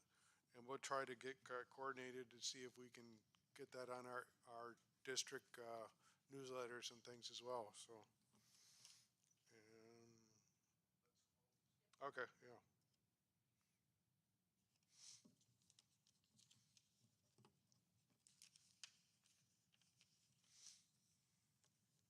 I forgot my sheet back at the table, but I'll just kind of go with it. It's on the screen here, so. For our closing ceremonies, if we could have the chaplain do the closing prayer from the 4th District. Please uncover.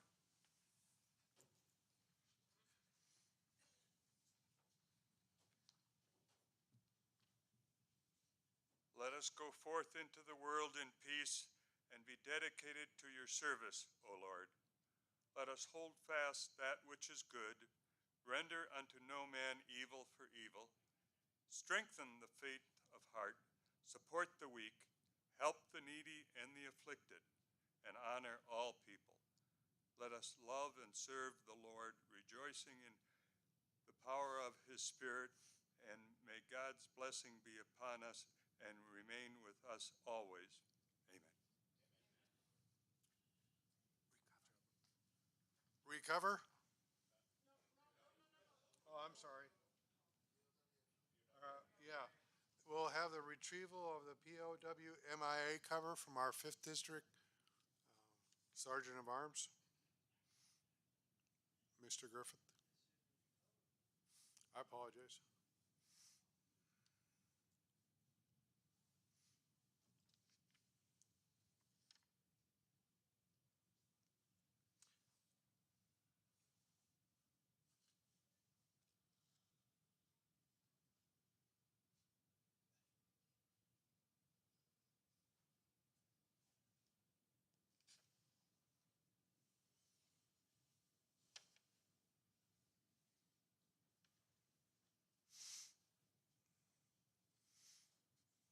Recover.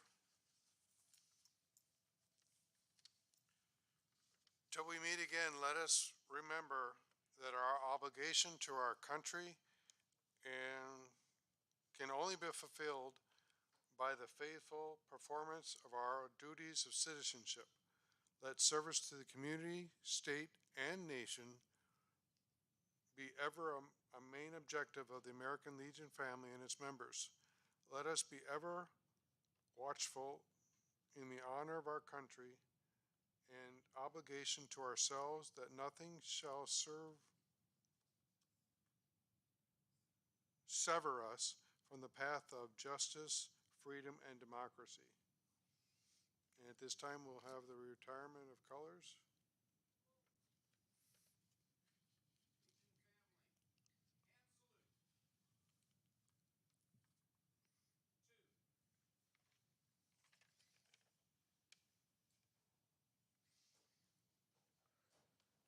I now declare this meeting of the Midwinter Conference of the 4th and 5th District of the American Legion Family, Department of Minnesota, adjourned. And one rap of the gavel.